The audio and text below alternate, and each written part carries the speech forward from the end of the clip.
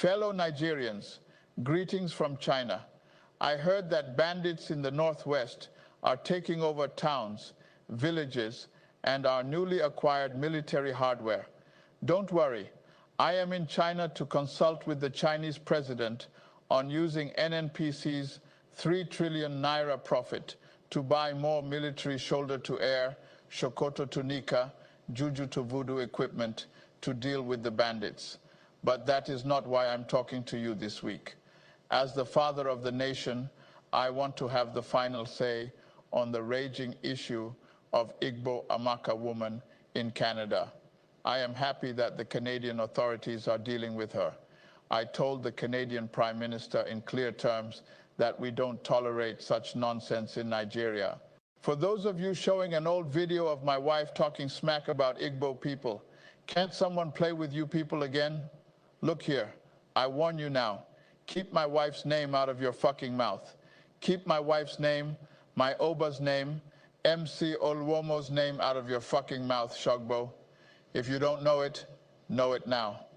In this part of the world, all animals are equal, but some are more equal than others. So my people, let us love one another. I know that in the past, I had reasons to say I did not believe in one Nigeria, but that was then. Today, Nigeria has given me a brand new 19-year-old presidential jet, a waterproof luxury yacht, an armored ultra-luxury Escalade, and excellent French healthcare. Life is good. Until next week, may God bless the Federal Republic of Nigeria, where might is right and woe to the weak. For very, very many years. But I stand with you today. I would like to salute the people of Nigeria and the government of President Ahmed Bola Tinubu for creating the environment for us to thrive and also achieve this monumental task of giving energy to our people for growth, development, and prosperity. I think this has been really a very, very great, move. And I think I want to personally also thank Mr. President Bola Ahmed Tinubu for creating this idea of Naira for crude and also Naira for the product. Doing that, it will give a lot of stability for the Naira, where now you remove 40% of the demand of dollars in the market, and that will actually stabilize the market. But that's not it. As you know, there's quite a lot of what you call round tripping, where people now do documentation and the fuel does not come into Nigeria, and this is a fact. So right now, as we have this refinery working, it will show the true consumption of Nigeria. We can track every single loaded trucks, and we will try as much as possible to track the loaded ships. Trucks, we can tell you where they are. Just like now in some of the projects that we do, we can tell you exactly the consumption pattern and co. But that is a discussion for another day. Today's discussion is just to celebrate and to thank God Almighty for bringing us to this stage of now producing gasoline. And I know that a lot of people have not actually believed that we'll be able to deliver, but we've been able to deliver. I must really thank most especially Mr. DVG Edwin, who is the Vice President Oil and Gas, for having sleepless nights for no vacation. In the last 7 years, he's been to vacation only once. And, thank Vice President also, Mr. Kulle Alake, for making sure that everything was perfect. The finances are also in order to be able to meet up with this challenge. And, on the commercial side, Fatima, I must thank you also for doing a great job. Congratulations. But most especially what I keep saying is that we must thank the president and also the government for making this possible. Without their support, there's no way we'll be where we are. So we thank them, and I hope this refinery will actually change the entire dynamics, not only in Nigeria, but in sub-Saharan Africa. The capacity that we have will not only meet up with the Nigeria's demand, will meet up the demand of the sub-Saharan Africa at least. So we thank you very much for your support. We will now take you. You can see that this is the sample. This is the sample of the petrol. It might be a little bit, you see it like a different color, but that's the real this thing. So you are now going to have, good.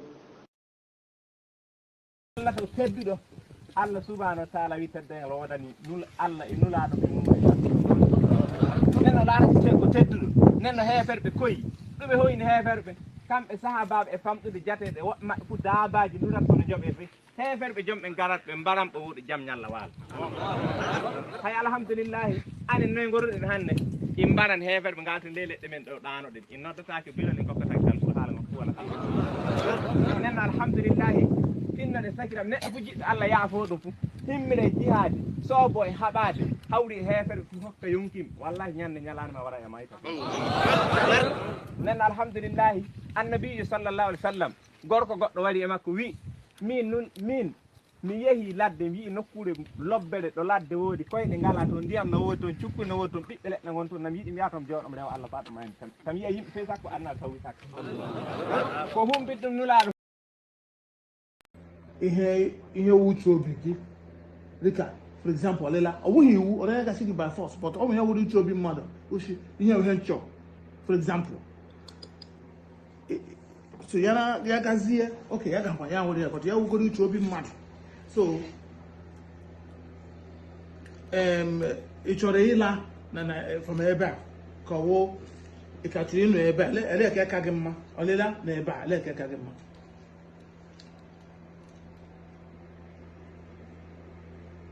I have to think about it. Okay. Because I have been here 64 years. Left Nigeria when I was young. And now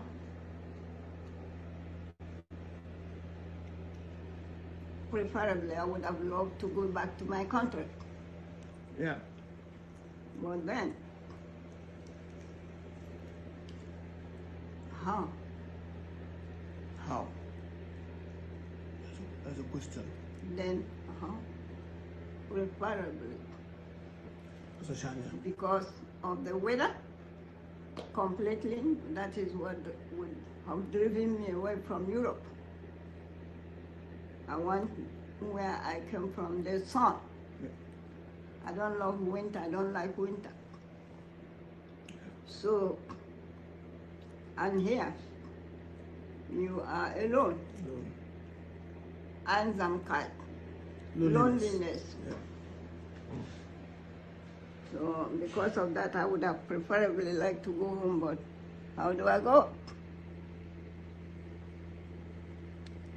Okay, that would be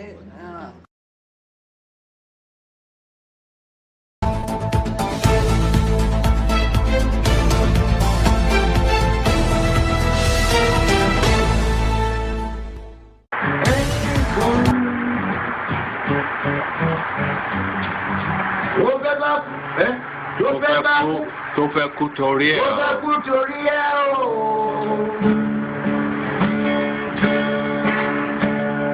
Ọwọ́ ẹni ló ti ṣàánú kọ́. Ayé la bá, ayé la fi sílẹ̀ sí. Lọ́nà èyí yóò. I hope that Nigeria wins. I'm never going to wish any president evil so that I can say I told you so. No, I won't wish them evil. I hope. You see, I'm not praying. There's no point. I can't pray for Nigeria to be fine. I only hope that Nigeria wins and Nigerians win. Because if you choose a dodgy doctor who has a dodgy record, who has, all sort of accusations leveled against him, to say this doctor, we think he's done this, or this doctor, this surgeon, yes, he's a senior surgeon, he's the most whatever surgeon, but there are a lot of accusations leveled against him. If you choose him to operate on you, and you tell me to pray for you that it doesn't kill you surgery, what's the point? I can't pray. You might make it, you might not make it. My prayer won't change. People who feels the pulse. Now everything is increasing like mad. Things places you could go with 100 naira before, you are not talking about quadruple, triple the price. I tell you, we are seeing what happening in France. It's not a threat to anybody, but it's when you hold the populace down for a while and for a long time, even goats can bite when they see no other ways that they can escape.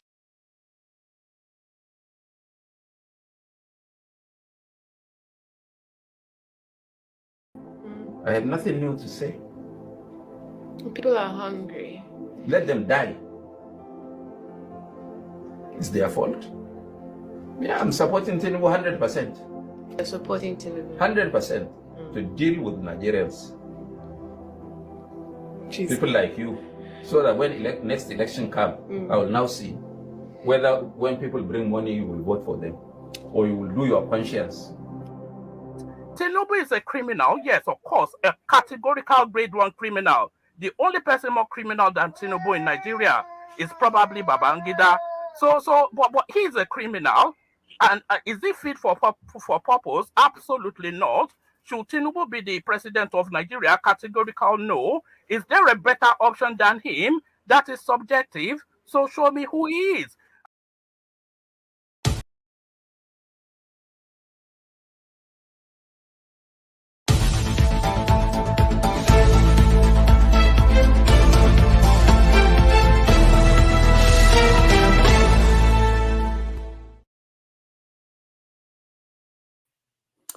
Hi, it is Saturday, September 7th, 2024.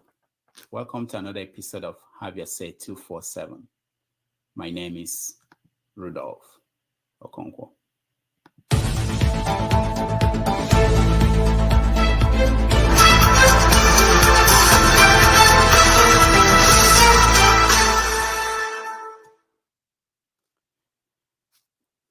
Thank you. It's been a while.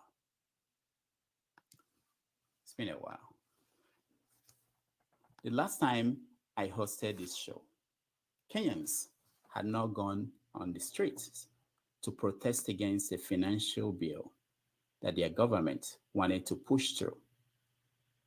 Onyekonwenu was still alive and singing, "You and I can live as one." The last time I hosted this show, President Bola Tinubu was still traveling around the world in an old rickety plane.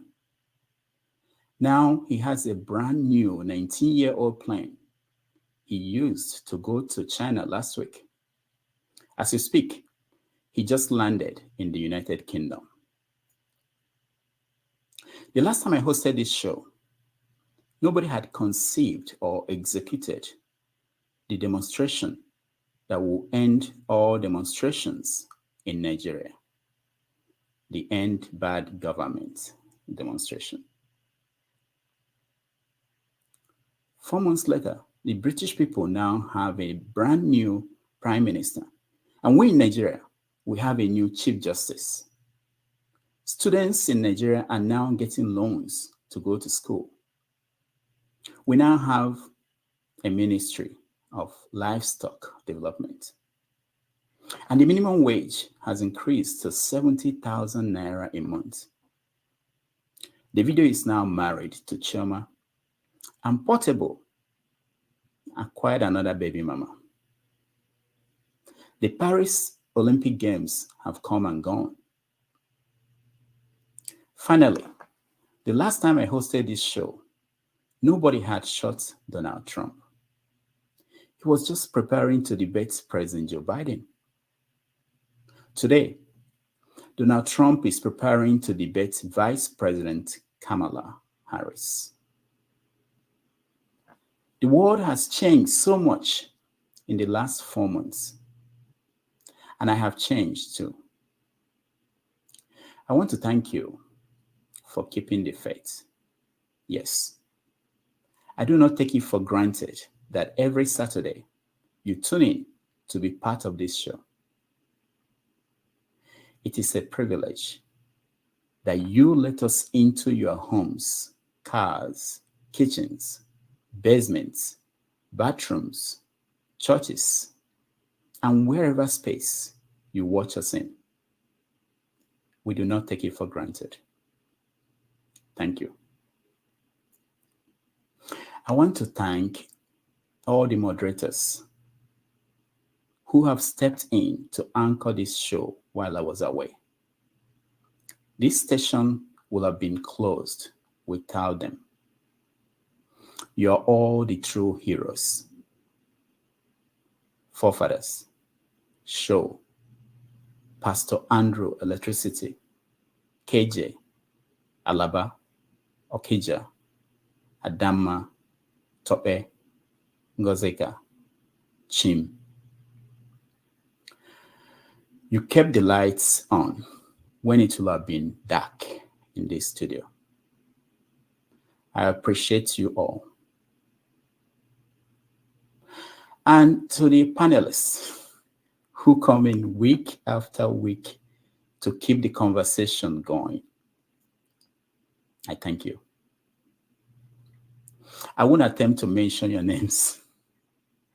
At last count, we have had over 50 people come in here to have their say. Some of you have started coming in the last 3 months, and I look forward to meeting you. You're all why we do not have a monologue every Saturday, but a conversation. I appreciate all of you. And to those in the comment section, I know, I appreciate you too. I had days when I watched from the comment section. I have a different appreciation for what you do and the unique contribution you make to the show. And to the people who support the show financially, you have always been the unsung heroes. You were much more in the last 4 months when I wasn't available. Your support was much more valuable, tenfold. I have immense appreciation for all of you. Some of you donate anonymously and do not want me to mention your names. Again, I'm grateful. Without your support, the lights will have been off. Staff who work behind the scenes wouldn't have been paid. Yes. I especially want to thank those who called to check on me. So many of you called again and again. I know that more would have called if only you had my number. I apologize to those I could not get back to. I want to thank all of you. I don't want to mention names, or else we won't go on with the show today. But I want to mention Dr. Alexander Gomez. He did not just call to check on me. He also played the role of a doctor that I consulted repeatedly. Finally, let me acknowledge that some of you sent text messages, calls, WhatsApp messages with some complaints. Today is not the day to discuss that.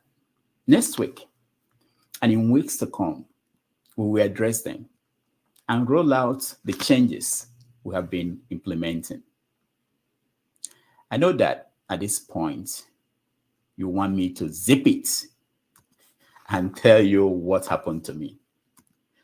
Though I'm a private person, I owe you an explanation of some sort. Now,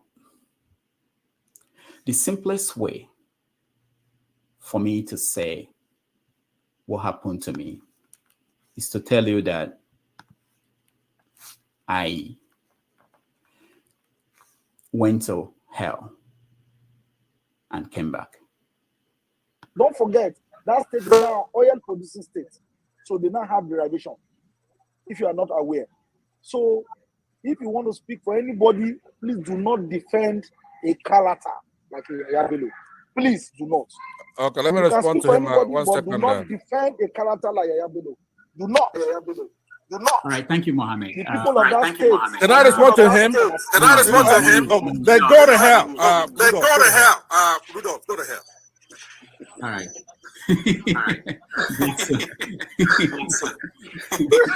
Rudolph, I've never seen this part of him before. My God.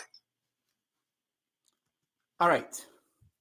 So I went to hell and I came back. For those of you who do not know, hell is real. And it is not a pleasant place to go. The good news is that I'm back. I am not the same as I was the last time. I have changed. I have a new look at life. I have a new understanding of what matters. As days and weeks come, I will show you, not tell you what changed. However, what didn't change was that initial commitment to keep the conversation going, to share the knowledge, and sometimes ignorance. So welcome again, and let us get on with the show. Thank you for watching, and we are back. And when I say we are back, we are back. Not that we went anywhere. Thank you so much.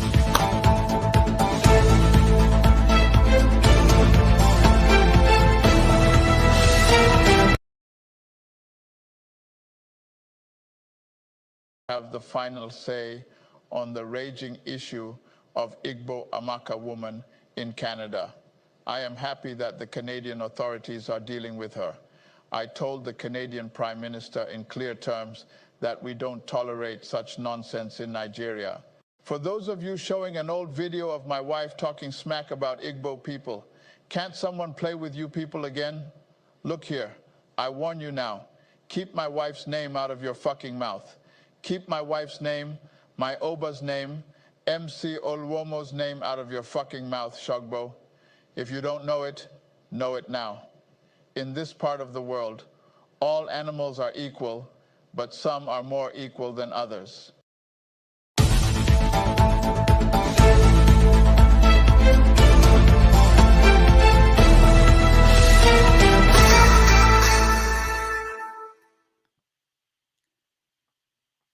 All right. Welcome, everybody. Thank you so much for joining us today. I'm very glad to be here, and I appreciate you. So the topics that we have today is, we have a lot of topics. One of them is, can Dangote Refinery rescue Nigeria? We're also going to talk about China.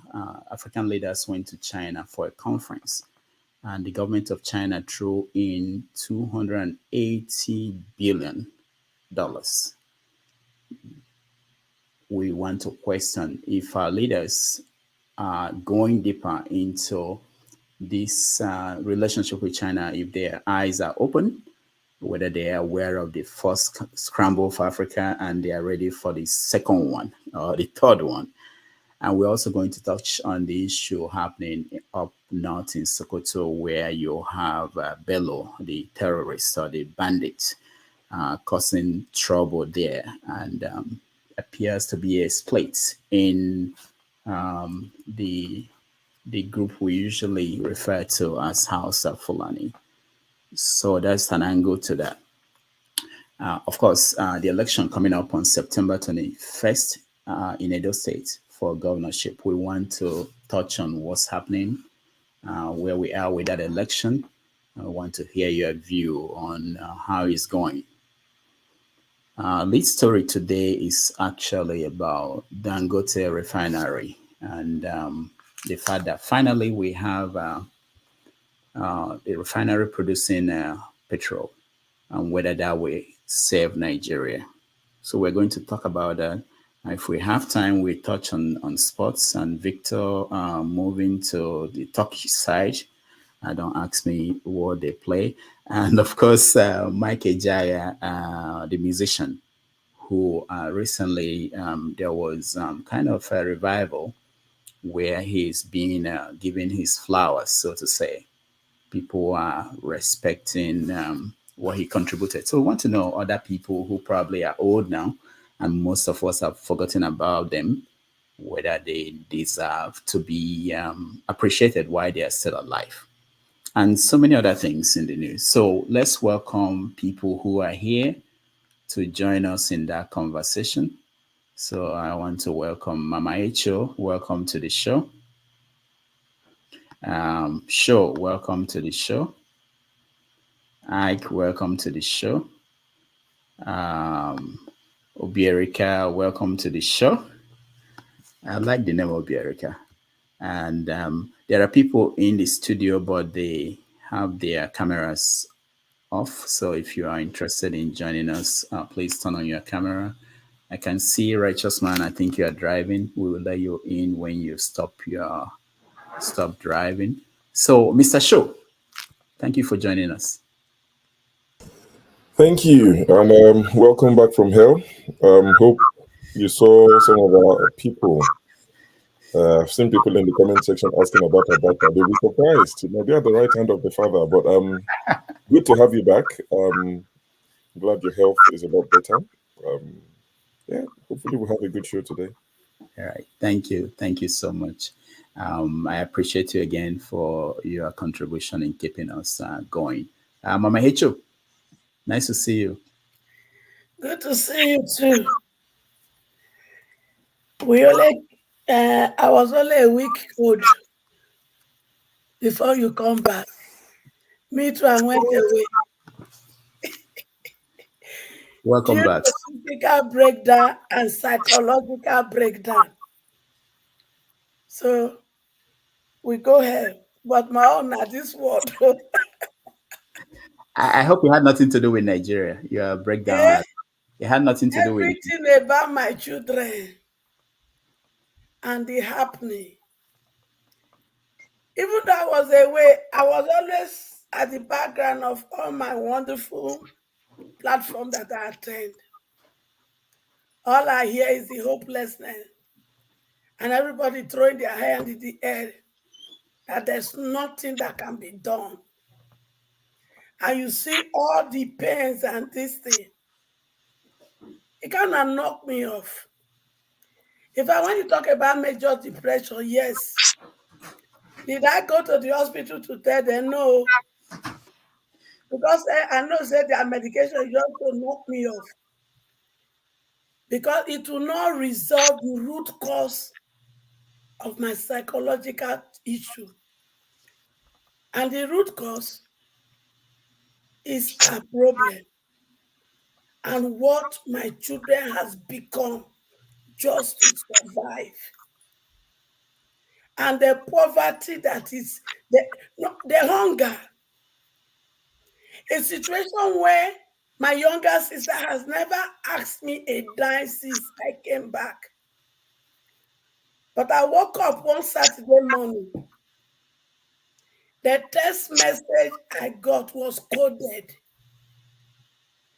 Reading it, I knew that they have not eaten, probably for days. And on Sunday morning, they will go to church. And they are not even sure of what they will eat. That breaks me down. Then I begin to imagine other people that does not even have somebody over here. And you listen in the comment section, some of us who are here, who are privileged, are not taking it serious. And we fight with the panelists. We fight ourselves. It breaks my heart. All right. Thank you, Mama Icho. Let's move on to KJ. KJ, welcome. Thank you so much, Dr. Damages. It's good to see you. You can see I had to pick up the camera, go get my best coffee, tea, and put it together to drink to you. This is to you. It's only great men that go to hell and come back. You know, the people who are there and they don't come back. And they become, servant to the state of hell. Thank God they are back. And I'm definitely sure that the people are our guests, our panelists, our people in the comment section, viewers, far and wide, they'll be waiting for you and they're going to see you in your true colors. Welcome back. You can see the boxes are all filled up. And it's been a while with everybody being populated this much. So good to have you back. All right. Thank you. Thank you, KJ. Ike, how are you? Good afternoon, everybody. Happy to see your face again. When you were when you were starting the show, you said you were a private person, and some of us don't know really what happened or what had been happening to your life. But at the end of the day, this evening, I'm happy to see your face. And from the first comment of show, I believe probably you were having some medical issues. I don't know what is the problem, but happy to say that you're back and you're healthy. It's just happy to see your face again. I'm believing that whatever that has transpired for the past 4 months, that you have overcame. And I pray for, for strength, and I pray for spiritually or physically or mentally recovery for you, so that you can continue to do what you love to do. God bless you, and I'm happy to be here today. All right. Thank you so much. Jagan, welcome. Please unmute yourself.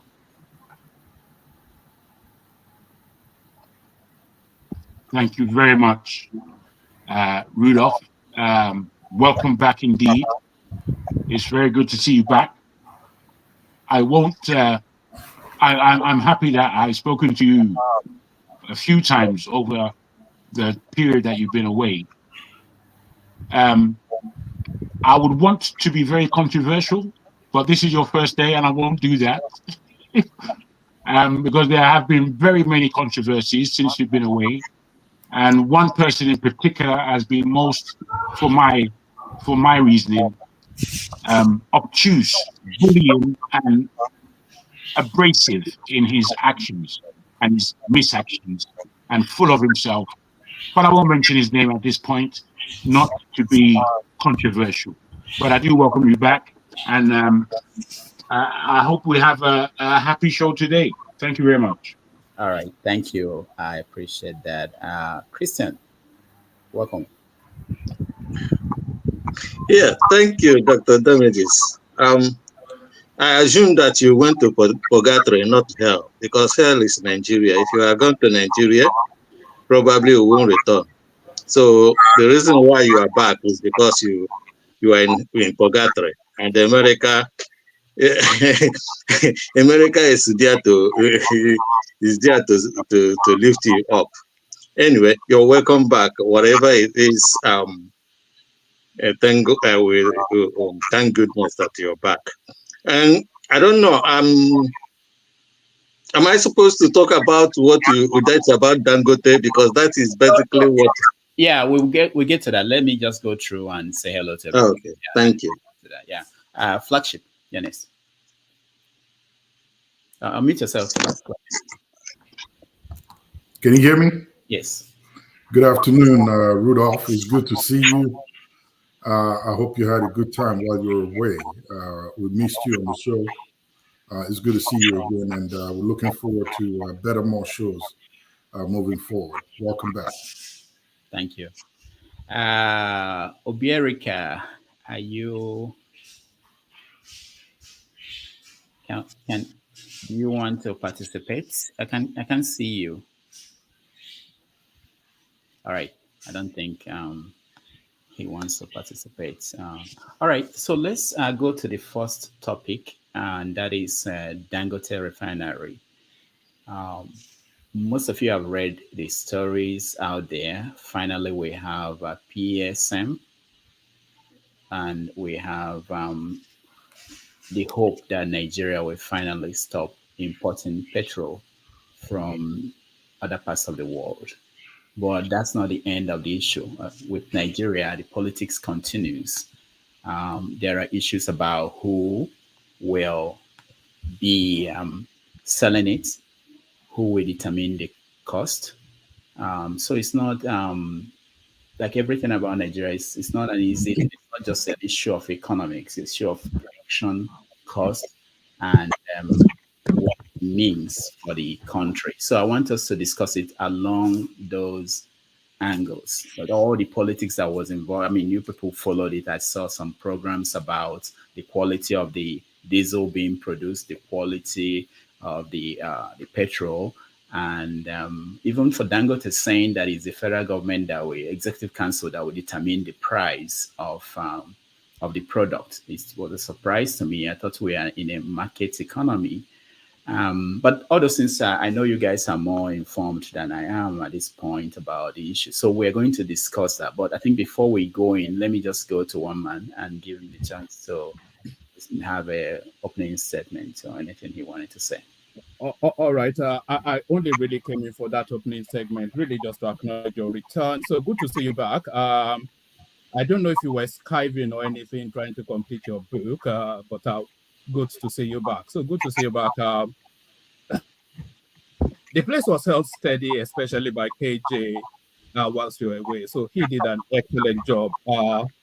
A bit of a torment listening to the rest of them, but KJ said, if you have to go away again, just leave KJ in charge. If he can't be in charge, then shut it down. So well done. Well done to KJ. I think I texted you about it actually just to say how excellent he does. Although he does via into tribe often, but then, you know, he is an Igbo man, so I think that's baked into the DNA. But really just came on to acknowledge your return. So good to see you back. Let me leave so you can carry on. Thank you so much, one man. One man is just one man. And a reminder that the more things change, as the French will say. I miss all of you, and I'm happy to be back, even though I will have to say that unlike before, I won't be able to do the extended 4-hour, 6-hour show I typically do. I'm still restricted. So I'll put in 2 hours. The doctor said 1 hour, but I'll put in 2 hours, and we hand it over to KJ. All right, Mr. Show, Dangote Refinery. Are we in? Is this the beginning of the turnaround, the economic turnaround? Well, I can't speak on economic turnaround. I can speak on availability. Well, I have hope for availability because right now in Nigeria, petrol is expensive, diesel, all of it is expensive, out of reach for most Nigerians. Despite that, they can't access it easily, so it's still scarce. I was speaking to my mom, and she said they were paying 1,100, 1,200 per litre in Ibadan, and they still keep queuing to get it. So with Dangote Refinery, I'm hoping that it would lead to availability, that you get to the filling station and you pay whatever the price is, 850, 900, 1,000, and you don't have to queue. It's so ridiculous that they told whoever my mom sent to get petrol for the generator that they wouldn't sell into jerry cans because they said, people end up selling it secondhand at exorbitant prices. So that's telling you some people pay more than the 1,200. And the chap she sent asked them, so how do we buy petrol for diesel for the generator? And they said, oh, you have to decouple the generator and bring the tank of the generator.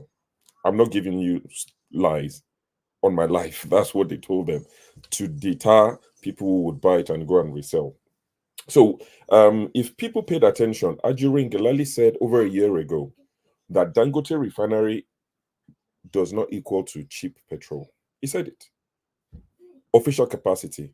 He was speaking on behalf of the government. So Ajurin Gelali said this over a year ago. I think he said it during the Buhari time when they inaugurated when they flagged off Dangote Refinery, even when it was far from ready. He did say that it's not going to translate to cheap petroleum products. So I don't know what people are expecting.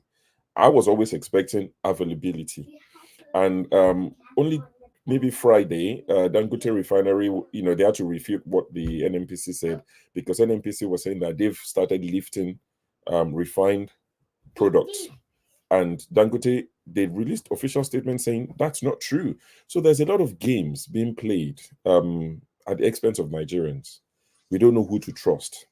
1 minute NNPC will say one thing, Mele Kyari will say something, the next minute the presidency will say one thing. And finally, the junior minister, whatever they're called, Minister for State or whatever they're called, the little ones, came out and said what he said. Some people have blamed him. Some people have blamed Mele Kyari. I only wish we had a minister for petroleum. If only we had one that would address these issues, it would be nice. Do we have one, Rudolph, or has one not been appointed? No, we do. The president is also the minister. I forgot. No way. We do have a minister for petroleum. He didn't start it. Buhari was. I'm not saying he started it, but we have one today. Wow. It would be nice for the minister for petroleum to actually speak to Nigerians on what is actually going on. The suffering is much, but I am not one to say I told you so. But on this one, I told you so. Not you, Rudolph. I want Nigerians. I said it. It was going to happen. The shege is going to be plenty. And I said it a few episodes ago. If they sell petrol for 10,000 naira per liter, some of us will buy it. I hate to brag, but I will buy it because I can afford it. Those who are standing on the mandate, let them buy it and let's see, who will keep buying. But yeah, good luck to Nigerians. All right, thank you. KJ, hold on, okay? Let me go to Righteous Man. I don't know if it's Righteous Man. Are you driving again? I thought he stopped to comment, so let me take him out. KJ, go ahead. Okay. Thank you so much, Dr. Rudolph. And sure, I've said it all. You see, Nigeria is the more you look, the less you understand. This is like it's like a mirage. If you are driving on the highway and you're on this long stretch, sometimes if you look ahead of you, you see something like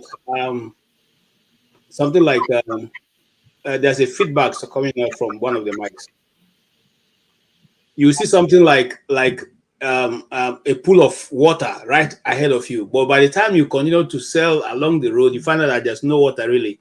So that's what we are seeing in Nigeria. The hope that you see, when you get to that point, the hope becomes no hope at all.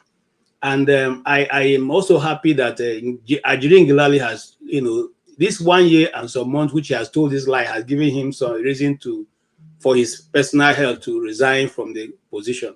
So you can see that it's even taking a toll on him as an individual. And so Dangote, see, there's many moving parts. Now you said the petrol have been deregulated, and I remember on this show I said, if it had been deregulated, why align the market woman who has money to import and sell? And somebody was telling me that I've been too primary. Now we have come back to that same point I was trying to make.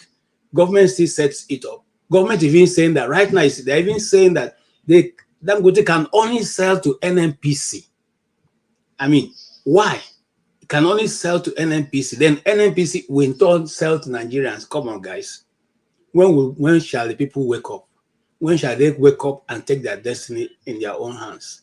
This is some of the biggest petrol refinery in the world, and yet the Nigerian people will still suffer from this petrol that is right in their backyard, and yet they want to still buy and sell this thing at the international price, the dollar price. Let's wake up. I don't know how else to speak about it, but that's my. I don't know what to say. I just simply say, look, we're not surprised. I don't think anybody's surprised in Nigeria. Thank you, Rudolph. All right, thank you. Let me go to Mama Ejeagha. Dangote Refinery. First, it has only proven that our refineries that has not been repaired or allowed to work for 28 years is deliberate.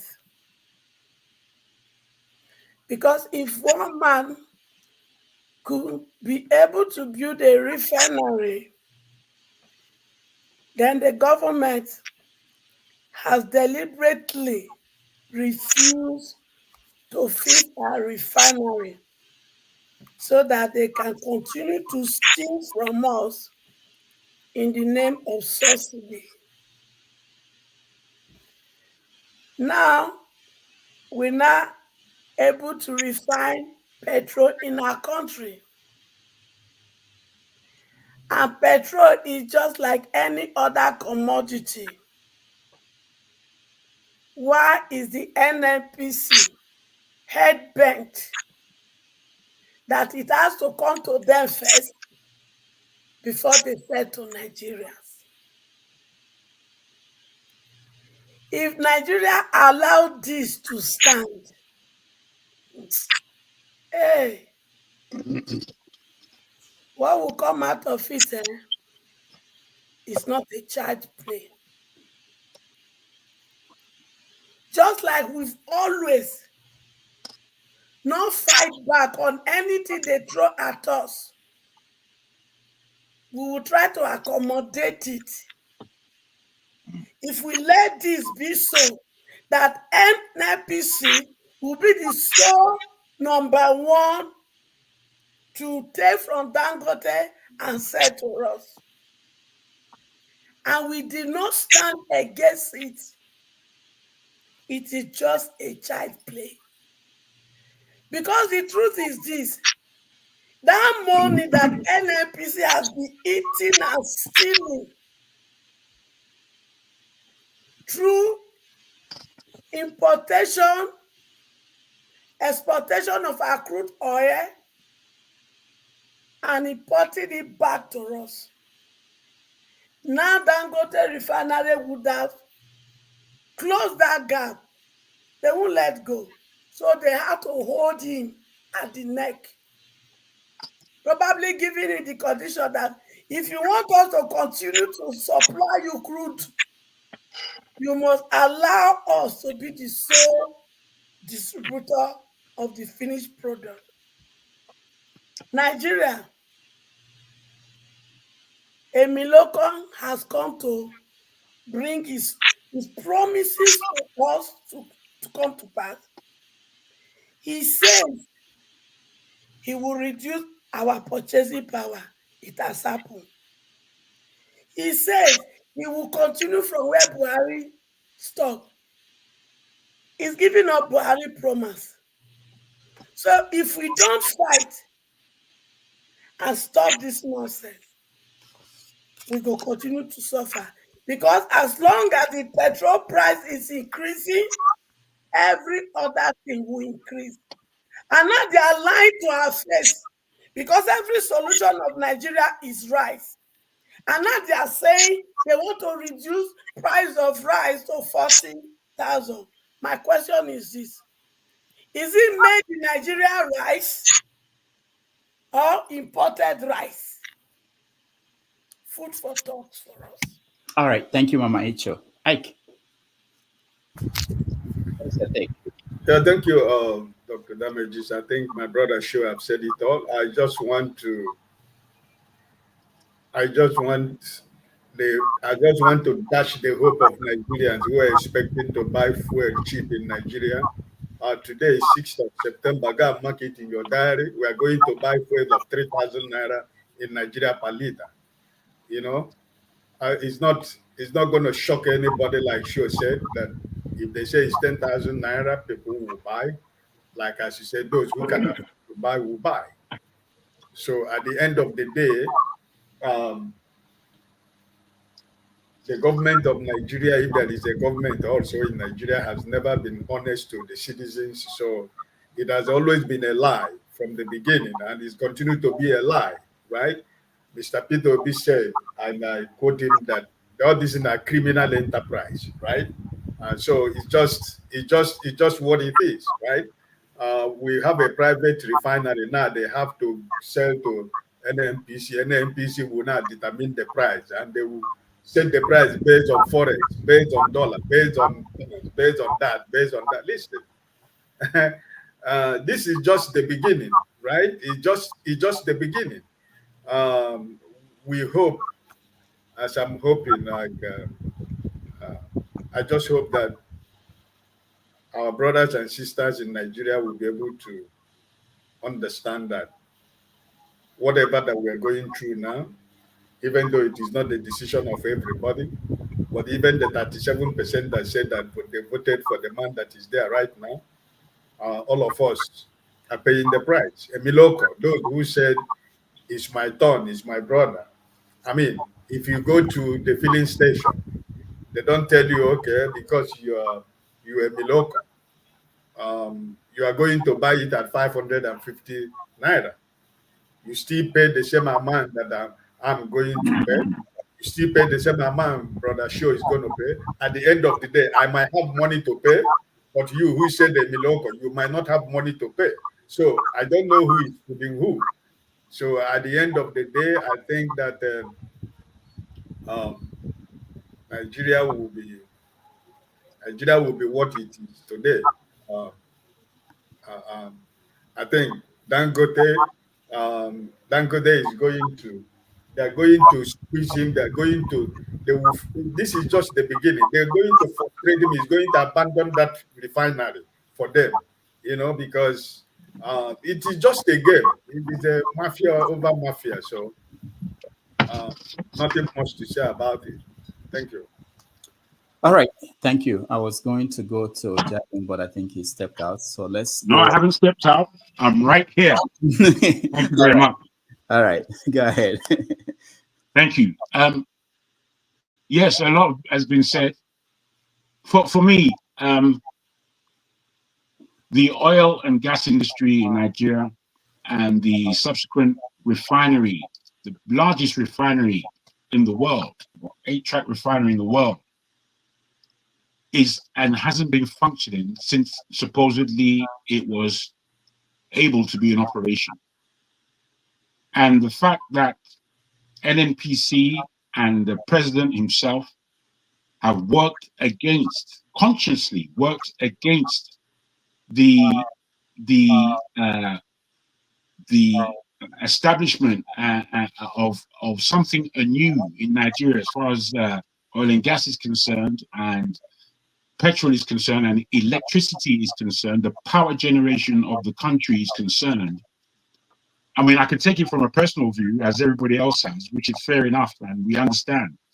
But on a national level and on a continental level, the failure of what should have been a promise of some sort to our nation has been given so many hoops and hurdles to scale. And looking at it from abroad and looking at it as a Nigerian, the level of disgrace, open disgrace, that it has shown that the Nigerian polity as a whole is not one. It is split, it has divisions, and basically it works against the people. Nigeria is an open sore. It is obviously at war with itself. And when we speak about our #1 national export and it not being something that is subject to our development in that country, I think is a crying shame. If the Dangote Refinery and NNPC and the power generation of the country is not working as one, then we know that we are in serious crisis in that country on a national and international basis. Really and truly, the Dangote Oil Refinery should have been a new page for Nigeria. Should be a new page for Nigeria. But going forward, internationally as well, we know that we have enemies. We know that there are many European, especially oil refineries, who basically do not want the Dangote oil refinery to work. So it is almost obvious to us that the Nigerian government is playing in hand to enemies of the state. The Nigerian government, I will put to you, is the major, how can I put it? The major, they speak a lot about people who, what is it called, are against the country. And I believe that Nigeria and the government of Nigeria is the #1 enemy of Nigeria and Nigerians. And they have been solely responsible of delaying the functioning of the largest oil refinery in the world. And they have been in the way of our country rising. The level of jackpot that is going on in the country, I would say, is largely down to the oil and gas industry, that it is not performing in the way it should. So we find so many more people who are leaving the country. You know, I have to take it from that aspect of the international climate that we're in and the national deficit that we face. Very recently, there has been a large conference between China and Africa. The Chinese have put 210 billion forward for Africa recently, which basically, with 58 countries, that would be about 4.5 to 5 billion pounds each country, which should begin a development that we can all see. But over the next 6 months, we're going to see that money spent, I suppose, without recognizing on the ground what it means to the ordinary individual. So again, I will put it to you that the Dangote oil refinery is still going to go through many stumbling blocks before I believe Nigerians have to wake up themselves and change the quality of the nation. I thank you. All right, thank you, Jagan. We're going to talk about China next after this Dangote. Christian, I want you to, this is the headlines I'm looking at. One says NNPC is trying to resolve the shortfalls. And Dangote Refinery said this 2 days ago that NNPC is yet to lift our petrol. So what is happening? Why is it that we have shortfalls in supply, and then Dangote is waiting for NNPC to come and lift, and they are yet to go there, and they know that they are already producing? Go ahead, Christian. Yeah, thank you. The way I want to approach this is based on principles. It seems to me what is going on in Nigeria is a kind of an imposition of culture, a Amajiri culture on the whole country. Based on that principle, now it is very clear when you look at the practicalities of what is happening in Nigeria, whether it is on cement, whether it is on food, whether it is on this oil industry. You know, the Amajiri culture is that somebody is on top and will be giving the rest food. Okay? So when you now look at it from that perspective, you will now see that why it is impossible for anybody to wake up one day, register, and start building refinery. You can see why it is impossible for people to, market the oil, go and import oil and market. So it is that principle that says that when some people will give, we have it, and they give in to the rest. Now, that is why it is becoming, I don't know where in the world that a private company will produce a product and then wait for government to come and say, oh, this is the price you are going to sell, or you are going to buy from us, you sell to us, and then we will sell to the people. I thought they said it is private company. You know, it seems to me that there is some kind of set principle that they want to make sure that Nigeria is not a place where you will have capitalism as it is practiced in other countries. So they want a kind of capitalism where, or a controlled capitalism, where the people that are in charge of government or whoever that are in charge of Nigeria will now be controlling whatever it is that goes to the people. And as long as that is the mentality, then you will find that nothing will work. Because one, there will be bureaucracy, two, there will be interest, three, there will be corruption. So people can see all these things, corruption, interest, and other things, but they are not looking at the basic principles which they want to achieve. That is a marginalization of Nigerians. And that's where I look at it, how I look at it. I may be wrong, but that's where I see it. Thank you, Christian. Flagship, let me give you this premise and you can go from there. So Dangote, they have over there, they have advantages. One is that they bought the oil from Nigeria, so crude oil from Nigeria. So the distance is not much in terms of transportation. They paid in Naira again. So they don't have to deal with import duties and all the other things. So the assumption for most Nigerians are assuming that it means that it's going to be cheaper for them at the end. But the company will decide what is their production cost, and they may factor in the cost of building the company. And so at the end, does it make sense for the government? Do you see any reason why the government should say, or why Dangote should be the one saying to us that the government will decide the price of petrol? Well, thank you, Rudolph.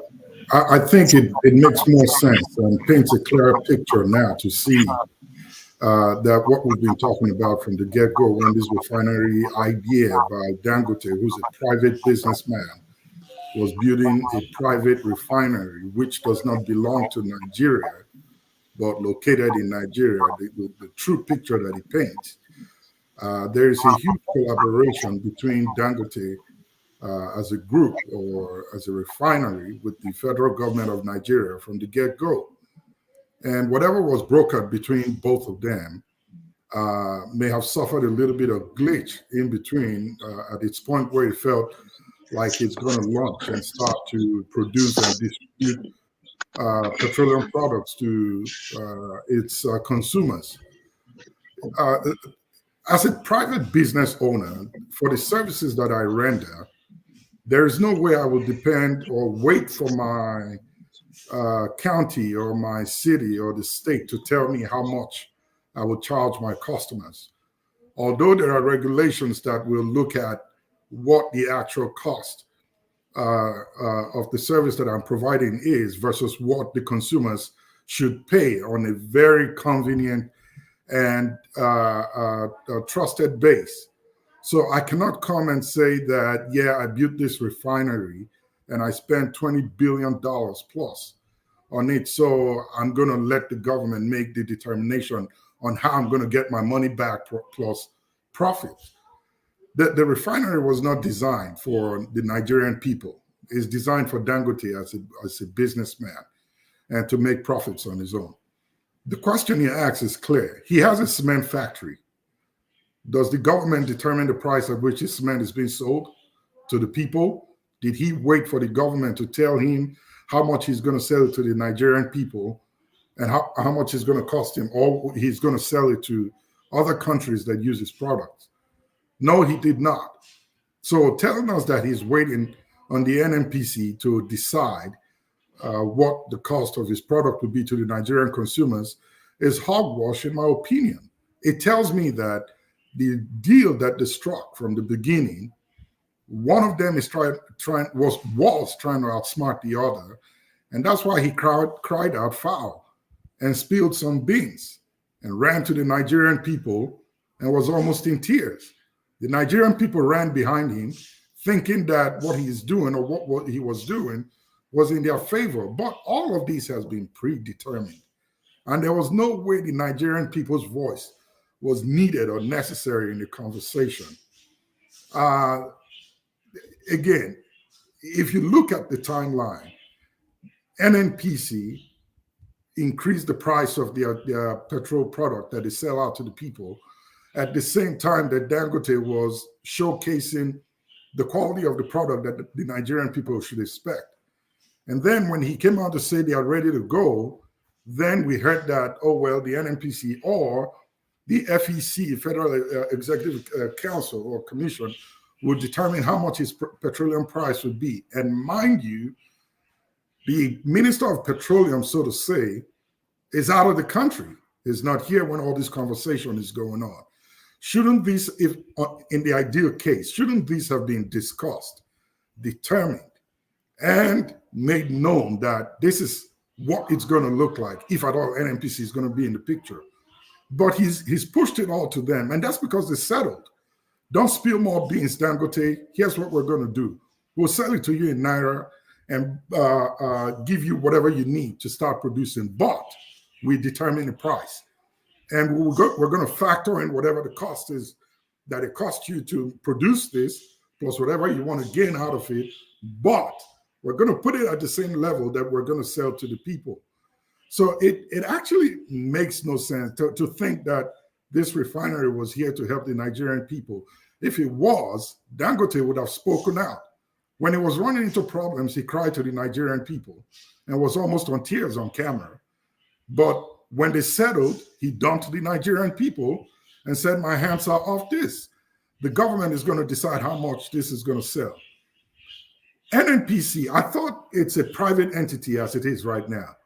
When it was privatized, did the government give NNPC this sole right to determine how PMS is going to be produced and distributed around the country? If NNPC is a private entity, who owns it? And who are these guys that are determining the price? Is it the government or is it the private owners of NNPC?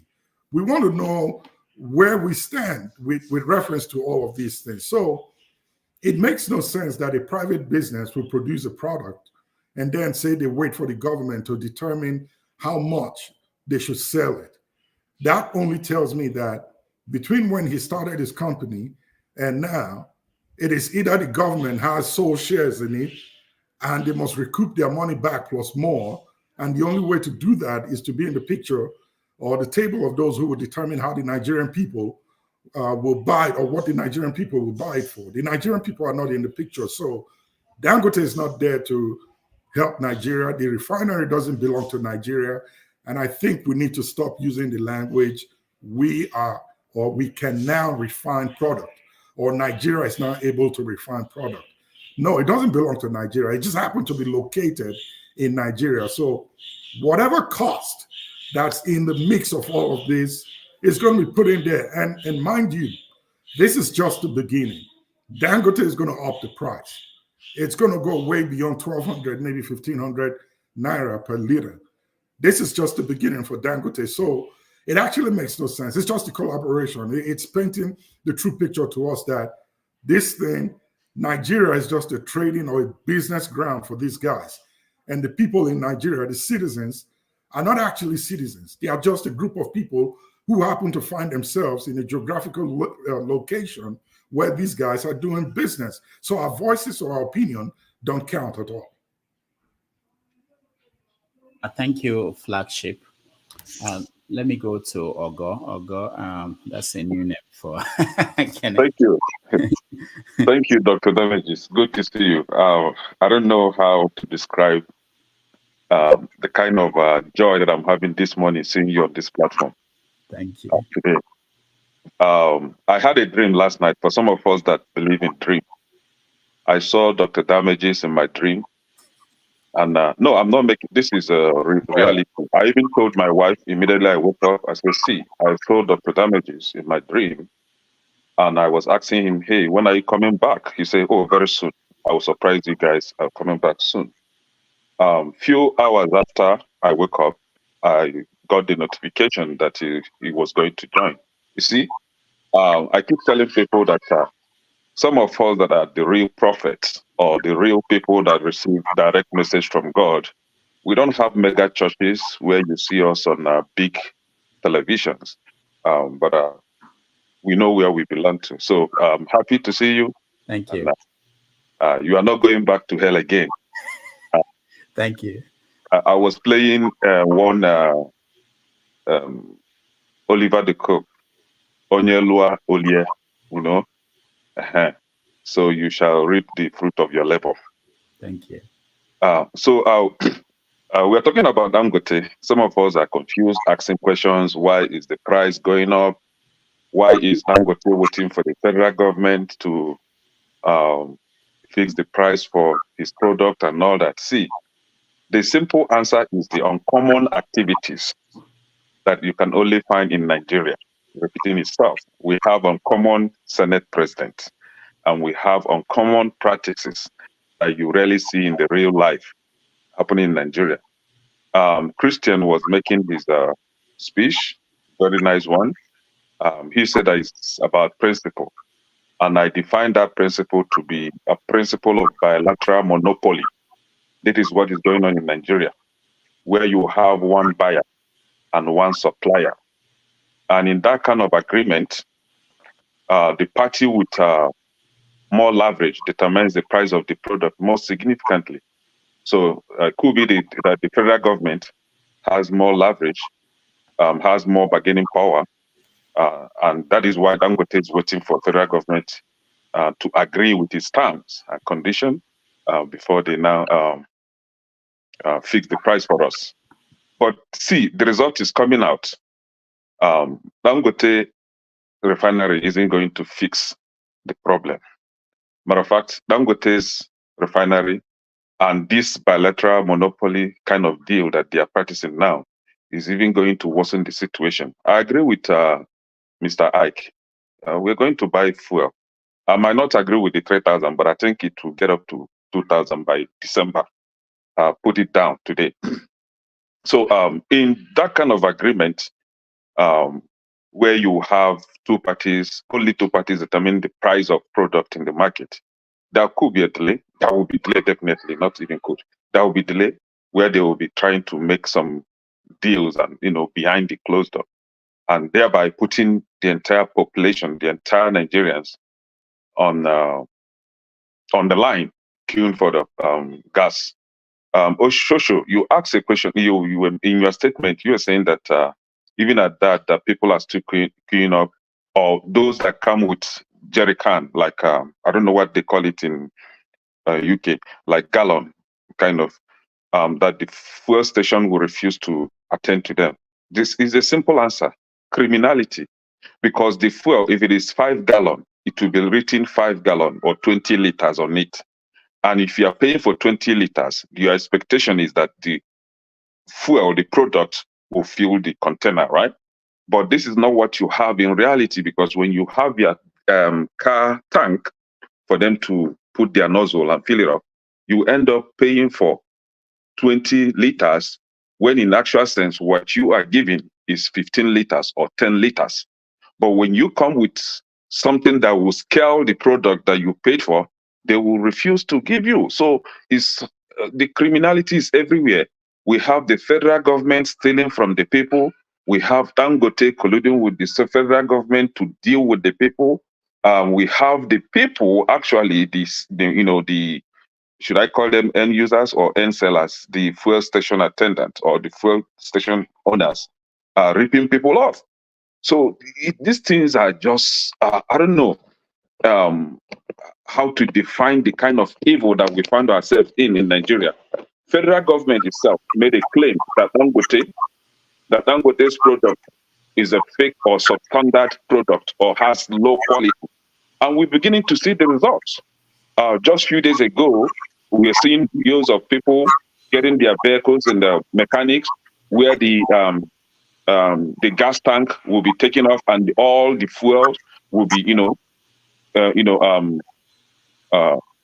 they call it, pulled out from the fuel tank because of the substandard fuel that they paid for, and it's assumed, or they claim to be Dangote's fuel. No, so I don't know where all these things are leading us to. So my middle name is Ogo, so it's difficult to call you Ogo now. but you're saying that we are seeing the report that we're yet to the NNPC, they're yet to lift any petrol from Dangote. So why are you saying that it's Dangote's petrol that caused tank problem with the? Well, like I stated, there was a video they were making a comparison between two products. One has a pinkish color, kind of, and the other one is just colorless.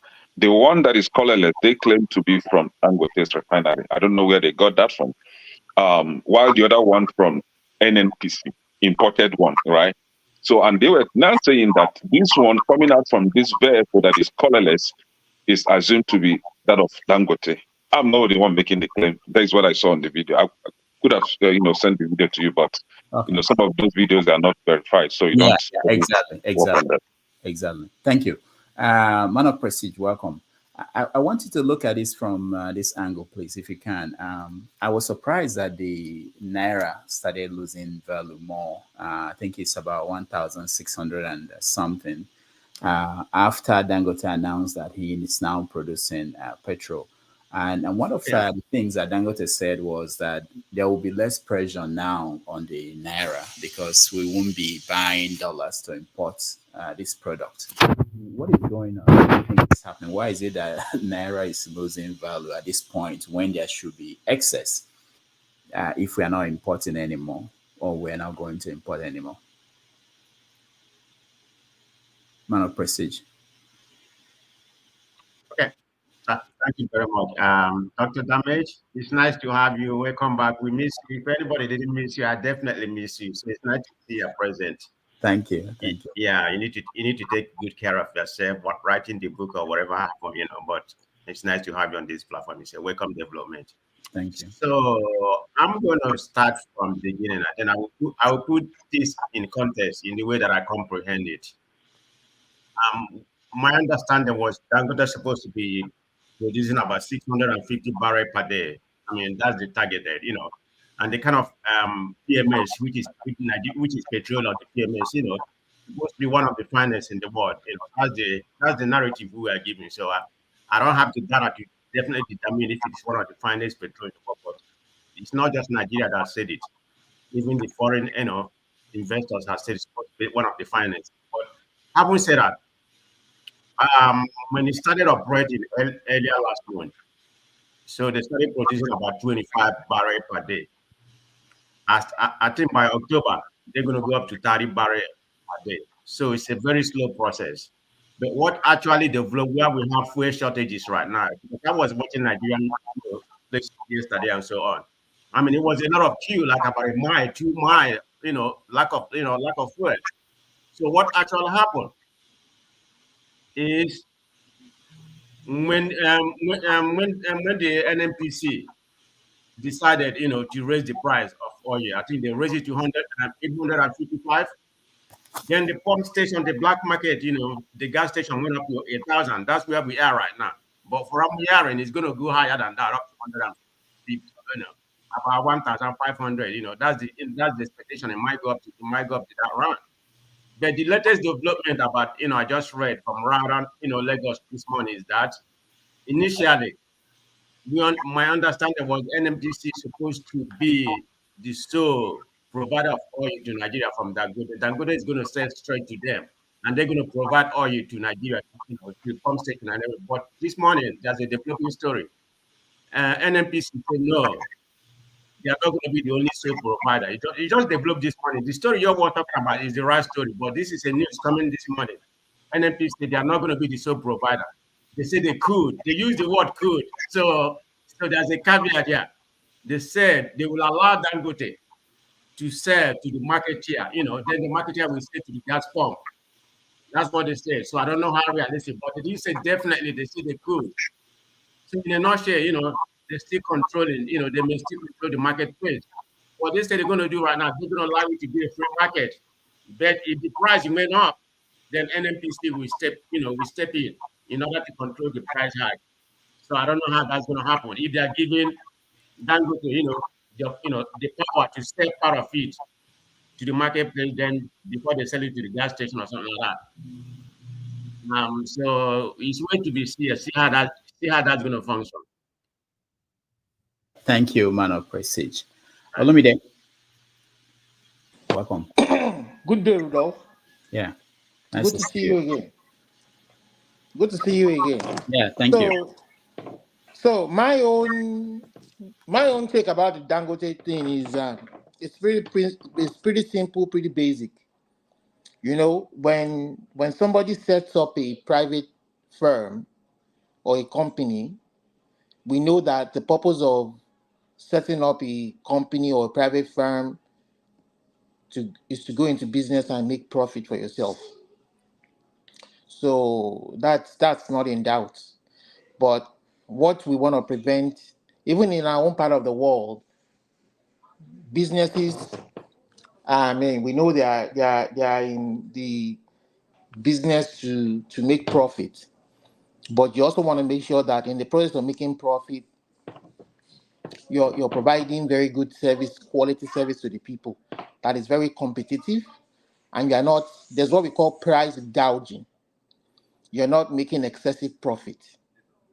So the price has to be reasonable and be competitive. The moment it starts to be excessive, that is what you call price gouging.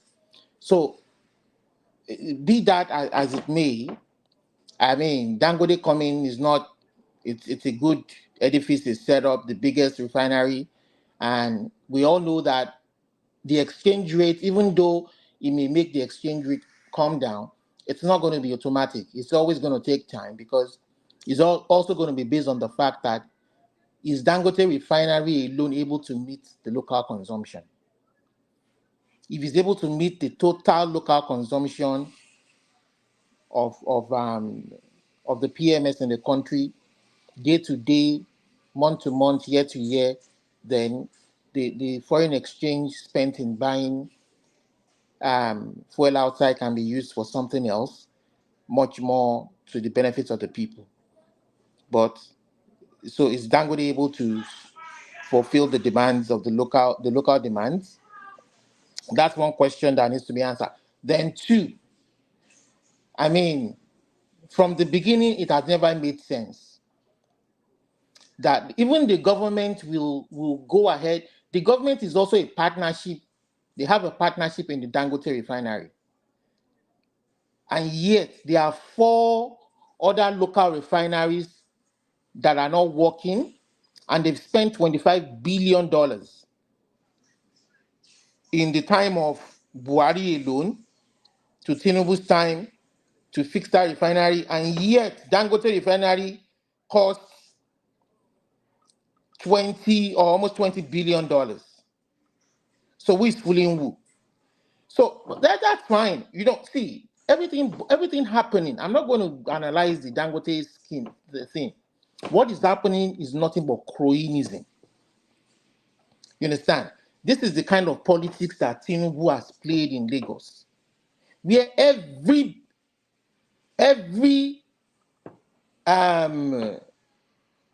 they brought to Lagos, whatever name they call it, Lamata, transport, or anything, it has always been cronyism. Within them, it stays within. They use the government money to mix it up with private business to fund their own private endeavor in the venture. And then, I mean, it's just messy. And this is what they're trying to bring to the national level. It's not cronyism, and it baffles me. The reason why I say it boils down to our politics is the fact that we don't understand the definition of politics. Politics is the way a country governs itself. We have chosen democracy as our way of politics. Does politics then mean that you have to steal from the people? That's not politics. Does politics then mean that you have to mismanage the people's resources for your own personal benefit? That's not politics. You understand? Otherwise, you would allow a free and fair election. The only time we really played politics the way it should be played was during the regional system, where we saw the likes of Awolowo and Premier of the Eastern region, is it Alvan Ikoku then? The Northern region, when they were using the people's resources to the benefit. Sorry? Akanibiam. Akanibiam. When they were using the people's resources to benefit the people. They were using the people's resources to create free education, to create infrastructure, to build roads, to the benefit of the people. But these ones are using, in the name, they are using politics to cloud their criminal endeavor. You understand? How can APC that gave Dangote right to build a refinery now be the same APC, another person in government? What exactly is their policy? Now standing against the guy, now standing and preventing the refinery from performing its function or delivering services. If the refinery has been involved in criminal activity, if they feel that criminal money or money has been criminally funded into the refinery, prosecute those involved, and you can still save the refinery. Look at example. I will give an example. Look at Chelsea Football Club. Abramovich invested money in Chelsea Football Club. When Russia started the war, and Britain didn't want any of the Russian billionaires affiliated with the Putin administration investing in their economy anymore, what they did was they didn't bring Chelsea Football Club down. What they did was they gave him time. Sell your stake. We don't want your money anymore. We don't want your investment in our country anymore. Sell your stake in Chelsea and move out. You understand? Something like that. So what I'm trying to say is that the moment when you are making a decision, and that decision is not to the benefit of the people, it's not going to bring any tangible benefit to the people in terms of being able to buy their PMS at competitive prices, or that the essential benefit is for private individuals to come in, or government lackeys or cronies to come in and make money at the expense of the people. And I hear people still saying that the PMS is still going to go to 2,000, it's still going to go to 5,000. I mean, what exactly is the common sense behind all this? Just for a few people to make money off the people? That's not governance, that's not politics. And everything boils down to making sure that this electioneering process is the free and fair election, so that the person who is serious in wanting to making sure that the people's resources are used to their benefit comes in and does that. This is just crazy. This is just a gang of criminal people trying to, corner the people's resources to their benefit, whether they are from the southwest or southeast or north or whatever. A few people just benefiting from all this nonsense. To me, it just doesn't make sense to me where you spend $25 billion on 4 refineries till date. It hasn't worked. Over 6 years, the same APC government, regardless of who is there, and then one man builds almost $20 on a refinery, and then trying to get it to work, and you are putting all kinds of stumbling blocks against him to make it work.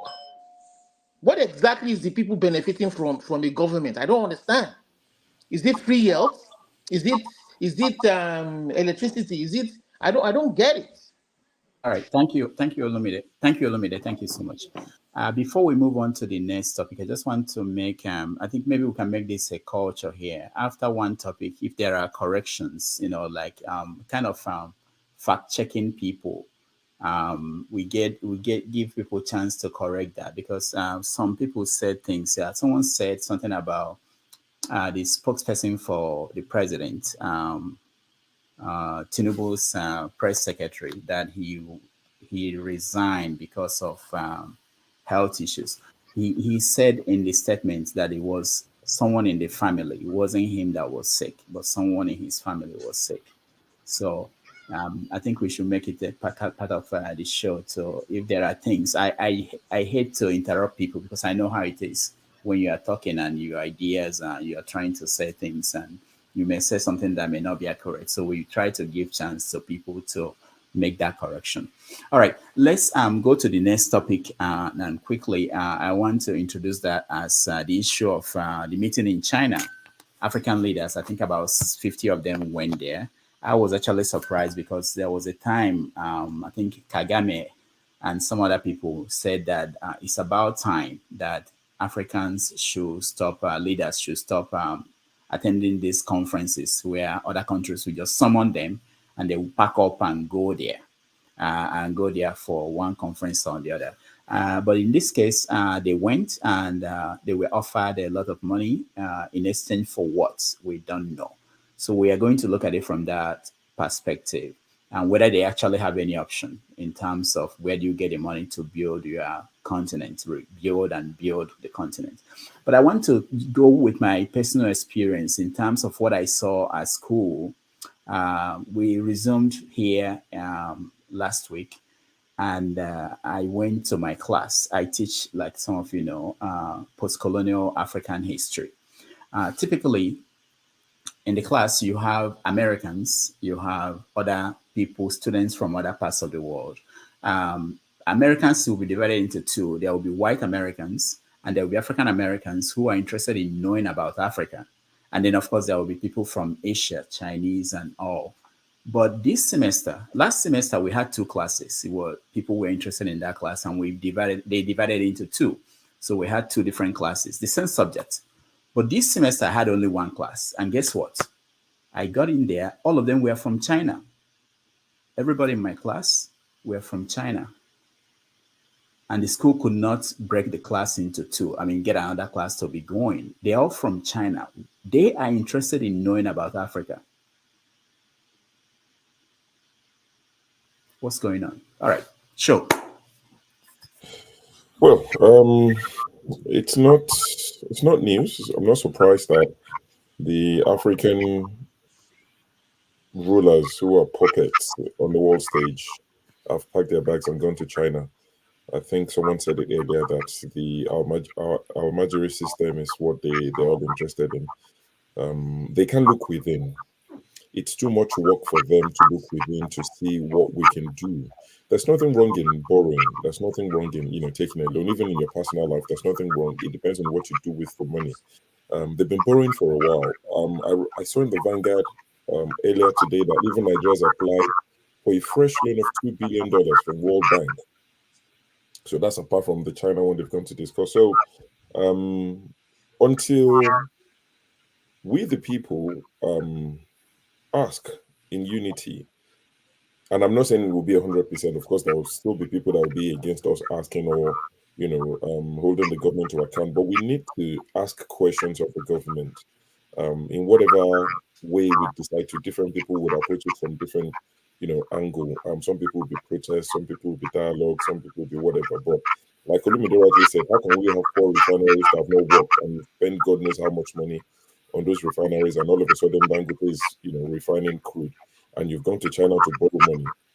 This money, what exactly are you going to do with it? The ones you've borrowed in the past, what have you done with it? These are the questions we need to be asking the government. We need to know, because we can't just keep borrowing. I jokingly said to my brother 4 or 5 years ago that we will borrow so much money from China that they will just give everybody they can find in Nigeria a Chinese name and make them work on rice plantation in Lekki, since it's a swamp anyway. They'll just make them work on rice plantation, because I don't know the plan to repay this money we're borrowing. In whose name are we borrowing it? What exactly are the projects? Because it's easy to borrow money. And that's why I get angry when people say Nigeria is a broke country. Okay, you keep borrowing money, you're buying the best Escalade. You can't drive an S-Class that Buhari was driven in. Now you've bought you've gone to get an Escalade, you're buying a new jet, or no, like you said, 19-year-old new jet, 150 billion naira, you're completing the VP's lodge, all these things that are not priority. That's what you're borrowing to do. I keep saying it. I don't know if you have Klarna in the US. It's like getting a Gucci belt on Klarna. You don't need to wear a Gucci belt to go out. You can wear a Marks and Spencer belt. You can wear a Primark belt. £5, £10. It would hold your trousers. You'll be fine. But you want to beg, you want to look good. So you're borrowing money to buy all this rubbish that are not, necessary. Or they said Buhari was the one that paid for the yacht, or sell it half price. Do whatever with it. Get rid of it. But you keep borrowing money. And when we call it out, some people are quick to jump in the defense of the government. Important things that are important that probably cost less, you would not do. I was born and raised in Oyo State. So the man that designed the flag, God rest his soul, Taiwo Akinkumi, he died last year, August 29th, he passed away. He was buried. We had a 3-day burial from the 3rd or 4th to the 6th of September. Only today or yesterday was finally laid to rest. The family waited for 1 year because the federal government promised them that they were going to give him a state funeral. They could not even fulfill that promise. The family waited for 1 full year. Then Oyo State decided that they were going to foot the bill, and Oyo State gave him a burial. How much was that going to cost? I mean, thankfully, they didn't change the flag while they were changing the anthem. But you can buy all this nonsense. You can go to China to borrow money. But you can't, you look at the way these people think. We need to hold these guys accountable. And I think one of the reasons why you can't ask them questions is because our votes don't count in most cases. They know that we didn't vote for them. Because if we did control who gets in, then they're answerable to us. But the fact that we don't control who gets in, who doesn't get in, our votes mean little to nothing. That's why they're not answerable to us. Because I'm all for you borrowing money. Sorry, I know I'm repeating it, but what are you going to do with this money? We need to know. A lady did a video recently, or at least I saw the video recently, where she was highlighting some of the things that, people are still going through the last budget. Some of the things she highlighted. The National Space Agency for the last year's budget. National Space Agency. They spent 80 million naira on metal dustbins for sanitation in Edo State. The same National Space Agency spent another 80 million naira on buses. They bought buses for sensitization on unwanted pregnancy. National Space Agency. The same agency spent 170 million naira on sensitization of our traditional rulers on peace, conflict, and resolution. This is where the money goes. Sure. Since they don't have any spacecraft and they are not going to Mars and there's a budget, they probably using the money to. I'm just saying, I've never had this before. It's unbelievable. It's crazy. It's crazy the things they do. So all this money they are going to China to borrow. This is how they siphon it. So we need to ask them questions. Go to China, yes, but the money, please let us let's decide what you do with it. I wish us well. Thank you. Mama Icho, in 1884, there was the Berlin Conference. So for students of African history, they always look at it and say, how could we allow some European leaders to meet in Berlin and divide Africa? The map of Africa we see today is what they crafted there. They just said, okay, I take this, you take this, and this is your country, you guys. Now, we are the ones going to them, to China, to Washington, to UK, to France, to sit down with them and do what? Sign off things that some of them don't read. So what do we as a people do in terms of finding out what they're actually agreeing to in these meetings? Why is it not transparent? Not even in any country in Africa. I don't know any country in Africa where people can tell you what their leaders signed when they traveled to these countries. You see, our leader does not have our interests at heart. They've made up their mind to borrow the future of the Nigerian child, because they have already eaten their own future. Because even the document they are signing, did they read it? Did they? But they don't care, because as at the time the loan will mature and be paid back, they would have been gone. But what are they really borrowing for? Is it for production or for looting? The obvious is clear. For 1 year of Chief Tinubu, how much has he borrowed? And what is the money used for? 21 billion to renovate, not to build, to renovate VP house. So if they were building it from the scratch, how much will it have cost? They said Nigeria endure. It will soon, all this will turn to, it's going to turn better in a short while. And yet, they are not enduring. 200 million was approved recently for Remi Tinubu to decorate a hall for an event she's going to host. They said they give student loan to students. My nephew in Unibe has not received.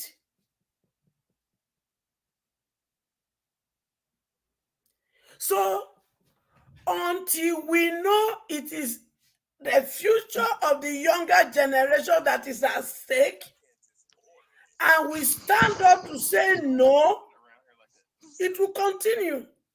There's no two-way out. But it's not surprising. Those of us that claim Tinubu built Lagos, is it the kind of Lagos he built?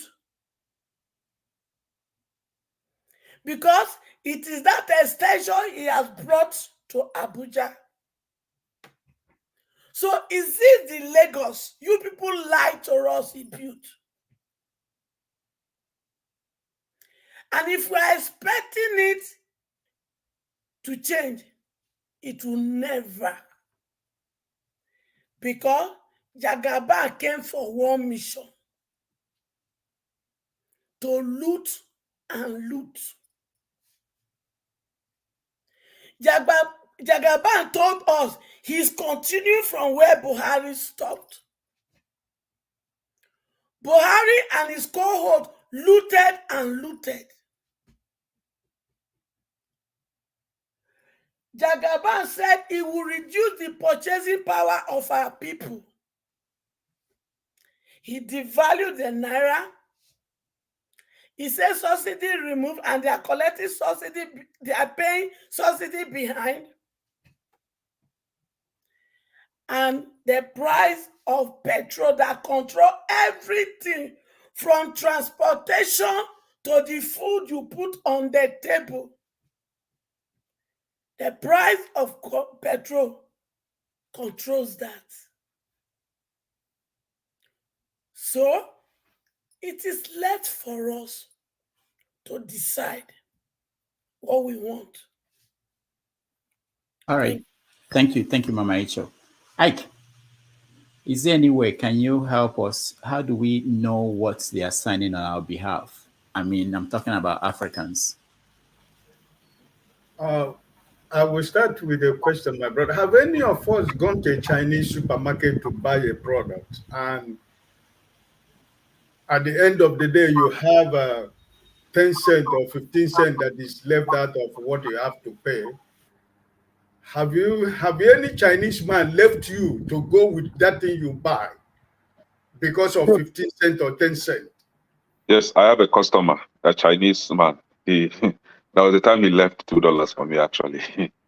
On my birthday, he gifted me something on my birthday. So I think he's the only good Chinese man I've met so far.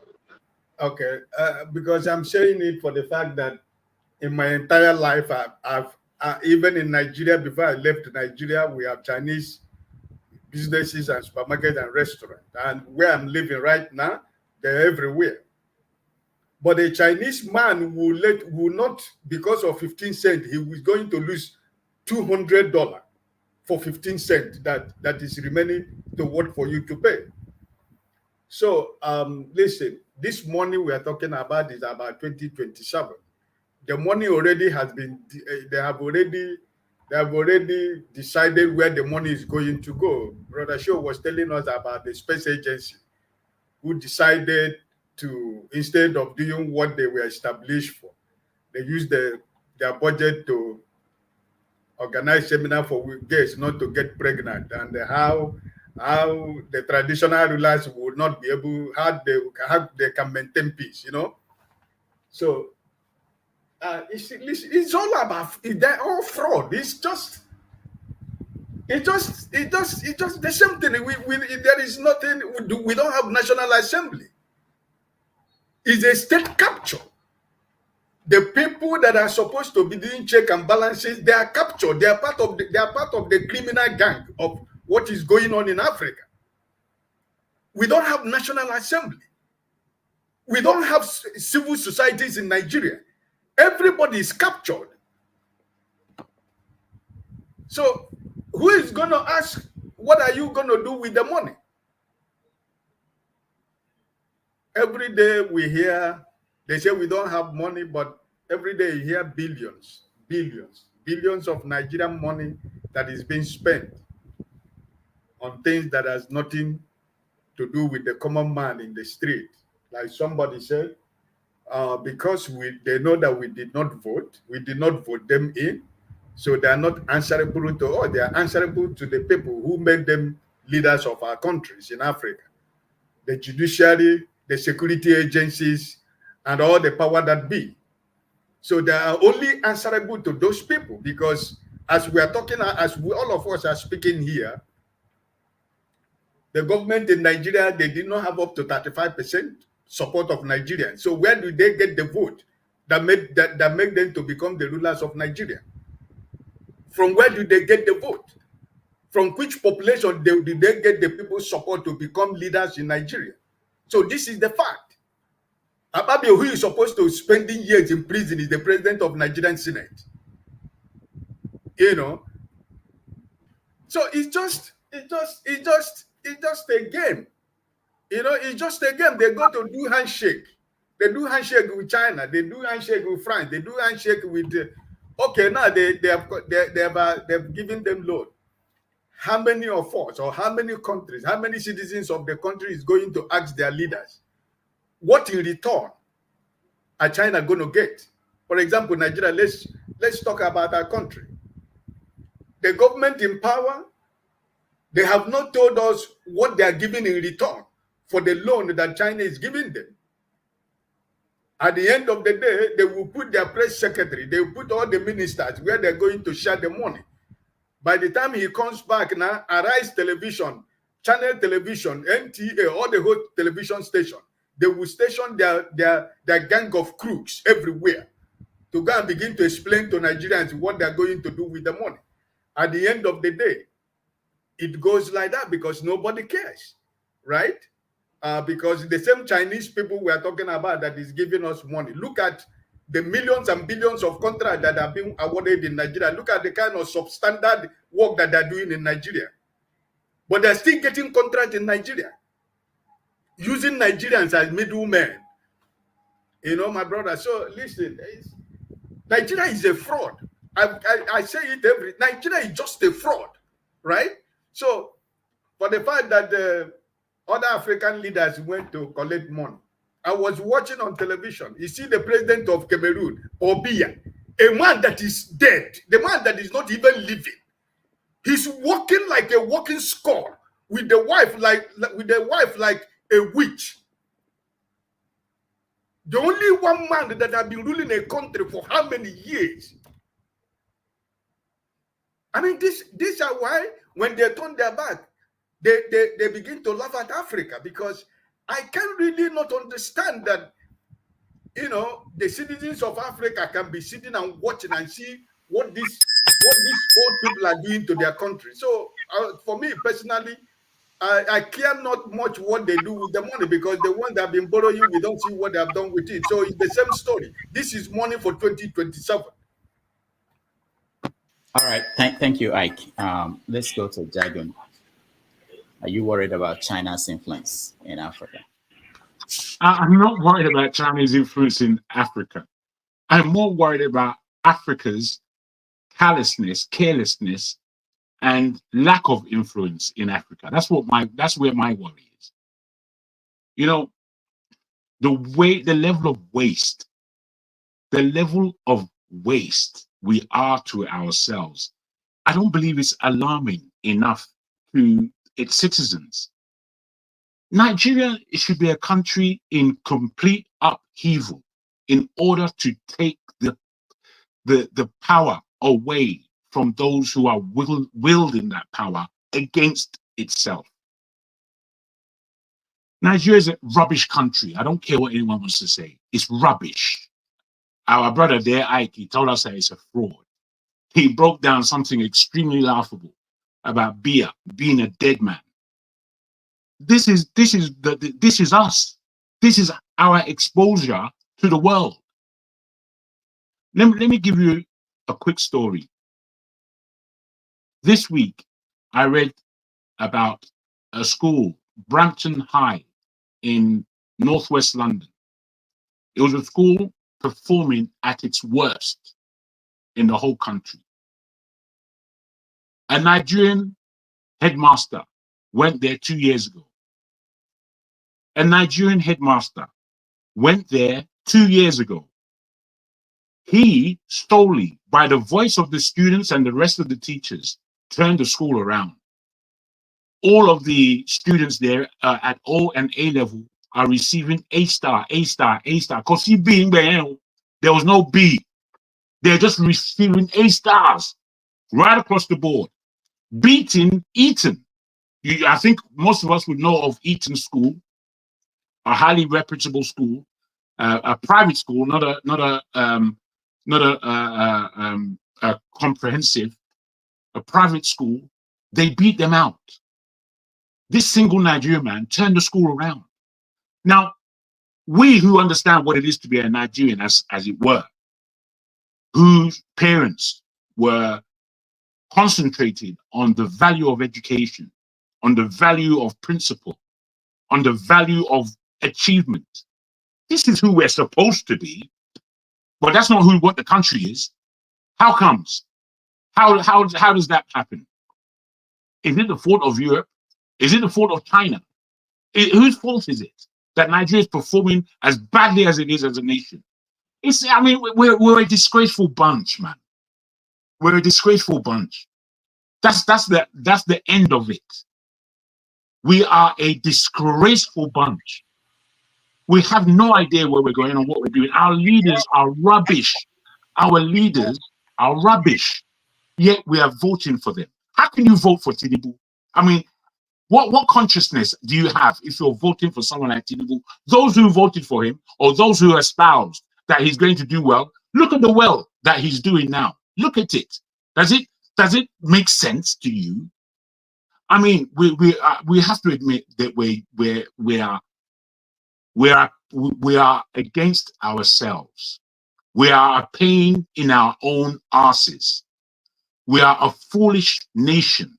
I don't know what else I can espouse to let us know that we are failures. We are failures. We can only do things on an individual level based on the fact that we remember who it is we're supposed to be. The level of heartbreak that Nigeria continues to give its people, and our people are not sick of it to the point that they grab by the neck the people that are that are responsible for our ills out of power. That's what we're supposed to be doing. Well, nobody's doing it. They had They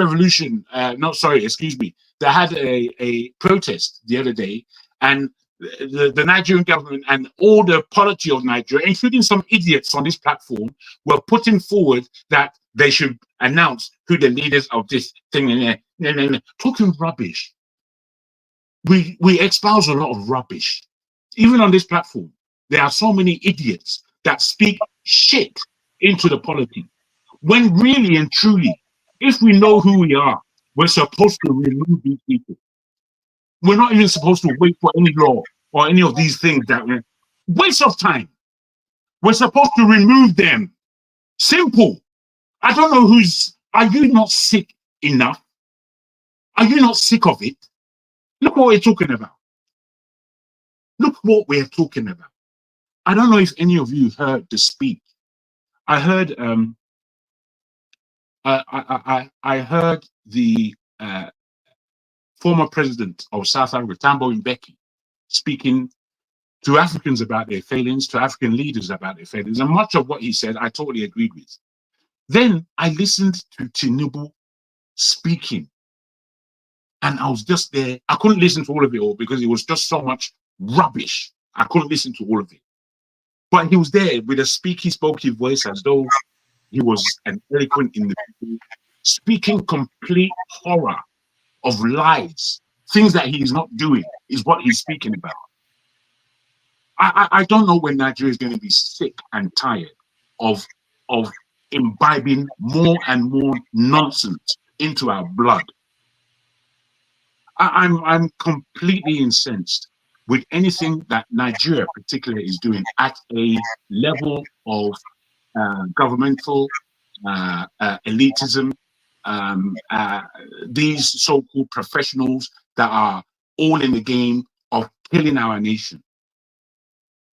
I mean, it is easier for those of us like myself who want Nigeria to be as great as it should be. It is easier for people to join those who believe that Nigeria should just dissolve. It's easier. I'm taking time just because I'm very upset with the way we are in our exposure. Our exposure on an individual level is fantastic. We can salute ourselves. Our exposure on a national and governmental level is a crock of rubbish. And I don't know why we accept any of it. I'll end it there. All right. Thank you, Jagan. Thank you so much. Flagship. This is an issue that will continue because China is expanding its reach across the world, not just Africa. And if you look at the world in the next 20, 30 years to come, China will become the largest economy in the world and probably one of the strongest. So what should Africa be doing now, or Africans, and trying to have a relationship while at the same time make sure that their eyes are open, or shine your eyes, the way we say it in Pidgin English? It is so, it is disheartening actually to see how our leaders in Africa are so naive and quick to forget about history.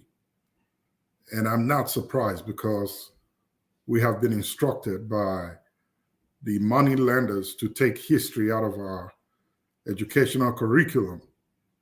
And that's why we keep making the same mistakes repeatedly. Just recently, I don't think it's been 2 weeks now, that we just got internationally embarrassed and disgraced by the same China.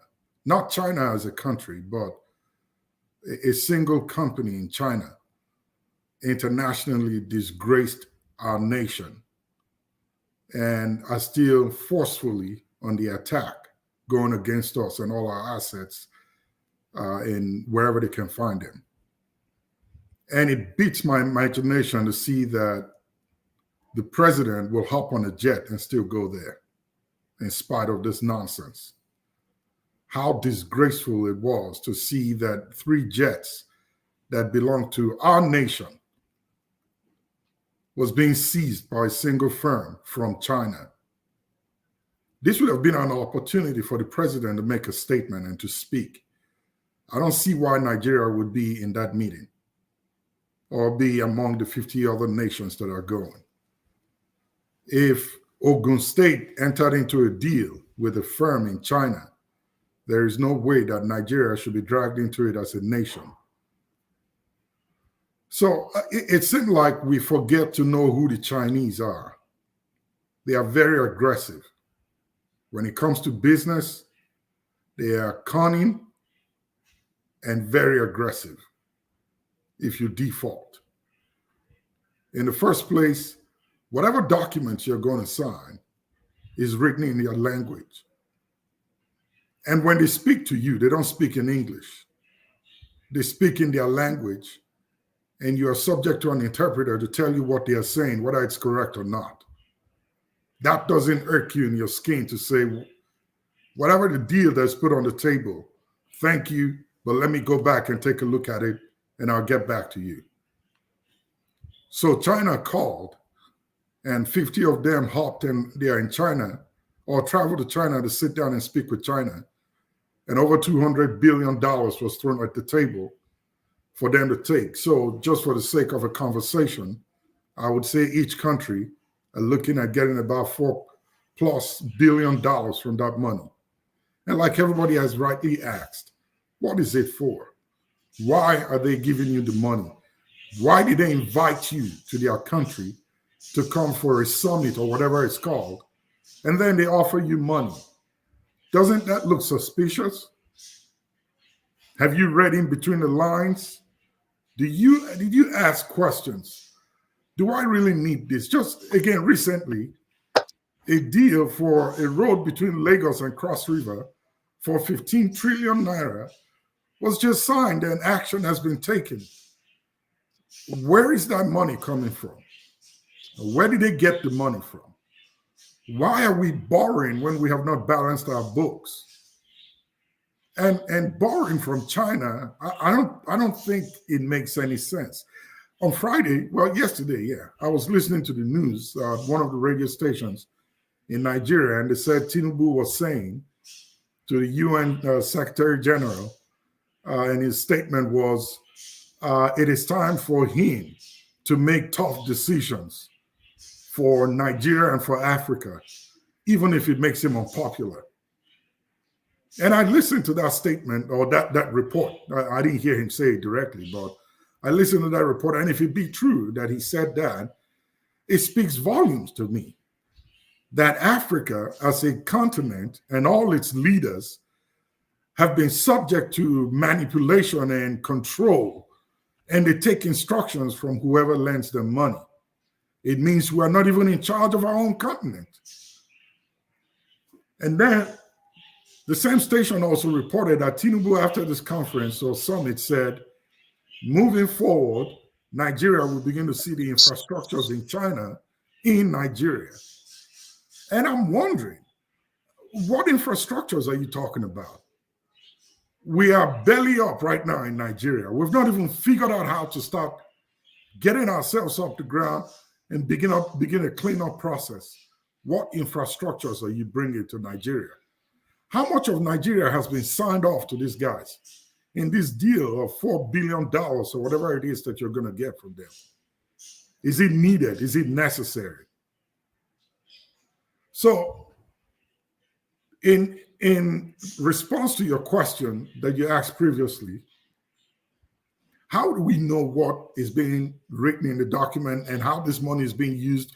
What is being done about it? I think the people that needed to get that information out for us are the media houses, the journalists that we have. Do they follow up with these reports and these news that we get? The case of the Chinese firm in Nigeria and the seizure of all our assets in foreign lands that are going on now is died off pretty much from the airwaves in Nigeria. I've not heard any news station or journalist or TV station follow up with you to say, where are we on this? What is the next move? What sort of agreement has been entered into? Have we figured out a way to resolve this issue? We were just told that one of the jets was allowed so Tinubu can travel to France to meet with his counterpart there. But what has happened to the rest? What about the properties in Canada, in the UK, and other countries that are being seized by this one firm? What are we doing about it? This trip that Tinubu just made to China, the money that you're being offered, did you accept it? Will you accept it? And if you do, what is it going to be used for? These are the questions that we need our journalists to follow up on until we get an answer and get to the bottom of each one of them. But I don't think it's of interest to them. So they give us a response and the journalist throws it out at the people and it ends there without no proper conclusion. We are in deep trouble as a nation, Nigeria, and as a continent, Africa. And you're right, 10, 15, maybe 20 years from now, we're going to find the real owners of our countries and our continents coming to take over. It seemed to me right now, and I'll end with this, it seemed to me right now that our nations in Africa and our continent as it is has been sold. And China seemed to be the highest bidder. And they are throwing their money into it. And our leaders are not even thinking to see the consequence of these loans or money or aids that is being given to them by China. China of all countries. And I hope we wake up sooner and not wait until the time that we see Chinese boots on our ground to know that our country has been taken over from us. Thank you. All right, thank you. The flagship. I wanted to mention a meeting that Tinubu had in China before leaving with Nigerians in the diaspora. He promised them that he will turn Nigeria to something like China.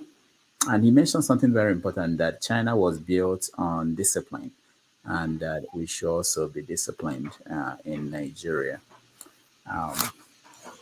Who's next? I think... Is Ogo, actually. I've been waiting. No, it's... no, Ogo.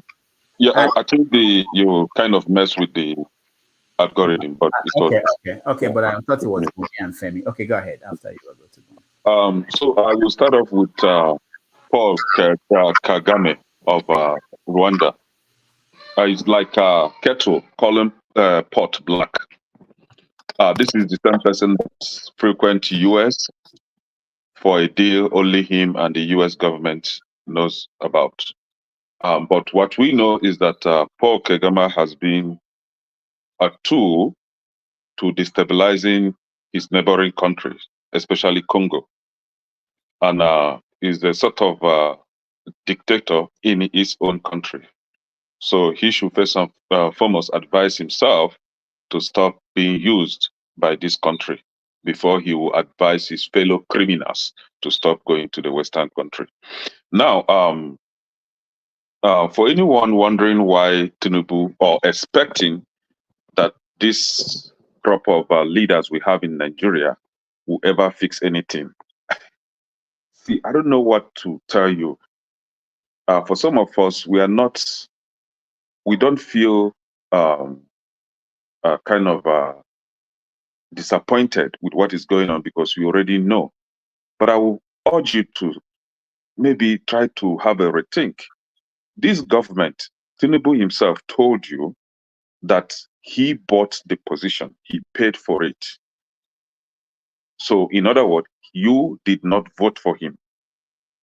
He did not merit that position. He paid for it. And so therefore, whatever he's doing now, right now, you should accept it. Please do not expect anything good to come out from this government because the government is incompetent. The government doesn't know its left from the right. It's like expecting a lizard to have hairy skin. It's impossible. So for peace of mind, just, stop expecting anything good from this government. Yes, when we are talking about China being aggressive, I'm regretting because I wish I'm a Chinese, I have that aggressive mindset. By now, I shouldn't be losing the kind of money that I'm losing. I went to court with one Asian business guy, and the judgment was entered in my favor for a good lump of money. And I was taking it calm. And it seems I'm losing it because his business shut down. The guy left the country. So I should have been very aggressive in pursuing, getting my money back. So I don't blame China. There is a playwright called Olaro to me. The gods are not to blame. You don't blame Chinese people. If you read that book, you should understand what I mean there. You should be blaming your government that whenever they give them Babiala, they will open hand and collect, thereby crucifying the masses because they, the government, are not suffering what the masses are suffering. Somebody was telling you to kind of be patient, sacrifice, when he himself is not sacrificing. He bought private jet. I think he added 2 extra, right? And added another for his vice president. He bought whatever they call it. Is he? I don't know how to call that in Nyash or Nyash. So,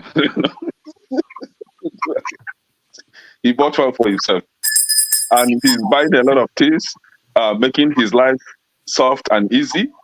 The Senate is dishing out money, among themselves, and then this money that they're spending is a borrowed money, borrowed with interest.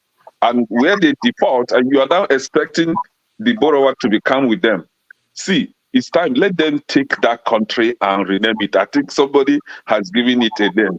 Now China, just the rest of the country. Let's be speaking Chinese, and let's try to change. Change is something that is constant. Let's at least in the next 20, 30 years, we'll be like when we used to be Nigerians, when we used to speak Igbo, or when we used to speak Hausa.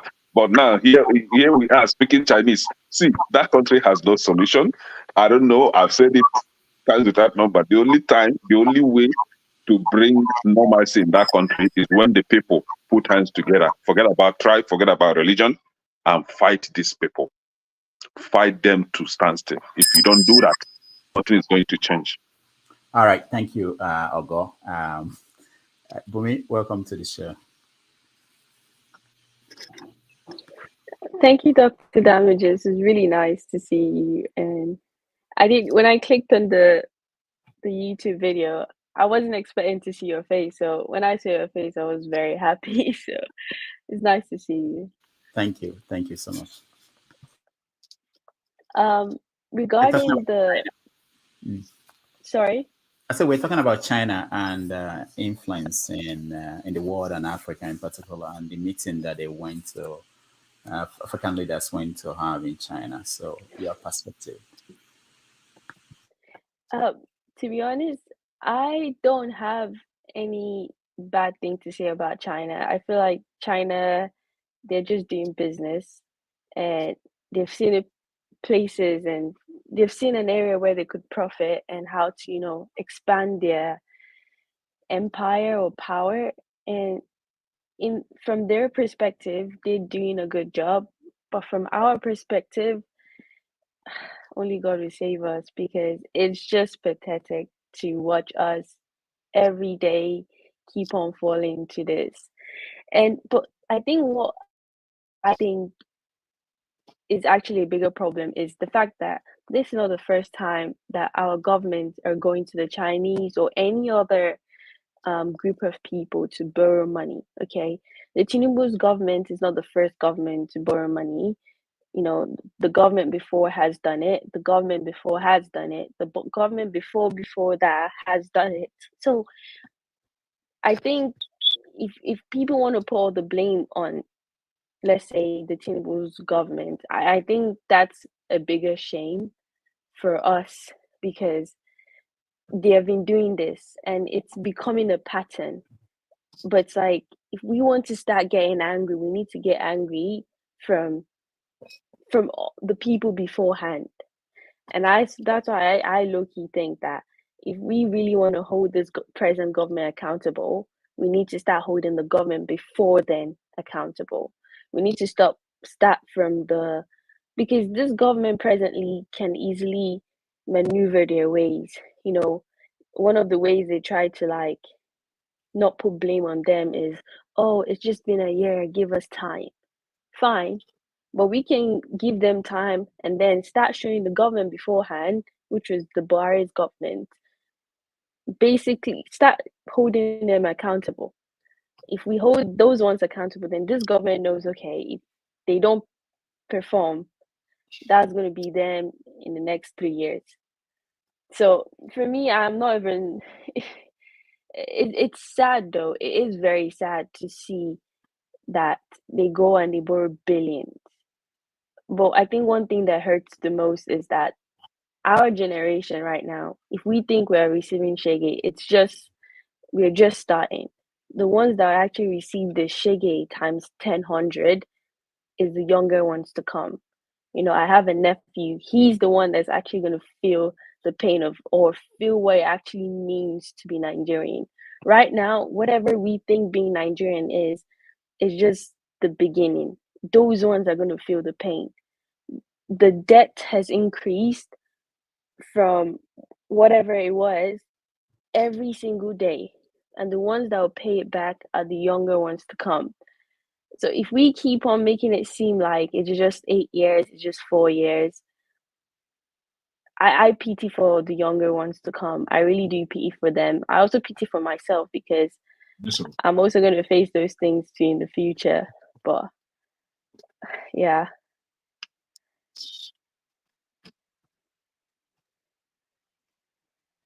Thank you, Bumi. Before we go on, let me. People are hungry. Let them die. It's their fault. Yeah, I'm supporting Tinubu 100%. You're supporting Tinubu. 100% to deal with Nigerians. People like you. So that when next election comes, I will now see whether when people bring money, you will vote for them or you will do your conscience. I have nothing new to say. People are hungry. Let them die. Oh dear. Yeah. Sorry, guys. I'm trying to get ready. I have nothing new to say. We have nothing. People are hungry. Let them die. All right. Okay, Femi, welcome to the show. Hi, Dr. Damages, and welcome back from your journey to L.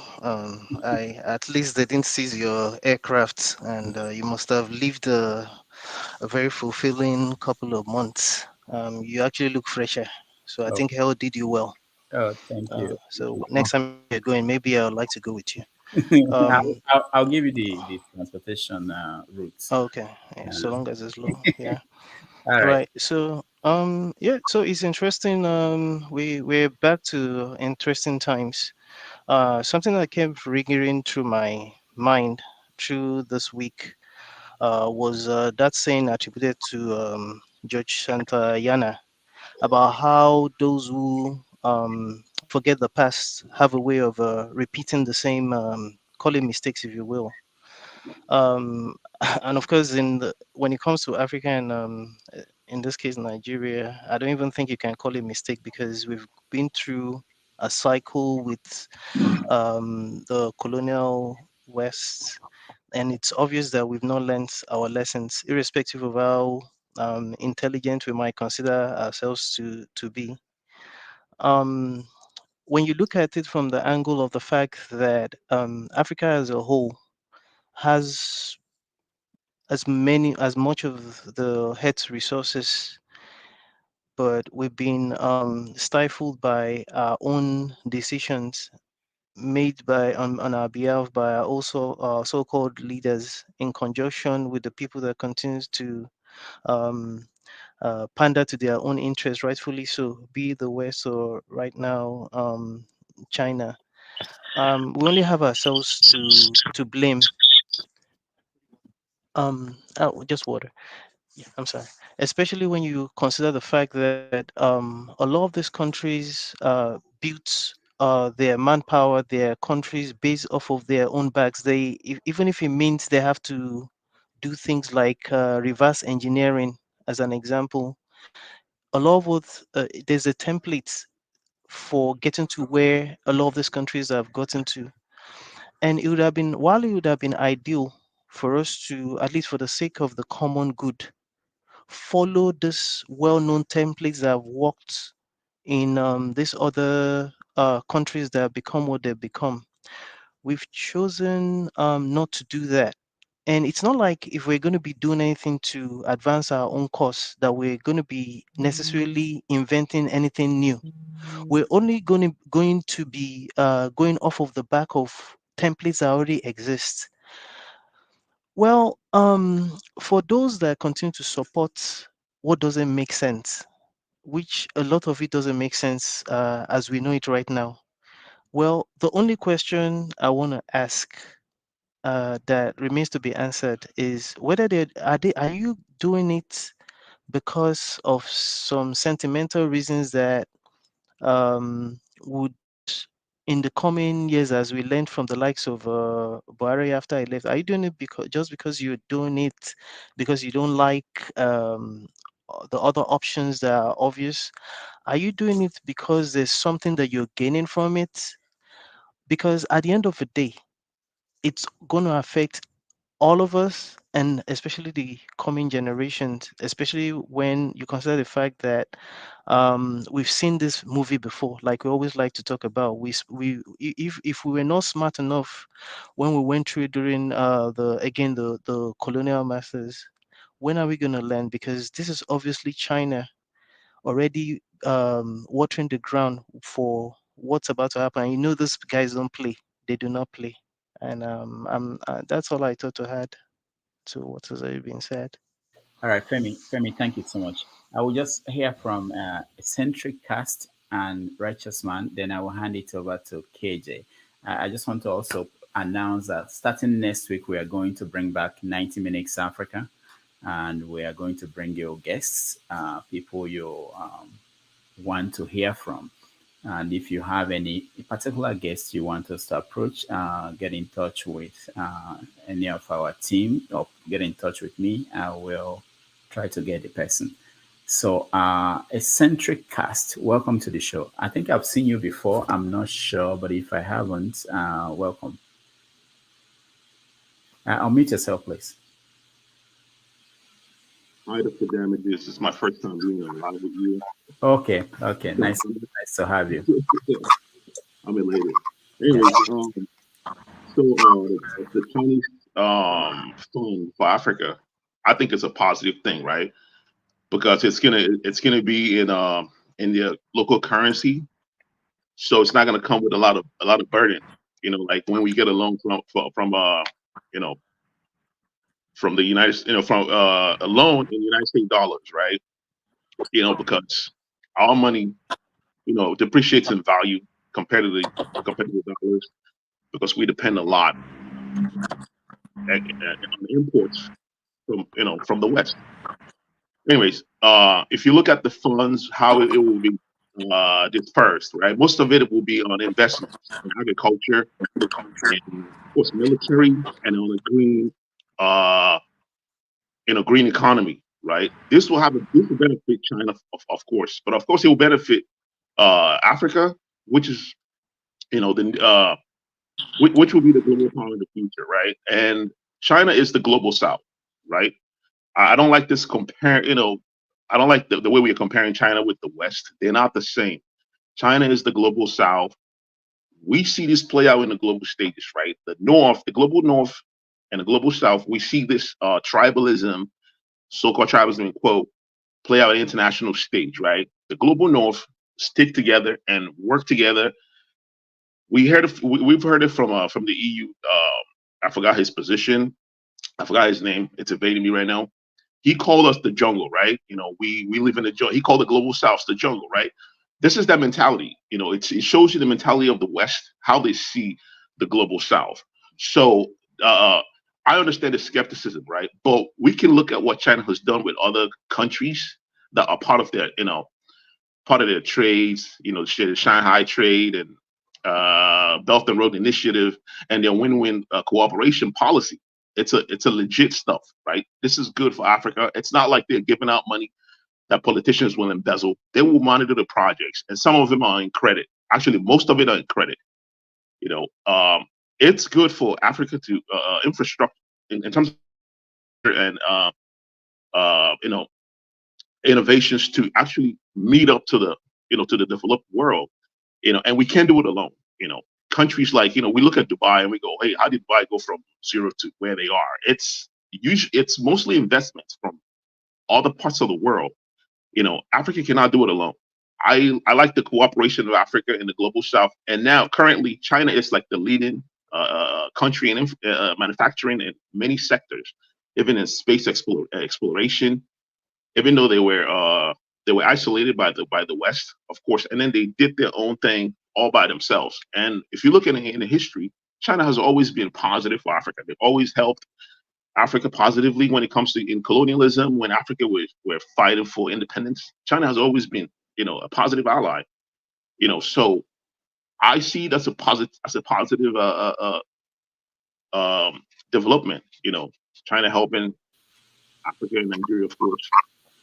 Hopefully it will translate positively in terms of infrastructure, because we cannot move forward if we don't have basic infrastructures like good electricity, good roads. All the things are essential, and running a great economy. Of course, investment in education. And if you look at the forum that they had, African China Forum, that was part of it. Investment in education. Education is very vital. We cannot grow our industry if we don't have educated people. And of course, China is like the very a good partner for this. You know, all the manufacturing is done there. You have to see the expos that they do in many countries. My mind, it blows my mind. You know, things that they do. You know, and that's just a small scale of it. Like we need that partnership. You know, in order to actually meet up to where these people are.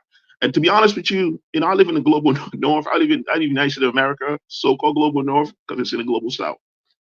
Anyways, I don't like, you know, our our relationship with the global north, because it's not always positive.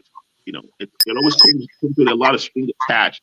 You know, the United States viewed military base in Niger and the drone base, and they're using it to kill. I mean, there was a report that came out that they killed how many civilians in Somalia?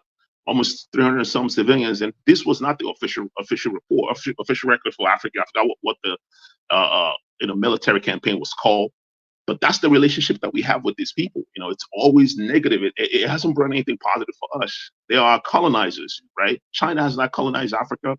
They had no intention of colonizing Africa. We can look at their policies, their win-win cooperation policies I've mentioned before, and we can look at what they've done for the countries that are partners with them. It's positive, and we need that, you know, for our continent. And thank you. All right, thank you so much. I hope we continue to have this conversation and you'll be involved in this, because I wanted you to talk about some concerns. You know, you sounded as if there were no concerns. The African countries have defaulted in loans given to them by China, and China's reaction to that. But that will be for maybe after I leave. I want to just hear from a few more people and then hand it over to KJ. But I appreciate your contribution. It's an important conversation. Righteous Man, I think you're next. Righteous Man, can you hear me? He's in darkness. I know he's in Nigeria. We are not surprised.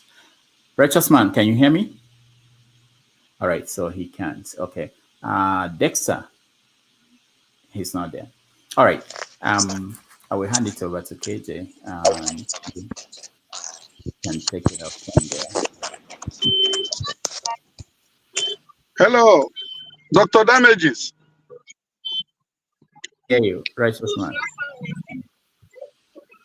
Hello. Yeah, go ahead, Righteous Man. Yeah, Dr. Damages, good evening from here.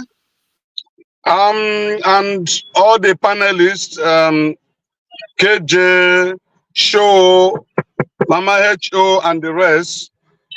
I appreciate all your contributions. And in the next 15 minutes, I should be home. I'm on the way right now. I just packed to pick some things.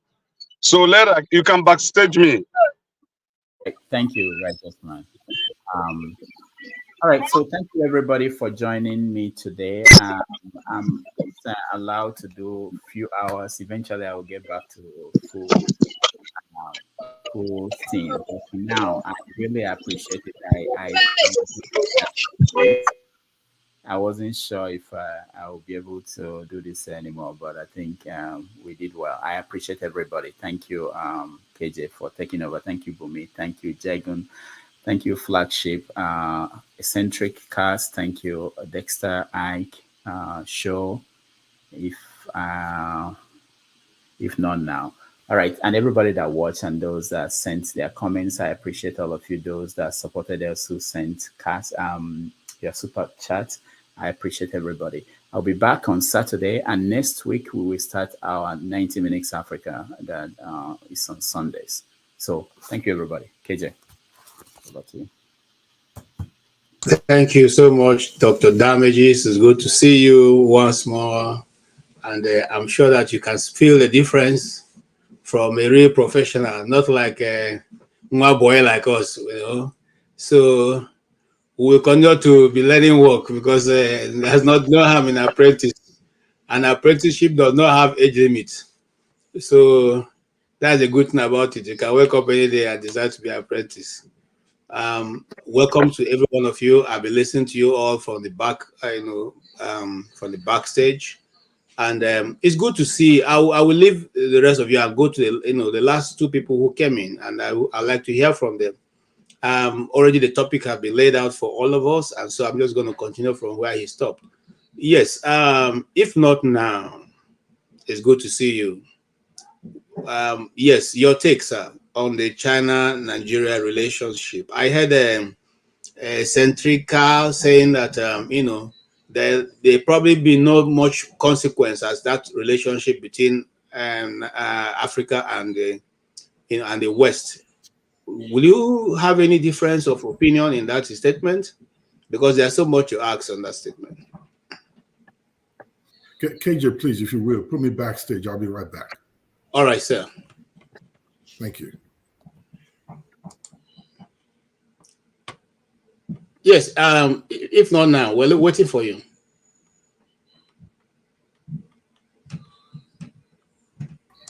Okay, I don't think he's with us. St. Paul.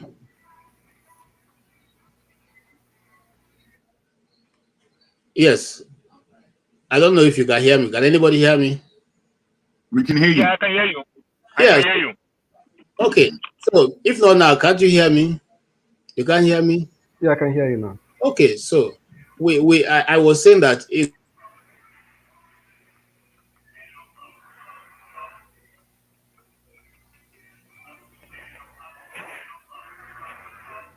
You're KJ, you muted. muted yourself. Sorry, thank you. Yes, you can go ahead and answer your question, sir. Yeah, sorry. What exactly do you want me to comment on? Sorry to take you. Okay, I thought you'd be following. Now, the Centrica, made a very wonderful contribution that Africa stands to gain more from the relationship between, Africa and China than he is gaining from the relationship between her and the West. Because the West have shown us their hand, as we say in those days when we were playing card, and that their dealings have been a bit very difficult, with Africa.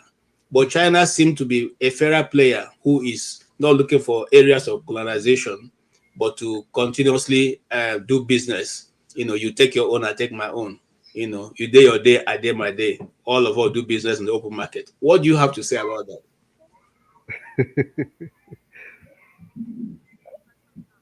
Good afternoon, everybody. I greet you, KJ. And my brother Jago, it's been a while. Thank you. I really miss you, bro. Sincerely, I do. I don't really think neither the West or China, I think it's the same. Whether it's Russia or whatever, they are just after their own interests. So I don't think Africa stands to benefit more from China or from the West or from Africa stands to benefit more from themselves. What Africa is looking for is inside of them. You're just like changing your slave master. You understand? I feel better being enslaved in the hand of Mr. A than Mr. B. It doesn't change nothing. By the way, I'm more concerned about why is it that African leaders will gather themselves and go to China to have a conference with a Chinese president, or gather themselves go to America to go have a conversation about Africa development. Why can't any of those presidents come to Africa and host that event? Let's start from there. So the optics, I'm not, the optics, whether it's held in America or in Russia or China, is embarrassing to me each time I watch it. I don't even want to comment on it. Thank you. Thank you. Paul, you heard what he said. Can you elaborate on that or give us your own opinion? Yeah, the previous speaker before, if not now, I stand with him 100%. I just think sometimes some of us don't understand the way the global West operates. The global West will deliberately interfere in your politics. KJ, the good thing is that you and I will live in the US. You understand? They are crying, whining about Iran. They are crying, whining about Russia. But their ambassador will speak in your country. You understand? Look at all the threats they are giving Mexico right now, just because of they are doing some reforms in their own judiciary. This is not policy, say policy. They are reforming their judiciary, where they complain about their judiciary and their police take a lot of bribes like our Nigerian own. And the new president is working on it. They said no, because they like you when you have bad people, you have that baggage to bring to the table. They will use it to control you tremendously. Take, for example,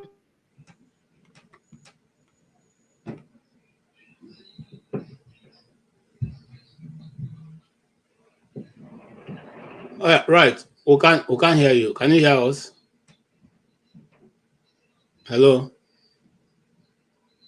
Hello? I think he's frozen. I think he's frozen. Okay. All right. Okay. While we wait for his system to to reset. Edo no be Lagos. Edo no be Lagos. I rushed the brother from the. All right. Let's hear your view. You are the one who know the international politics. This statement that have been made. You agree that China is much better for Africa than America and the rest of the West? KJ, wait first. I dey fight you. I know say you know that they fight you, but they fight you. Wait first. What will not get anywhere? Not get anywhere. I thought I would meet Dr. Dameji, but the network was misbehaving. So as I was looking for a better place to get the network, now you can go. Then I come here, so now they come and I say, "Oh, KJ." Then I can't remember. I say, "Bumi Day." I was like, "Okay." I think that's enough. So now, the China. I don't know as in. I don't know the details of whatever I never know the details. But talking about the optics, somebody speaks up about the optics. I won't say the optics no follow or no work, but I would rather say I'm surprised in the sense that talking about the global west, our brother talk about the global west and the global north. I think I owe you, my guy, Abi. I never forget. So talking about the global and global west and the inevitable China. Oh yeah, they are here to say whether we like it or not. And because of that, America self understand this and themselves they reshape how they operate and see the world. But at this point, I think it's nice. It's a viral knowledge that Nigeria is 100% American colony. Like literally, it's the freedom that we talk about.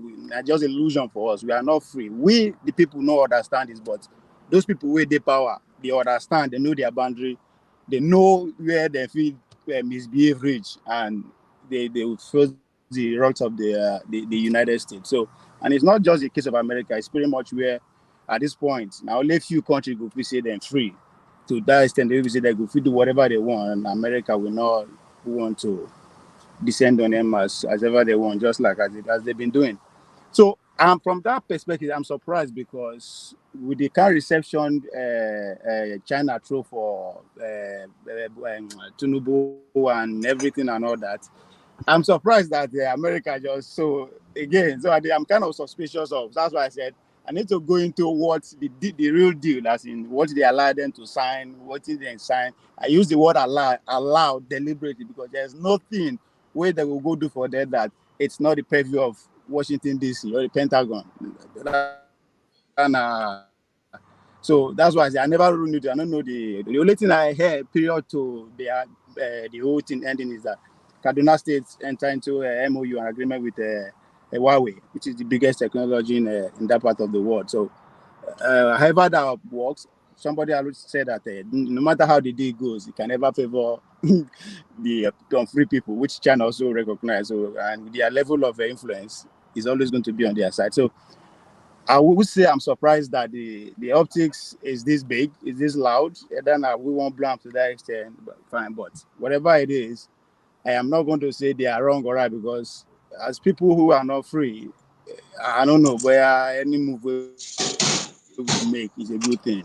It's not a good thing as far as I'm concerned. But For them to be allowed to go that far, let's see what happened. And then go from now, what will come after, because what our TV going to tell us now that what they want us to know, right?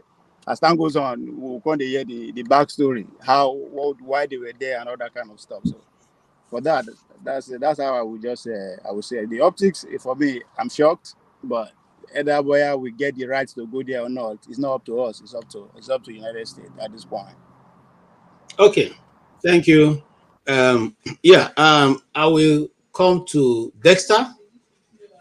Dexter, they are two, it was said that they sorry, KJ, yes, if you don't mind, let me add this. I said that because if you pay attention globally, every country that is under American control, that is in a position to impose, that dealing directly with China, that is in position to impose tariff. America don't give them order that the tariff should be 100% on any China that is product that is coming to their land, right? So we are not in that. So that's why I say now them go allow us just go across the globe from London to from UK to France to Spain, everywhere. They now give them order and they are carrying it out already. 100% tariff of any Chinese good that is coming to their place, and that order was coming from America. So that's why I go that route, just to put that out there. Thank you.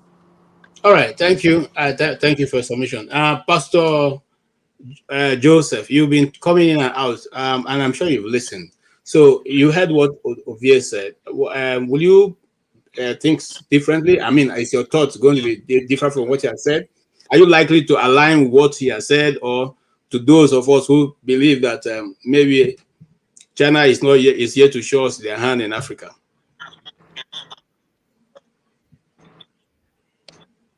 Pastor Joseph, can you hear me? All right. If you cannot hear me, I'll circle back to Bumi herself. Bumi, you've been in the panel, so I'm sure you've been following the ongoing.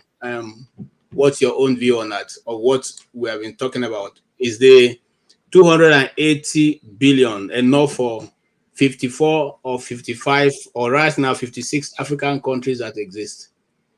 What can Africa be able to do with that? And just like Kandu said, we have seen other African nations that have failed in meeting up their obligation. The consequence that followed, like the season of their railway and season of some of their national assets. Do you think that that is a good sign for Africa? Because just in case the 56 African countries, they default, is that not we have sold Africa in disguise?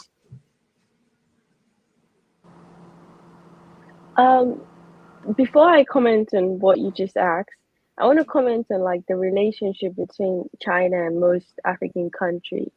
I don't think there's any difference between the relationship between China and like the West. The only difference is just how they implement or relate with us. That's the big difference. I think when it comes to the West, it's just very much, you can see the power dynamic very clear. It's like they don't see African countries as their equal. So when it comes to making deals or giving proposals or the money or like whatever they're signing, you can tell it doesn't make any sense. They always profit regardless. But I think China has clearly seen that this is not a way they want to go.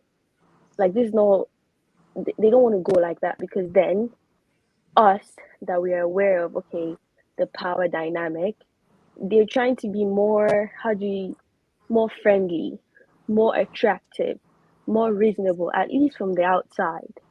But at the end of the day, what they do want is they still want to be at the top. And they also understand that one of their biggest competitors is also the West. Okay, and if when you talk about all the raw materials being located in, not all, but majority of them being located in Africa, then that's a big market right there. And they need that market to be on their side.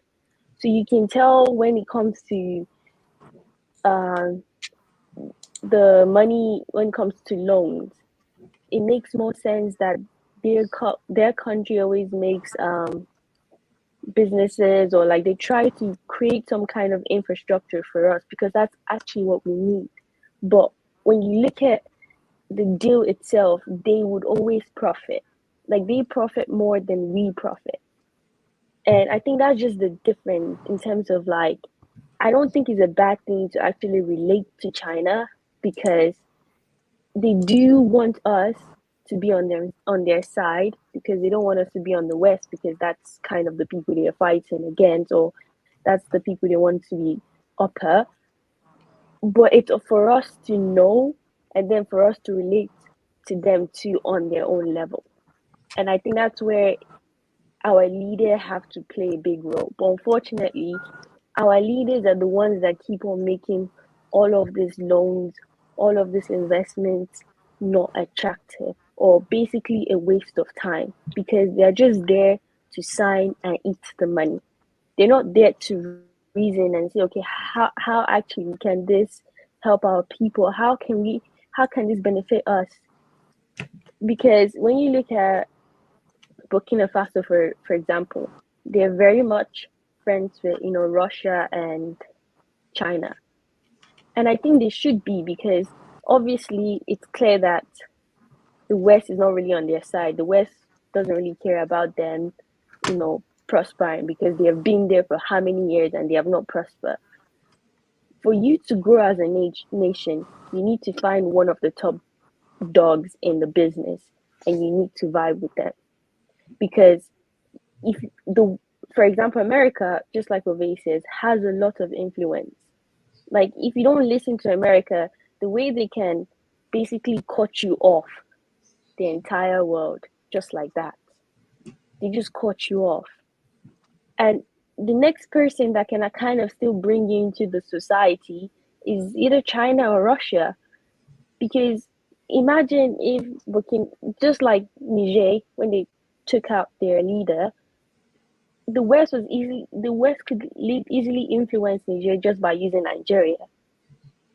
That's how powerful they are. And that's why Nigeria realized, okay, wow, I need someone else who is stronger. And they're probably vibing with Russia and China, even though I want them to be a bit skeptical that even because you're running away from this one, don't also become slaves to the other ones. And that's why your leaders are very important. So I don't see the relationship with China as a bad thing. I actually do see it as a good thing. We just need the right leaders that actually want the best for us, so that they could make good deals and good investments, because it could actually work. Because the way China is going, they're really in the market. When it comes to electric cars, for example, I think they sold more electric cars than Tesla. I think last year, I don't know about the numbers this year, because this year is still going, but they sold more cars than Tesla. Obviously, America was pissed about that, because they're like, wow, China is really influencing the market. And I wanted to move there. We need to start, because they have almost anything you want to think about building. China knows how to find a way to be good at it. So I think it's a good thing. The problem is just our leaders. At the end of the day, all of this is just finding the right leader that will know how to relate. We just need to know where we want to be, and we need to find ways to achieve those things. And regarding what you said, sorry. Okay, thank you. I want to take that your idea and run it across with Dexter. Dexter, we have made a very, very useful point. I mean, many useful points, but I'm just going to pick one, which is that, these guys are just, not different, okay? But China has a large population, and they are always managed to be able to be ahead of the game, even the selling of, electric vehicles. Yeah. Okay. Wouldn't that same be brought to bear upon Africa, as they, when they gain enough ground? Wouldn't they also introduce the same system in Africa, where we now have to pander to the West, to China, and probably buy everything that they are selling, whether it's good or bad? I give an example. If you go to Lagos, there's a China market majority of what is sold there is not even, is something that you cannot really use, yet those markets have existed, and those not very formidable goods are sold there to Nigerians. Wouldn't that become another big business in around Africa, that those those goods are sold for us and our people? Dexter, are you with us? Are you with us? Yeah, I'm with you. I'm with you. So, I'm with you. yeah. Yeah. So, yeah, just to be quick, I think it's foolhardy for us to be thinking that the Chinese are doing business because it's all about our interests. It's all about their interests. China, if anybody is aware of the policy, that at the onset, when China started exporting goods to America, America has a grade of goods. And it took a lot for China to actually meet up the specification. And the way it works in America, if for any reason you bring goods that don't meet up their specification, they destroy it right there. You lose everything out. Now, if I had an uncle who built some houses, some estates in Nigeria, and he was telling me when he went to China to buy his doors, they are different grades. The African grade is the lowest grade.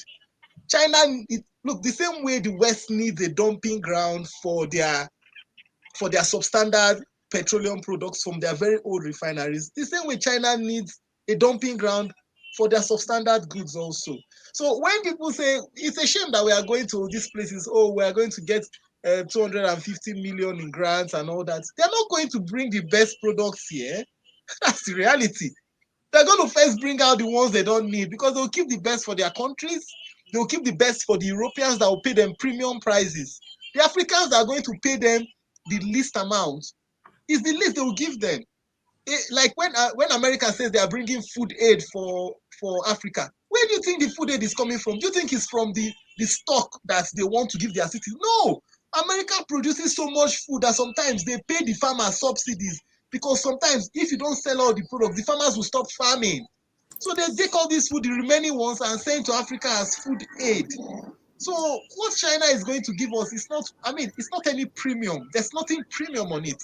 So if we are still in the age of rejoicing, there's going to be some good from this kind of thing, it's a good thing. It's not a good thing. Let's tell ourselves the truth. It's not a good thing. It's a shame.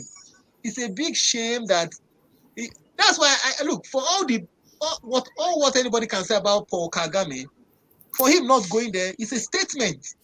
Until you get to a point where you tell somebody that used to give you money before, you tell the person, keep your money, I don't need it, I'm ready to work hard and level up with you, then you're nothing. It's a shame that Nigeria will follow African leaders to go and sit down in China to be doing babiala, begging for money. That's the truth. Look, NAFCON had the ability to provide fertilizer for the whole of West Africa. NAFCON. What did we do to it? We destroyed it. Housecon had the ability to smelt all the aluminum products that will be supplied to West Africa. What did we do to it? We killed it. And then we go and start begging. We are going to do Babiala. You are giving us 100. We're happy. Happy about what? Wait, look.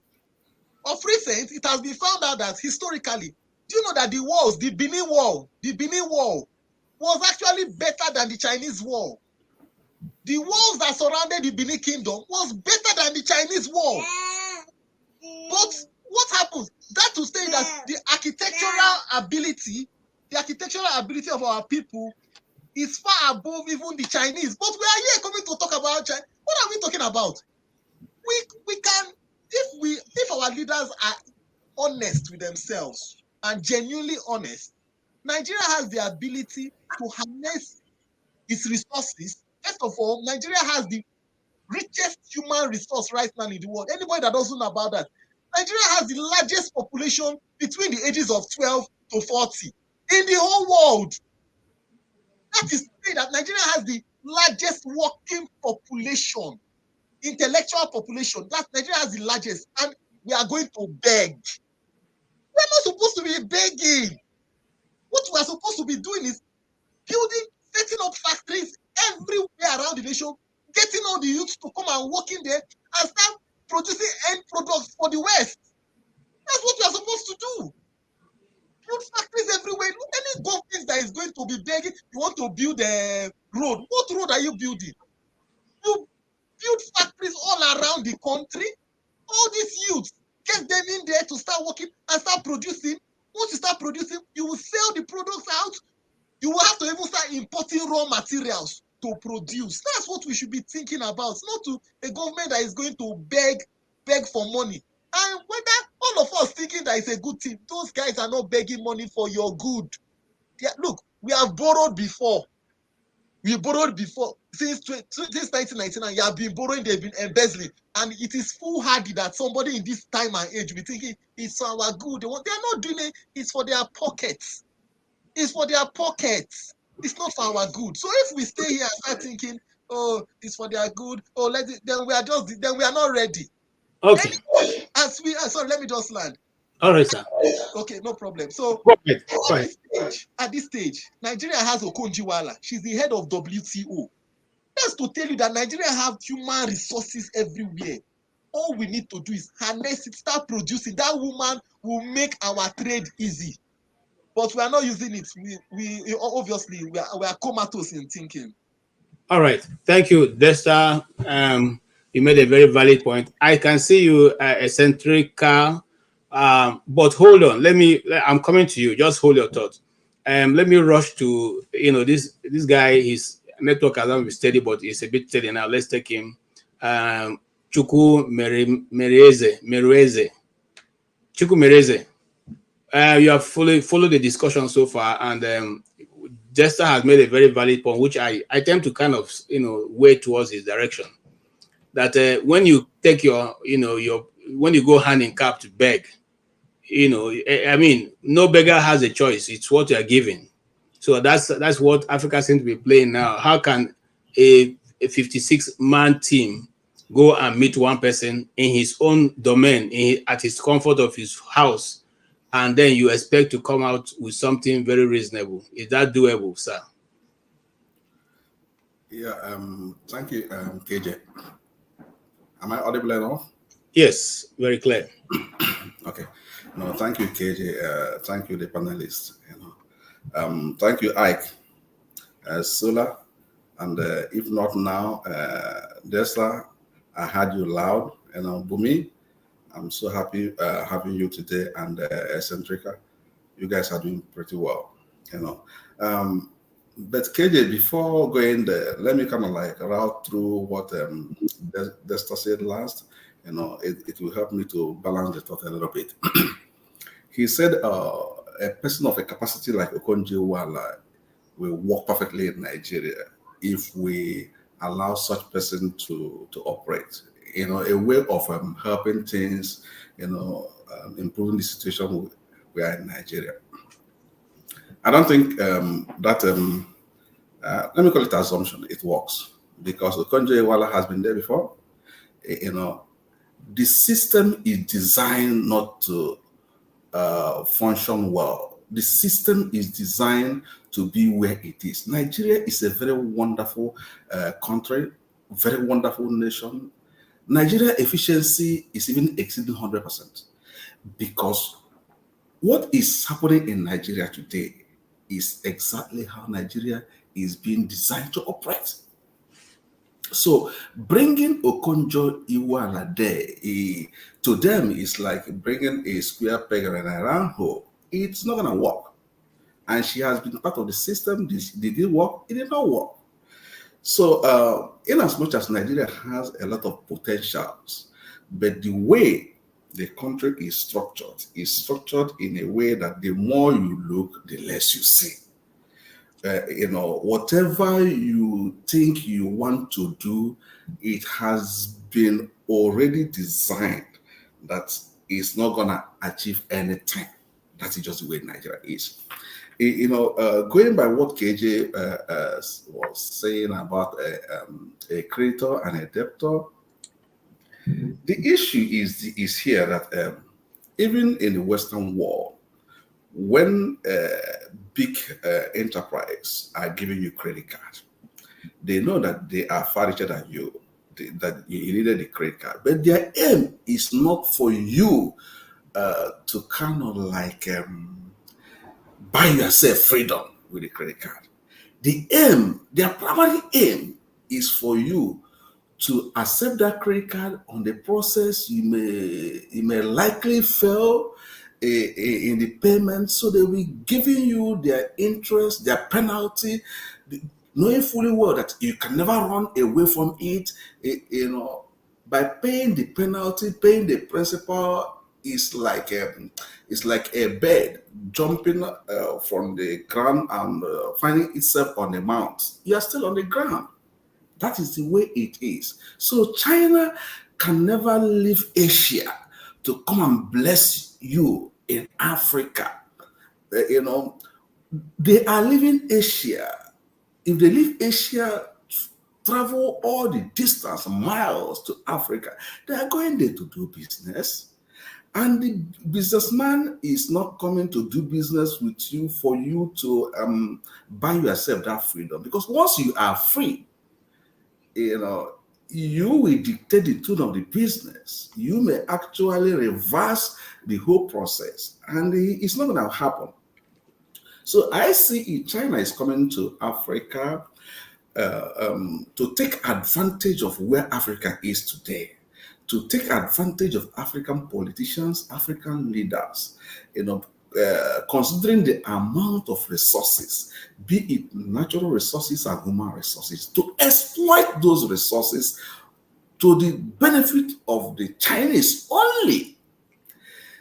Probably they may be coming to Africa as a way of creating a waste management for the things they don't need, because some of these materials, some of them are so toxic that if you don't need them, it's very hard to dispose them. And for you to contain them with your own within your own environment may be so costly for you. So what does Africa know? How do they care? So when they have a means of shifting those things over there, just send it over there. It's a way of managing their waste. So our relationship with China is just like a relationship of a fish and a bait.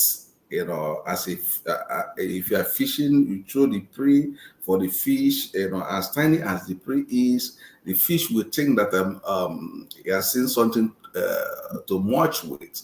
So you use it to grab the fish. And no matter how much you pay for the prey, for the bait, it's not going to be up to the amount of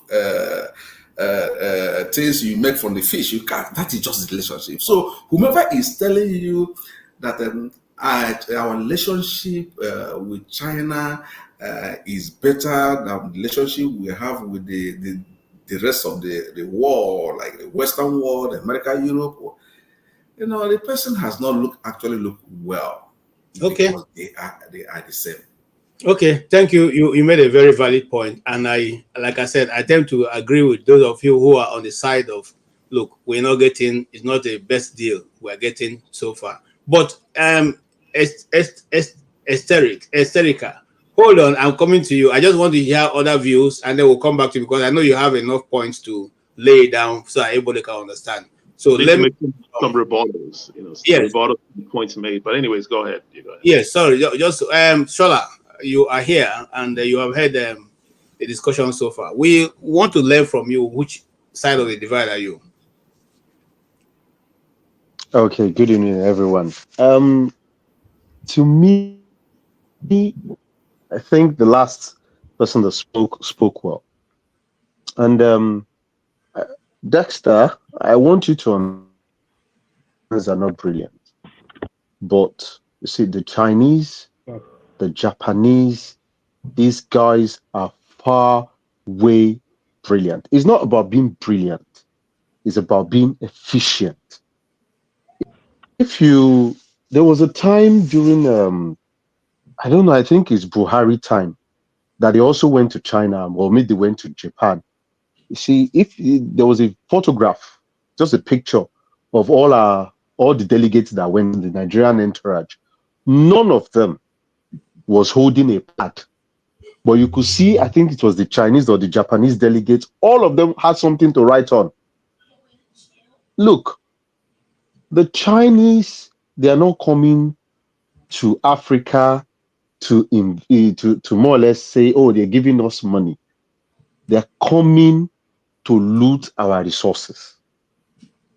They're not coming there to partner with you. You know, Professor Lumumba said he's like a small weight person fighting a featherweight fighting an heavyweight. And even the featherweight, you've tied one of his hand to the back. And that is the way it has been. I am not saying we shouldn't trade with China, but at the end of the day, we should be the way we do things. And Africa, reason why the Western world is coming to know our leaders are corrupt. The money they give to the leaders, they won't use it for what they want to use it for. I can bet you part of the deals China want to sign, Ajaokuta is going to be part of it. They want to have a cake in that Ajaokuta still. So there's a lot they want to take. Resources, they are targeting our resources. They don't care about the people. Look at what is going on in, I think, is it in Kenya or Uganda now? Look at what is going on in some southern part of Africa, that they are indebted to China. So the problem we have is we need to think. And like last speaker said, what our constitution, everything about Nigeria is not meant to work. That design is faulty. That's why you have some people that are talking about, look, we need to rejiggle this thing. If we're not going to break up, let us rejiggle it. Then everybody, every other person, Igbos, Yorubas, the Fulanis, we can all go our separate ways and start trading with these people. Or if we want to go as a full forefront, we should go in a way that benefits us. Because America will only do anything, any business in the interest of America. I'll give you an example. You see, in Europe, they were fining Apple. I know some of you guys are more techie than me here. They were fining Apple to say that they need to produce a Type-C charger. They need to produce a Type-C charger. They were fining them until Apple did. In Brazil, they said for you to sell your product, you should provide us a charger. If you're not providing us a charger, we will add more tariff to what you're having. They had to more or less, they had to succumb to it. But what do we bring on the table? Going to China is not the problem. What do we bring on the table makes us equal to these Chinese people? So I believe that for me as a person, going there to do a trade is not bad. Going there to more or less collaborate together is, but it's got to be 50-50 or 55-45, and that's what I believe. Thank you. I like your contribution, and I have taken other diverse views. Edo, hold on, let me go to etc.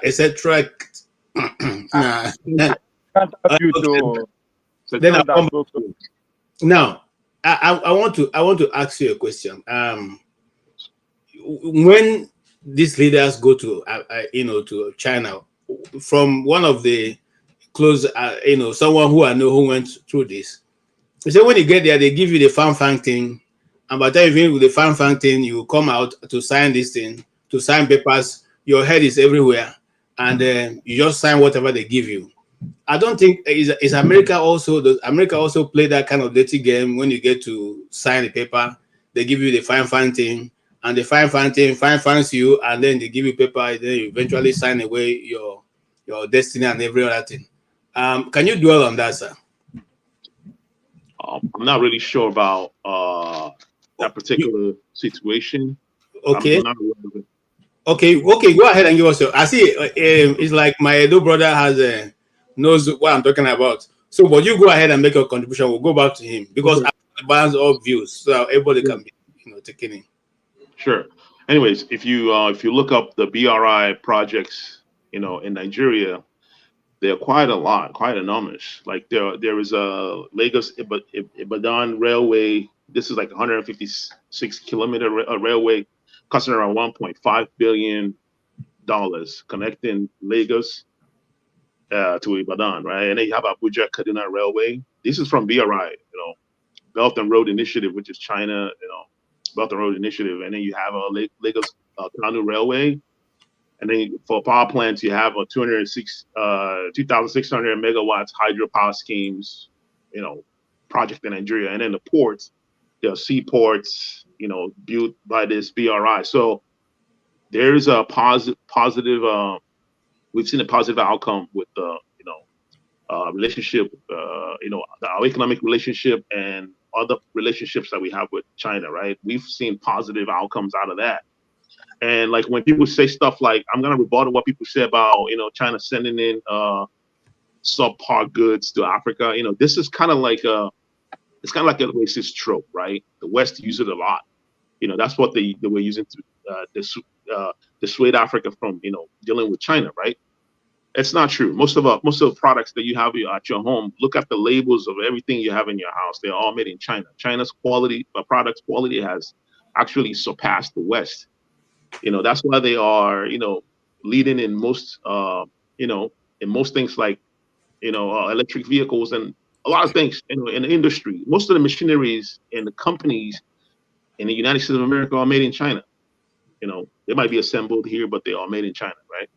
So when it comes to, of course, there are subpar goods. There are, small companies making subpar goods in China. It's a big country, right? It's a huge industrial country.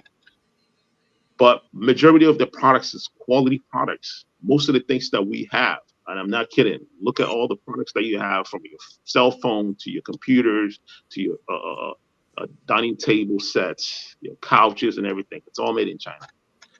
Anyway, so China loan, according to what the president, Xi Jinping, said, he said the loan is with no political condition. That's what we need. We need a loan without a political condition. We don't need an IMF type loan. If you look at if you compare IMF loan to China loan, you can see the difference. IMF loan, they'll give you a loan in condition. They will tell you to cut a lot of social projects that benefits the people, which I've mentioned few weeks ago when I was on the panel, right? You cannot compare the two.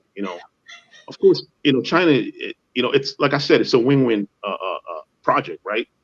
When they give a loan, they have something to benefit from. That's how it's done. I'm not going to give you a loan without having a benefit out of the loan. They have something to benefit from. For instance, the green, most of the focus on the current loan is on the green infrastructure, right? So because China is moving into the green infrastructure, so they need to lay the foundation to be able to create a market for the manufacturers in green technologies, right? So they want to improve the green infrastructures in Africa, which is good for our environment. We have not, when it comes to climate change, Africa has not even stepped up to the plate. We need a partner to help us step up to the plate, so we're not going to be left behind, because the planet, believe it or not, the planet is getting pretty mad. For instance, I'm Igbo, right? I worship Ani. Ani is the planet, right? The planet as a human, as a female. The Greeks call it Gaia. The planet is a living organism. She gets sick, she get hot, just like our body. When we get sick, when we have fever, our body get hot just to get rid of whatever is causing the problem. That's why our body gets so hot. The planet is doing the same thing. It's getting really hard to get rid of what's causing the problem, which is humans. So we have to actually get prepared. The planet has declared war to the planet. Africa will not be spared. We will not be spared. We've been seeing natural disasters going on in Africa, even in Nigeria, in most states in Nigeria, things that we haven't seen before. These things are going to ramp up. So we need to actually meet up to the challenge, to the current challenge. China is a perfect partner for this, right? If you go back in history, right, there was a time when Zambia asked for a $400 million loan from World Bank. I forgot what the project was. World Bank denied them of the project because of that landlocked region. But China was the ones that gave them the loan. And that was almost during the Great Leap Forward, when China had a huge economic issues. They stepped in, carried out the loan, the project, and did it, and gave Zambia the loan. And if you look into the history of China helping Africa, helping us. Even Kwame Nkrumah worked with China, Chinese military, to train his military and everything against the colonialists. So China has always been a positive partner. Of course, there was a time when it wasn't all positive. There was a time during when the Soviet Union and China would have a problem. All right. Thank you. Yeah. Thank you. I will not, on another day we'll talk about that climate thing. But for today, let's leave it out. Yeah, you have made very salient points, and I want Edo maybe Lagos.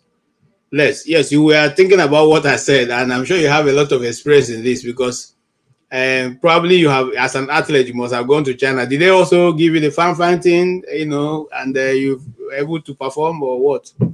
Let's hear your own view. If I say yes, I'm right. But if I say no, I will also be disingenuous. Not happened to me personally, but the experiences are there within the athlete community. But I will get to that when I talk about the China versus the 50 state of country. Why they surprise me. People they say they know who's China to actually invite or why should they respond? I'll get to that. But first, I think we should go back to history, which goes to what Bumi was trying to touch on, and a lot of people here too about which one better pass. Is it the treatment, the way China would treat us, or the way the West they teach us? I think we are seeing it from the wrong angle. Instead, we should be asking ourselves, which people hand we will suffer pass? Then you have to go back to, is it when the British were 100% in charge? Or now America they in charge? Because America never finished, right? But towards the end, we don't know how we go enjoy it, how we go suffer it. Or what a lot of people are leaning to, when China finally become the world empire. So we should be seen from that perspective, because I think if I want to go with the direct answer, we should go and listen to Kwame Nkrumah's speech of 1963 in Addis Ababa during the African State Union address. He said it, that the coming of the neocon is going to be worse than waiting our forefathers passed through. So one can only imagine. So I think that's where it is, because now China will become world empire, whether we like it or not. Why do I say that? 5 years ago, nobody did refer to China as a world power or superpower, right? They call them developed economy. Why the sudden change of language? It is because of their influence around the world. Vis-a-vis the One Belt Road Initiative, which is what we are talking about now. Before you begin to question why your leader will respond to them, now just say, what is the total GDP of all the African states compared to China? In no reach waiting China, they do waiting KJ they talk. Now to you, the right? Waiting China, they do the whole GDP of Africa no reach out. So who born you? Where they go call you, no go respond. Unless you don't have idea how the world really works. That's why I said America being our master, why they are for them to allow us to go there, knowing what is happening around the world now is something for us to be curious about. So it's not the idea, but they don't get choice. So China is here to stay. It's just a matter of time, right? So that's why I said, now, how will America respond? I say, how will they respond? Because it's still in the coming. Are they going to just respect themselves and just give it up the power like that, or they will reset the world, right? There's that possibility too. Yeah, we're talking about nuclear weapon. Yeah, I think for the very first time since they don't discuss this nuclear weapon, it has never been the campaign trail, the campaign discussion like it is now. So I'm not saying it's going to happen, but the Americans that will know, they're going to just say, okay, benevolently will give it up or not. So again, when you go back to history, you go ask, the benevolence act that the Chinese seems to be portraying now, if you are a student of history, now so America safely penetrate us. When they come, what was pretty much in vain then, which is religion, right? They came with religion, they begin to build schools, they begin to build hospitals. Those are benevolent acts, right? They begin to do it and there. But as soon as that was when they were becoming emerging world power, right? And the 40s, 50s, 60s, up till one we say 90s, one we say today, one we say maybe tomorrow, right? But it stops. We know developers those benevolent acts. That's why when people they say it's a good thing that some of our governors are returning school to religious this thing, you begin to ask yourself, what will your grandfather say about this if he or she is still alive?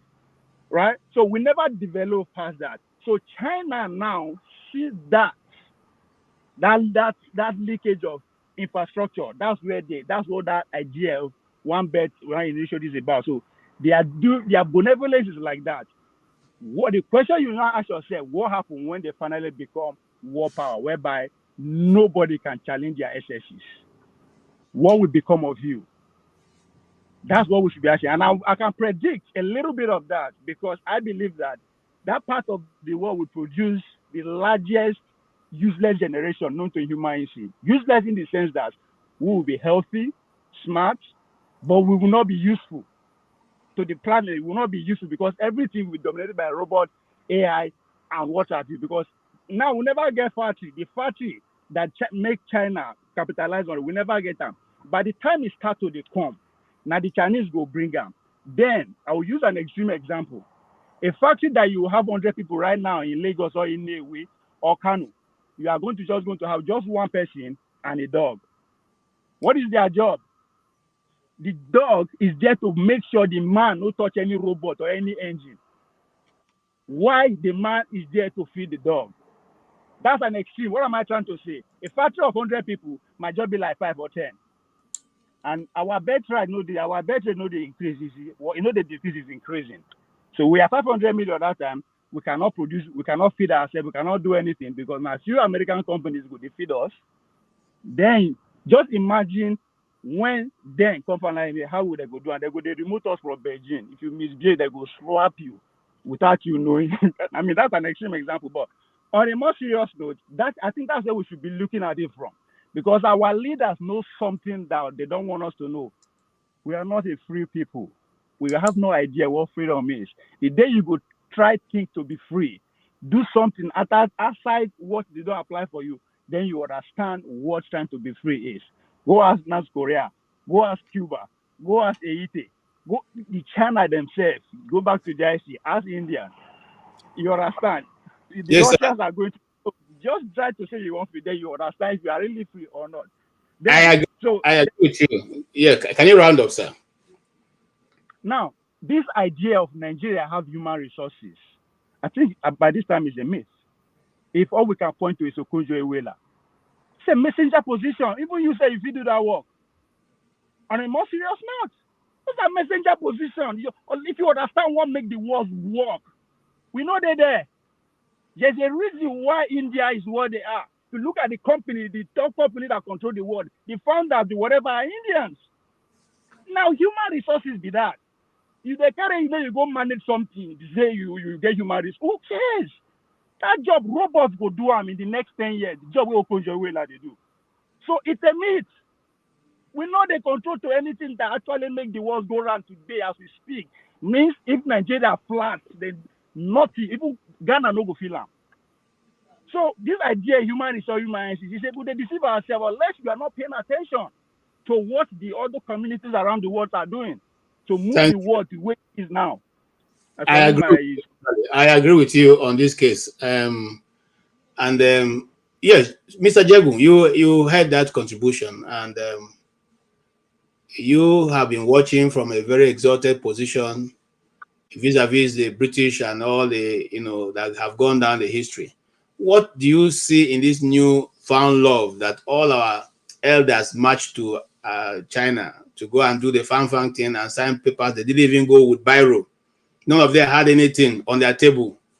Were they just listening? And how did they now be able to articulate all they were told in that meeting? Do they just listen with their ear and then sign papers, or what was it? Again, Ejeagha, while you are answering, I want to say something that I have noticed in the West.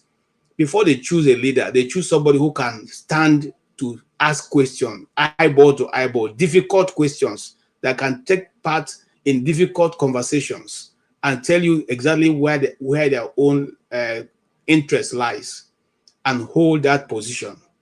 Did you see any of those African leaders able to hold a position, sitting with Xi Jinping across the table to say, Xi Jinping, no, we want this, we don't want this, this not happen. Do you see somebody like that with that kind of character in that meeting? You are muted, sir. Thank you, KJ. Good question. Good question indeed. Before I answer, can I just ask you, are you the person who is able to bring people up and down, or is somebody else doing that? Well, right now nobody's behind. Yeah, the house is full, so I don't see everybody in a go. Yeah. So no, I don't understand your answer. Like me, I've just come up after waiting for some time and asking you to bring me up. But did you bring me up, or was that somebody else? I did bring you up. The thing is this. The thing is this. We have the backstage is full, so I'm not seeing everybody at a go. That's what I'm saying. I see. There's some people who are not in my screen at all, so I have to constantly keep checking. And so once I'm not checking, I will not see who is behind. Okay, fair enough. Thank you for that. You ask a very pertinent question, and in my answer, I will say like this: when we look at the global politics and how it's been conducted, and we understand reasonably for the last 30 years what the machinations are and the seriousness of politicians across the world, what I've seen and what I've been able to recognize is that from the 1980s, those were politicians. Those were people, whether you agreed with them or not, you had a level of respect for who they were. And I'm looking particularly at the West, both Europe and America. Today, we don't really have politicians. We have what I see as people who are somewhat manipulated to be in power and to do a certain job. Now, when we look at Russia and China, these are countries that are keeping their strongest in front. You can see the clear difference between Putin and any other politician in Europe. You can see a clear difference between Mr. Ping of China and the American governance at the moment. Unfortunately, my brother, it is clear to all of us that the African politicians do not work with any plan. They don't have a plan for their country. They don't have a plan for their nation. They clearly don't have a plan for Africa. So much so that the breakout of ECOWAS, of the three nations, Niger, I think they're calling them collectively AIS, Niger, Burkina Faso, and Mali. You can see that these military governments that have taken away the nonsensical politicians that they had before them and trying their best to have some kind of regionality that defends them against stool pigeon nations who are right across the ECOWAS. None of these ECOWAS nations have any strength in their politics. They don't have anything for their people in their politics. They have nothing for nation building in their politics. So you see, the thing is, we need to be honest with ourselves. African politicians are rubbish. They need to be put inside the dustbin. It seems that we give them far too much respect. I offer them zero respect. We see what happened in South Africa. The clarity that somebody like Malema was coming with in the way he was seeing things put him in third or fourth place in their last elections. And when you look at that, you can see, I think it was, not to say that a white party or white politician shouldn't come to the fore in South Africa, no. But what it was is that they preferred a white politician to Malema, who really was speaking on a pan-African level. This was rejected, it seems. So when we look at it, we've got to be serious. Who? I can't see anyone. I can't see any of those who call themselves politicians in Africa or heads of state in Africa comparable to any politician in the world. They're rubbish. They're rubbish. I will do a better job. And I'm not exalting myself. I'm just saying that they're rubbish to the point that somebody as ordinary as myself would do a far better job. a far better job. Now, I'm perplexed generally with the way our Nigerian people particularly are. I really do regard our platform here as a microcosm of what Nigeria is. There are certain individuals that you can see clearly that they are not only myopic, they are bullies. Not only are they bullies, they are without common sense. Not only are they without common sense, they're without any notion of a way forward. None. I say this because I know that Nigeria should be within the top 5 economies on the planet. But clearly they are not. Clearly they are still coming with a begging bowl to anyone who would offer them money. And upon that begging bowl, if they're asked to jump high or move left or move right, that is exactly what they're going to do, regardless of what the people need or want. I don't know what kind of nation we are in. And I'm past blaming Oyumbo. I'm even past blaming our leaders. I really am now looking at us as people. We, me and you, we are now in the sight of blame. Because why? We're doing nothing about the rubbish that we receive. We receive rubbish and we sit down and eat it like it's to be eaten. It's pathetic. Nigeria of 250 odd million people are supposed to stand up. And for all their trying, and I would applaud them for any trying that we are doing, I would. Because I'm not saying that it's easy, but I'm saying that it needs to be done. If a revolution does not take place in that country, then we remain here talking between ourselves about things that we have no value power over. We have no power over it, apart from to waft speech up and down. Nobody's ready. Are you ready, KJ, to go to task? Are you ready, Bumi? Are you ready? What was my brother's name? I want to even say your real name. All in our politics. Are you ready, my brother Steph? Who's ready? None of us are ready. So what are we talking about all day long? Because we know the problem is going to exist. It's going to be there. And it's going to be there unless we, the people, stand up and do something about it. Otherwise, my brother, all that talk shop, we're just talking. All right. Thank you so much. And thank you for your contribution. We have the backstage is full, and we may have to drop, when you speak, we may have to drop you to get some other view, and then we'll move on to the next topic. We'll bring everybody back home. I have so many beautiful ladies behind the backstage, and I'm sure that they're coming up because they want to bring in their own views also. Okay, KJ, come backstage me. Okay. All right. Remember to bring me back. I will, definitely. Thank you so much for your consideration. Yes, and then you have heard Jagun's contribution, the flagship, and he has made a very valid position, which is that I'm seriously saying, talking about this, that as Africans, sometimes it's difficult for us to hold difficult conversations looking at the people's eyeball to eyeball. And you are going to stand before Xi Jinping, who is not only big, I hear he's one of the big sizes in China, and then you are going with someone like Bola Ahmed Tinubu, who is even struggling to have a seat, be able to hold himself without the breeze blowing him off. Do you think Bola can sit and have a difficult conversation when the discussion gets hard for his country with Xi Jinping? Well, in the first place, thank you, KJ. I think that, or I believe, I would say that the fact that we are there alone tells me that we're already intimidated to have to be present. I think I heard somebody said a few moments ago that if China calls for you to come, who are you not to show up?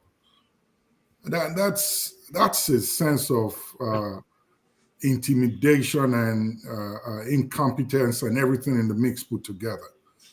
Who am I not to show up? Or who am I to come there? I run a country just as he does. He needs my money and resources. I really don't need his. I don't have to be there. I don't need what he's offering right now. I have a lot back home that I can work with. I have a lot of work to do to clean up my base. And he'll come asking later. It's just because we have a group of politicians who are not experienced in international relations. They're not even experienced on how to run their country. They run it like they are running their household. And they think that if you run some bully tactics here and there, you can bulldoze your way through the people. And then you run outside your country and you become a yes sir or yes my guy to anybody that calls you to come and flashes a couple of millions of dollars or billions of dollars in front of you. So in thinking that he'll be able to have that hard conversation in front of him, I don't think so. I think he's going to go there and bow down to whatever he says. He's going to go there and accept the $4 billion or whatever it is that he's going to be offered without even looking at the paperwork that he's signing, nor having any member of his team sign it. It is important that Nigeria has to be there in that meeting. Nothing should be accepted following the conversations that they have. Xi Jinping of China is not going to lock you down and say you can't leave here until you sign this paperwork and force the loan down on you, or we're not going to give you any infrastructure in your country. The fact is, if you make yourself look needy, then they will take advantage of you.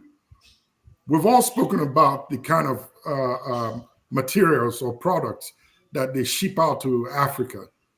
We know they're all substandard. Yes, China makes the products we use here in the US, but there are specs. You have to meet it. If they're making an iPhone for me or for the US has its specifications and China has to meet it. Yes, they will produce it, but they have to meet it. If they do not meet it and it's not fit for consumption in the US, it doesn't matter how much they stand to gain from it. It's going to be thrashed. But if you go to Nigeria, it's totally highly substandard. The same iPhone, the same chargers, the same laptops, everything you get here, they have the same name, but the grades are different. So I don't think that our African leaders are able to have difficult conversations. They go there and they are yes sir and yes ma'am. The point we should be talking about is, for me, this is my own personal opinion, why are we even there now? We've got a bone to pick with them. You dragged my nation in the mud. One of your companies there dragged my nation in the mud. And you embarrassed me by seizing my jet that I paid for. And you have seized multiple other assets that I have, that if I sell one of them, maybe two, I will offset that bill that you're talking about. Why were you still going around seizing my stuff? Well, that's not their fault anyway. It's my people, my SANs that I have, my folks that are involved in international politics and relations that should know what to do at this point to stop this nonsense from going on. So with reference to Africa being able to have good conversations and tough conversations before their other foreign leaders, no, they don't. They go there, they listen, they sleep off in the meetings, take selfies, walk around town, not even present in many of the meetings. And if you ask them when they come back, give me in a nutshell, what was this meeting about? What were the take-homes? Did you accept what they told you? Do you really understand the conversations you had? I'm not sure they'll be able to, in 30 minutes, give you a breakdown of what that trip was about. So they don't have those difficult conversations. They cannot have those difficult conversations because they really do not know what they're there for even. They just heard, come to China, it's a summit, and you'll get money. That's all they think about. The money, they go there, they collect it, they come back home, the money is not used, nobody's going to ask them any questions, nobody's going to follow up after them on what really happened and how these things were appropriated for in reference to the funds they collected and the results of what they collected those funds for. You talked about Zambia a minute ago, Ejeagha, I believe is your name. Yes, the World Bank refused to give them the loan because of the terms and conditions. But China gave them the loan, and they refused to read the paper. And the paper did say they own that seaport until they get their money back plus excess on top of profits. They control it. The revenue from it is theirs. It wasn't until they had a new administration that came back and said, this paperwork is in Mandarin. We don't know what he's talking about. We're not going to accept the terms and conditions. And they thrashed it. You go read about it. They had a little back and forth with China, but they got their seaport back. It's the same thing in Africa. We don't sit down and really think about these things. They call us and we go. They tell us what to do and we're yes, sir. We don't even think about the consequences, how it's going to benefit us, how it's going to benefit the people, and what tomorrow will look like for your country. We don't think legacy in Africa. So in terms of conversations, no, they really don't. You look at the tapes or the videos, you see most of them sleeping in those meetings sometimes. They really don't get what they're talking about. So I don't think we know what is going on there. That's why we come back home and we cry foul later that, oh, I was deceived. They are being manipulative. The country say that. So it's not beneficial to us in any way. Thank you so much. Thank you. Now, you have made a very vital point, and I'm not going to try to, because there's a lot of people behind the stage. I will take Righteous Man, who is in Nigeria, and then I'll do the two ladies first before I, I take any other panelist. I see Black Beauty, a Black Beauty is with us today, and she's really beautiful. And then, yeah, it is. And then I see Bumi also. But Righteous Man, you are sitting there in Nigeria. Will you say that the situation that we are going through now in Nigeria have become that everybody should be very mindful of what's going on? Because whilst we are there, just like the flagship said, they are holding our assets. We didn't even show any remote to say, oh, we're even annoyed. At least do more shakara. Say, oh, we're not going to come on to release these things. Instead, the next thing was that these people jumped into the plane and then took off to China. And do you think, based on that, are we going from a position of strength to go and have this discussion, or are going as Babi Allah? Help us if you can. Can I rebuttal the point Flagship made about the loan China gave to Zambia? Yes, but it's my turn. Just a few seconds. It's my turn. Okay, hold on, Righteous Man, hold on. Yes, you take 1 minute. 1 minute. It was a 30-year interest-free loan to Zambia. That's it. That's the point. Okay, thank you. Righteous Man, go ahead. Yeah, KJ, I will come from a different angle because I totally disagree with some of the submissions that have been made this evening. I'm coming from the angle of reasoning that is quite different.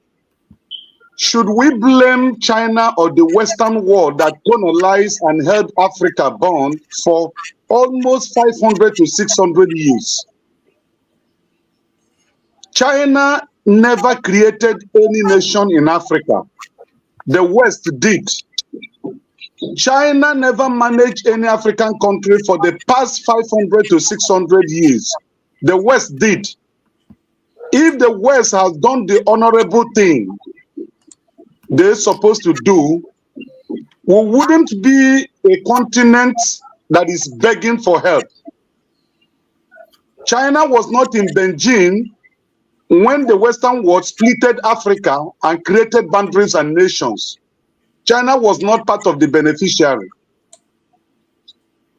So seeing China as a problem or kind of seeing them as a future problem, I quite disagree. I want to lay my blame squarely on the Western world that created nations in Africa and boundaries and dehumanized us and made us slaves to them up to today. And that is what we are suffering. Don't blame China. If you're in the position of the Chinese people, you will do the same. Our problem is coming from the Western world, Europe and America. They underdeveloped Africa. They enslaved us. They brought religion to us. They change leadership as they will. Those that are supposed to perform well, they get them out of the way. They sponsor they make regime changes.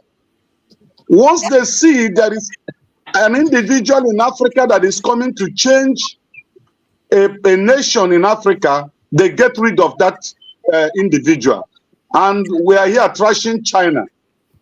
It is not the fault of the Chinese. Look at the Americans face to face and tell them bluntly that you guys brought us to the condition where we are today. When Barack Hussein Obama was the president of America, what did he bring to Africa? What did he introduce to Africa? And we're here looking at China. Can we say, have the Western world do more harm to us than China? 600 years is not 60 years. The companies that polluted the Niger Delta in Nigeria are not owned by the Chinese people. They are all British, European companies, and American companies. Are we holding them accountable? And if I may say this, some of you may not like it.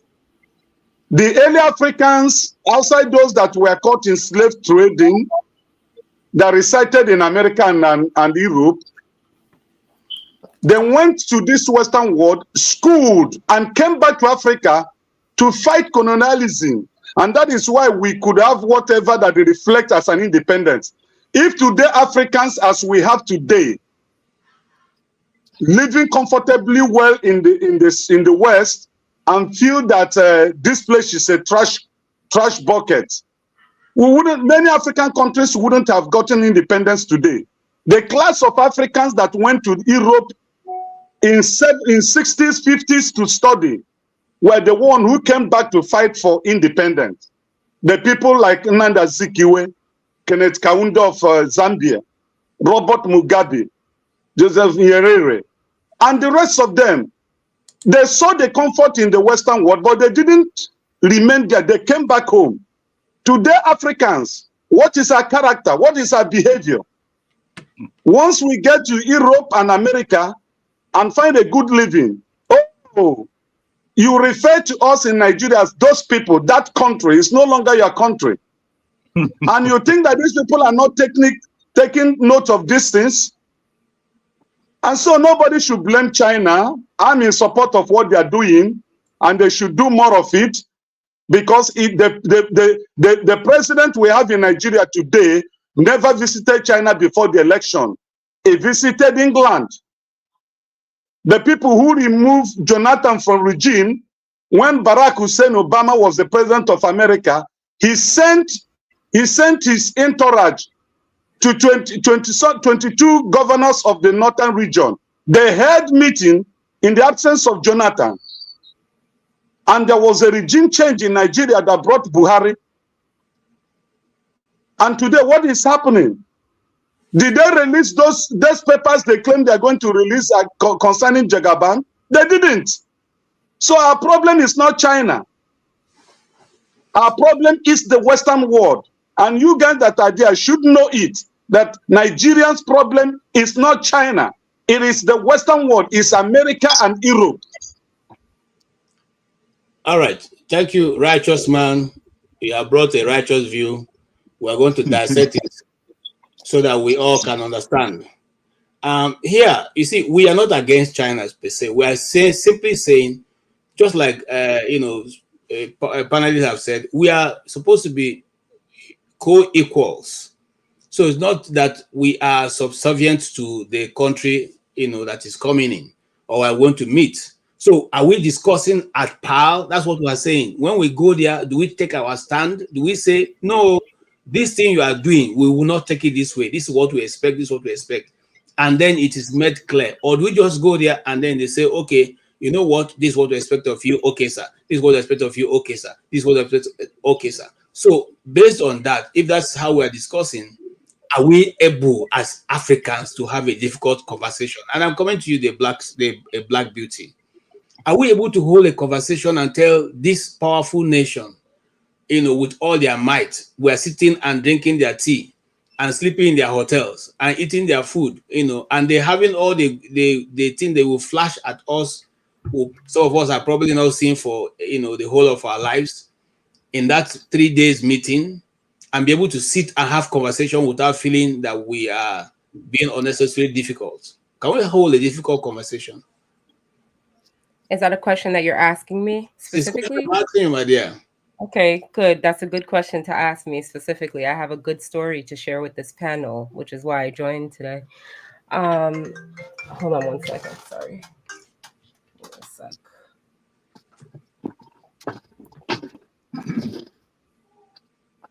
Are you still with us? Okay. Yes. Are you still with us? Yes, I'm with you. Sorry about that. Someone's calling my phone. I had to toss it over. So what I wanted to say tonight was that I just don't think that it's going.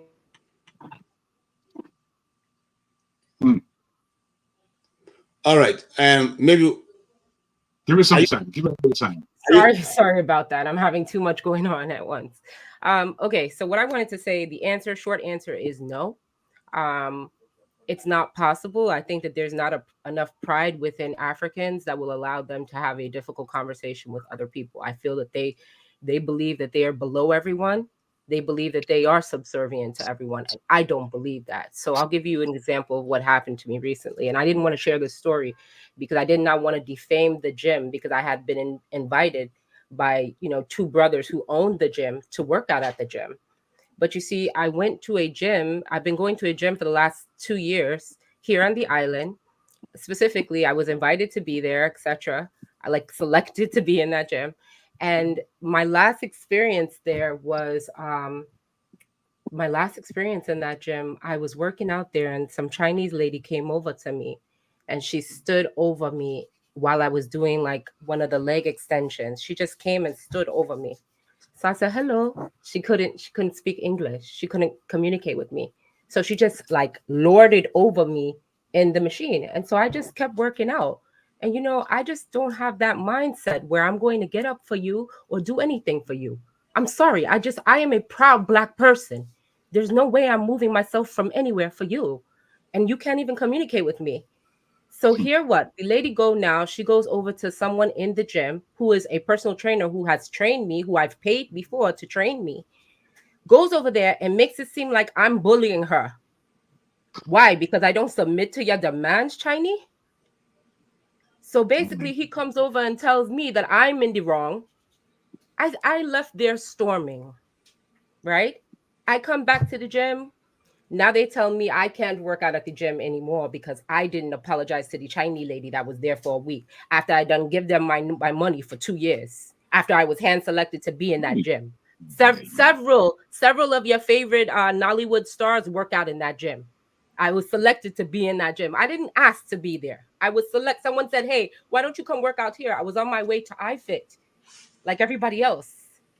So I said, you know what? I cannot give my business to Africans who don't understand what's going on right here in Africa. I can't come from America as an African American and have a stronger identity and a stronger sense of self than the Africans that run this place. I don't understand why me as a member, why I should have to leave that gym. I was disappointed, but I didn't give a damn. I didn't shed a tear. I took my money to the Africans that deserve my money. I took my money to the African gym run by the African man them who deserve my money. Because I don't understand how I could support your business, right? These are two Nigerian young men from the UK open up the gym inside of in the hotel right here on Ozumba, right here. A nice gym, but because I don't want to submit myself and apologize to the lady. What am I apologizing to you for? This is Nigeria. We speak at least 100 languages here. You didn't come with English at least? You didn't come prepared to speak English at least? No, say I'm not speaking no crazy language to you. I said, hello, ma'am. When I'm done, you can jump in. This is what I said to her. Hey, hi, when I'm done, you can jump in. I'm sorry, I don't know you're in the middle of a routine. I'm working out with my headset. My husband's over in the corner. We don't know what's going on with you. We don't understand why you're standing over me like this. I am not the one. I don't have the patience. I am not a person who feels that I should be submitting myself to no Chinese person in Nigeria. I'm sorry, right? If you're not one of the 3 tribes and the many others that count here, I don't have no respect for you. I don't owe you nothing. Be glad when I walk into your restaurant and spend $200 in your Lebanese restaurant. That's because my friends from here want to be there. I would prefer to go and eat at the Igbo spot, but they want to go to the Lebanese spot. They want to go. So I'm here. And be respectful when I come, when I spend my money, because I don't have to spend my money here. And there's a lack of a Pan-African mindset here. There's a lack of pride here. I don't like it. I don't like it. I don't like it. It is disappointing on so many levels. Because I know that if we were in China, it wouldn't work that way. Yes. You're correct. And let me tell you something. I love the Chinese. I'm not a person who's against them. My very first job, I was 12 years old, and Mrs. Susan Chen hired me and taught me Excel. I was her billing assistant at an occupational therapy place in Queens, New York. That was my very first job, and she respected me and paid me $12 an hour, which was actually pretty good at that time. That was actually pretty good. Back when I was a 12-year-old kid, she respected me. My French Chinese dad got me that job. So I'm not against them. I'm not against them. But while we're in this Africa, it's Africans first. I don't owe you nothing. Listen, if I was in China, yeah, I'd apologize to her. But why should I? Please. For what? I've done nothing wrong to her, and I owe her nothing. Excuse me? There's not one African language I could have spoken to her. She didn't even understand English. She came all the way to Nigeria and thought that because she was coming into this Asian establishment, that she didn't have to come prepared with English at least. English is a language of commerce. If you don't want to speak English with us here in Nigeria, then you don't fucking want to be here. Go home. Sorry.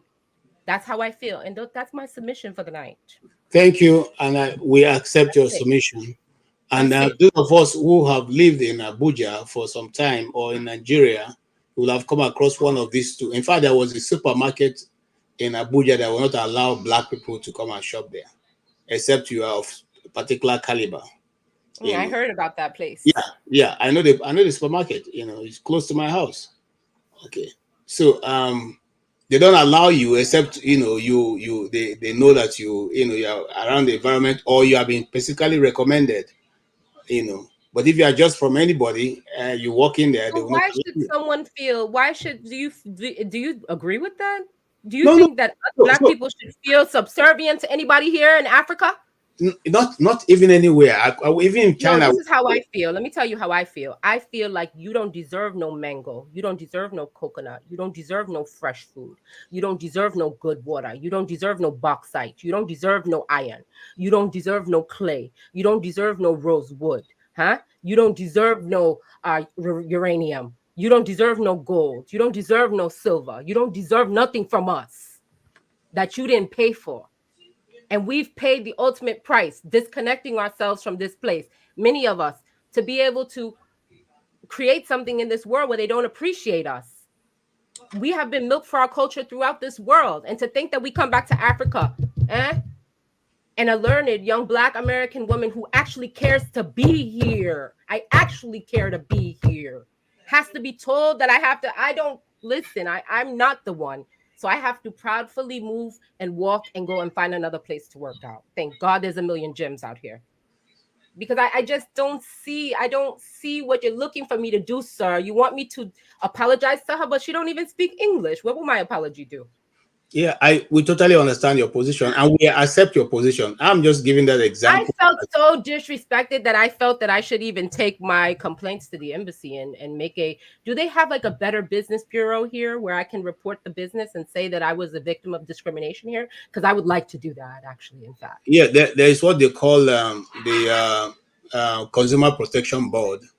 Oh, yeah, CPC. I know them well. When I registered my business, I will go and make the complaint, in fact. Yes. Thank you for that, sharing your experience with us. And that's what we see in our country. You are giving preferential treatment. No, the other people are giving preferential treatment above you. It has happened to a lot of us. I know. Well, let me not digress on this. Let's just move on. Ferrari. Yes, we come to you, sir. You have heard all these things, and we have a first-hand information of what is to come in the near future. Thank you, KJ. Thank you very much. I posted a link there of a video. If we are opportune to see it, if we're not, I would understand. But if we are, it will be great. It's a good contributory factor to this. I will try and see if Show can help us upload it. I've seen the video myself, but I cannot upload it. Yeah, just see what we can do. Let me start by saying, as usual, we're having the wrong conversation. Yes, we are having the wrong conversation. For the past 800 years, you understand, the paradigm regarding Africa has been the same. But in the last 40 to 80 years in the world, there has been radical changes in terms of human existence and technological know-how. But Africa remains the same. Within the last 40 to 60 years alone, this China we were going to borrow money from, let's say 80 years or 70 years, was under colonial control. Last 40 years and villages in China cannot even feed their people. But today, we're going to borrow money from them. That video I sent you, if you can show it, it will contribute a lot. But let me get to my point. We're having the wrong conversation. We're comparing two grown-ups, that is America and China, that we, a 64-year-old man that is still a baby, cannot walk, cannot crawl, is going to borrow money from. We go to them to borrow money. 64-year-old man. Whether a 64-year-old man can be a baby, biologically, I don't know, unless that child is disabled. Even disabled children, they grow out of that disability at a certain point in time. We're having the wrong conversation.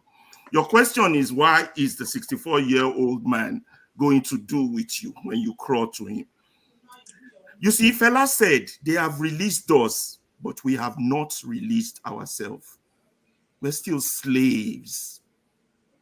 Mentally, physically, materially, and professionally. And I meant that. We're still slaves. We might deceive ourselves. Our perception of the world is minimal at best, if not ignorant at worst. We don't understand the global world. The world is a global stage. Everyone in the global stage is competing for survival. In politics, globally, they say there is no permanent interest. I mean, there is no permanent friends. You only have permanent interest. Today, I might be your friend. Tomorrow, I might not be, if it's going to affect my interest. But Africa and us, Nigeria, is the only country in the world who don't understand what our interest is.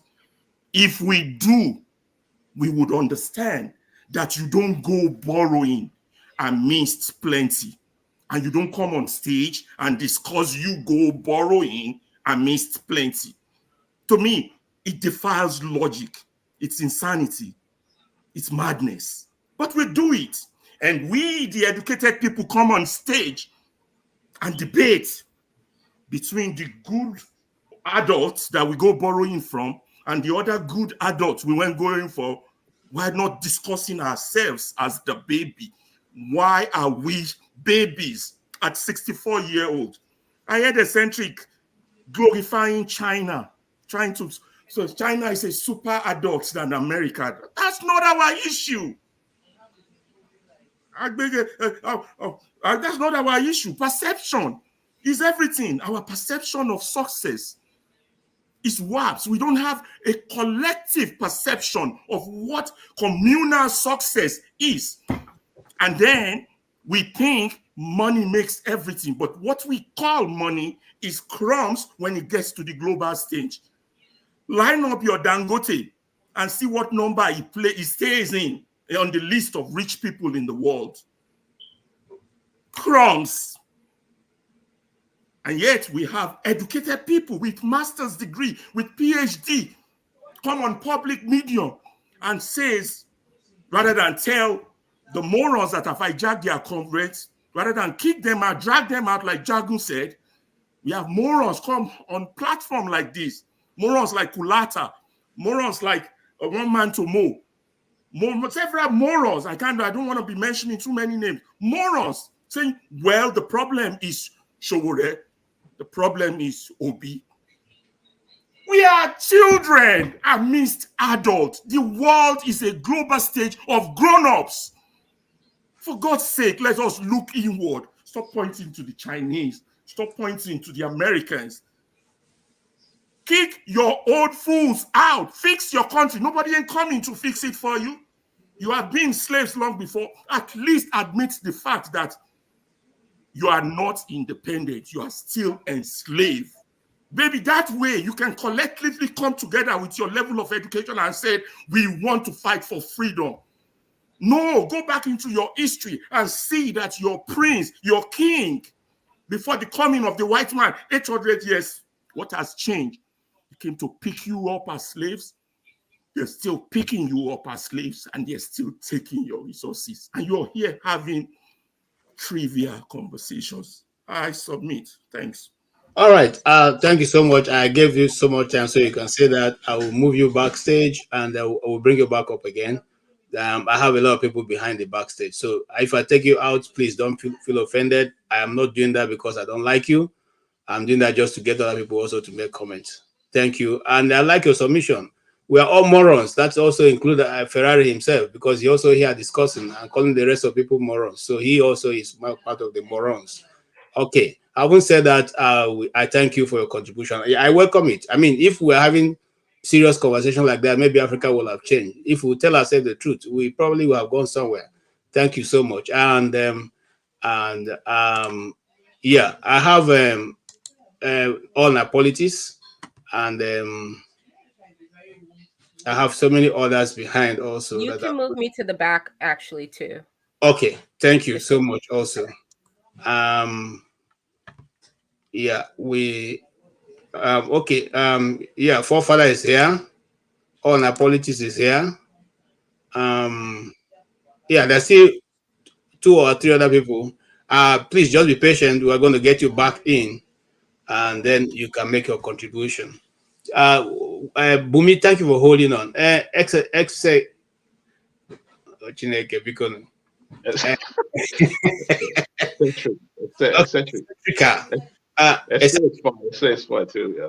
yeah, because your name was mentioned, that's why I'm going to give you 1 minute to maybe just add your own voice to what you have said. Please, if we keep the discussion very civil, it will make more sense than when we go ahead to call ourselves morons. I don't think anybody is a moron who has gone to school. Not even if they have not gone to school, self. The mere fact that you are eating, you wake up, you eat, you don't use your, you eat normal food means that you're a human being. You understand much more than people will think. All right, so you take your take in just 1 minute, sir. Okay, respond to that. Yeah, I mean, we are discussing the topic at hand. I don't think I think he kind of deviated a little bit, Ferrari. He deviated from the topic. We are dealing with the topic. If we change the topic, if I have any contribution to make, I will contribute to the topic. I don't want to deviate from the topic. That's why I made my contribution.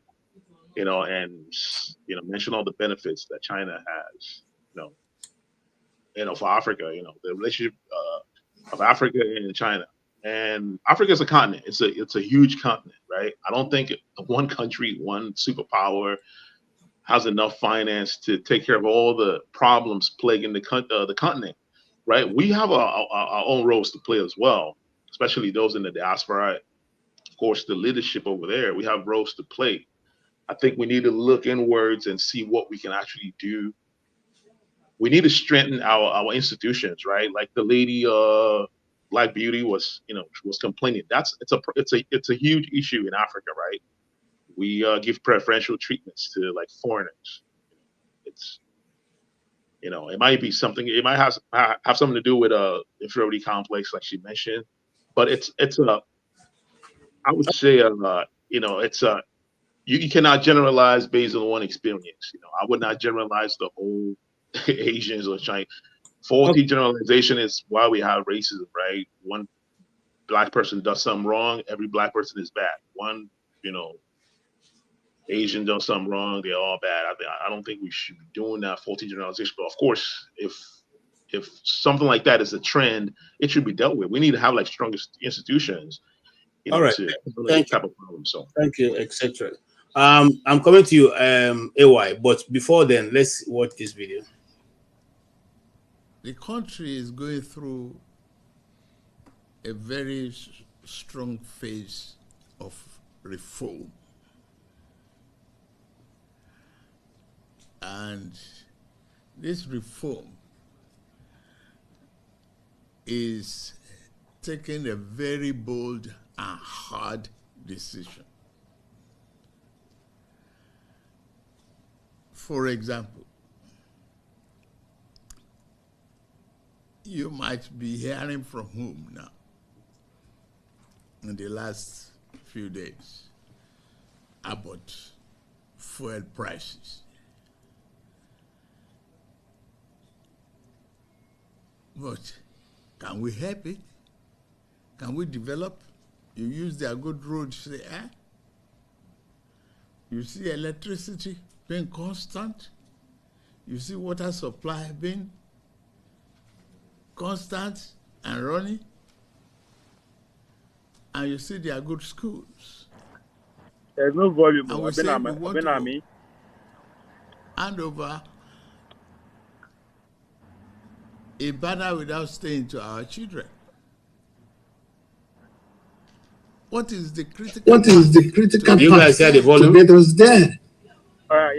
If we Okay, cannot I take can hear hard decisions to pave the way Don't disappear again. for that country that country that is so blessed, so talented, so talented, so many of you talents here, Chinese speaking and all. Chinese and all, Language. their language.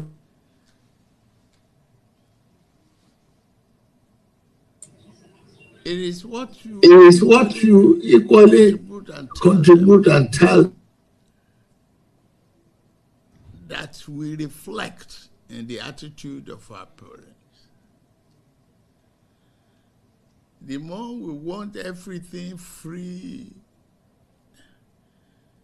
the more it becomes expensive to develop. That's it. It's difficult.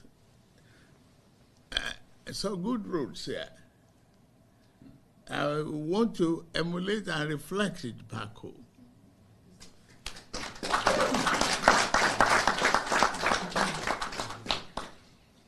I want our children to be in good schools, not in tattered huts and dilapidated classrooms.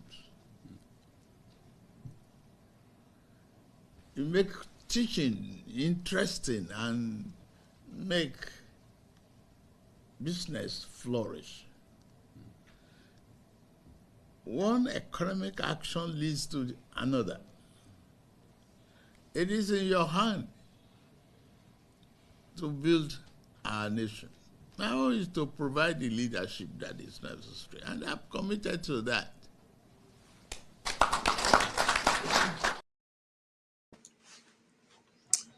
Okay, that is your president, Bola Ahmed Tinubu. And yes, you heard him, what he said. Now, the person who is speaking that way is able to have a difficult conversation. By the way, a lot of what he said is very questionable, but I don't want to go there. Because you don't have to go to China to know that your people need good road and not to stay in tattered primary school or educational system. It doesn't need you. I mean, you don't need to go to China to be able to see that. If you have to go to China to see that, then in the word of Ferrari, you're a moron, you know. So, yes, AY, are you going to say that, listen to that, was that a very inspiring speech? They've actually learned anything from what they've been able to, what you heard? Were you inspired by what you, and I mean, let's put it this way, what you heard, does it give you the I don't know what to say. Does it give you the impetus to believe that this money coming from China will be used for what you said? Okay. Good afternoon, everyone. Good afternoon, KJ. It's actually sad when I listen to this type of statement. It just gives me some kind of headache. See, the president has not actually laid any foundation for any prosperous development at this point. Okay, look at what he's saying, right? You are telling Nigerians it's going to be like a hard decision. Take a hard decision. How do you take a hard decision? You borrow money, you buy new jets. You waste resources on things that are not necessary. The Senate are wasting resources on things that are just unreasonable. The House of Rep are wasting resources on things we don't need. There is no problem borrowing money, but what's the plan? What are you borrowing the money to do? That's a big question. Again, the leadership, there is a problem with the leadership at this point. The issue that is going on between NPC and Dangote is another a high opener to Nigeria. What Nigeria needs to do, this is the time Nigeria needs to go to the street, because NPC, as useless as they are for many decades, our refinery that are moribund, there is nothing going on there. They are paying people salary. People don't know this, the cost of maintenance of this moribund refinery. They just use it to suck Nigeria. Now, a man has been able to build a refinery. You don't want him to operate freely. You want to take over so that you can still continue deceiving Nigeria. How many liters that you're giving out to Nigeria? You can keep deceiving Nigeria that subsidy is being paid in some ways. You increase the price of petrol. These are all issues. We need to these guys don't understand there is a problem. There is need to take urgent steps to resolve all these issues. Dangote is a good starting point. Where we need to go from there is give out more licenses, let people that have the capacity to build refinery, let them build more refineries, flood the system, and complete deregulation. When I say deregulation in the real sense, that is what the system needs to function. If you don't need NNPC, let NNPC go to get rid of NNPC. They should stop ripping Nigeria off. Here again, you need that leadership. You need that selflessness. You need to remove that greed to say, you know what? We have to build this country. We have to do the right thing for the children unborn. You have to look beyond your pocket. I mean, what you want to gain. Yeah. So if independent marketers are buying product from Dangote and giving and supply to the people, if you have to add taxes and say, okay, you know what, we got to add this tax, we need to build our road. This is okay. Take the money, use it to do the right thing. Going to China, borrowing here, you can't really account for this money. The politicians are living lavishly. The governors are living lavishly, wasting resources on stupid stuff that are not necessary. It is a problem. What the president is talking about, he's just more like talking for people to hear that he's talking. Look at the policy of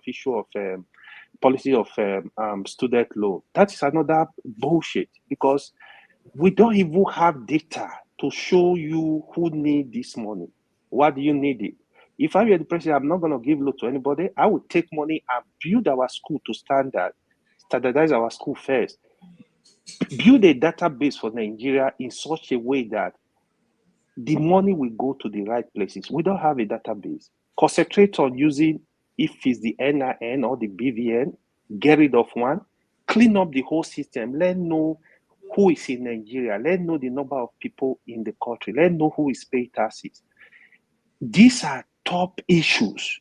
The issue of students, who are you giving the money to? The other ministry of 419, I call it Ministry of Yahoo Yahoo. They take money and tell you they spend so billion, give it to the poor. Who are the poor? How do you identify the poor? The simple question every one of us should ask here is, in your village, how many people have received this money? Because they just use all this shit to dupe Nigeria. When you clean up the system, trust me, you will know and be able to identify the people that actually need this money. You will know the people that actually need the student loan, if any, not even student loan. Give them a scholarship, give them and if you make this course standard, if you are a graduate of Nigerian University, you know the state of Nigerian University. All of them, they are all garbage.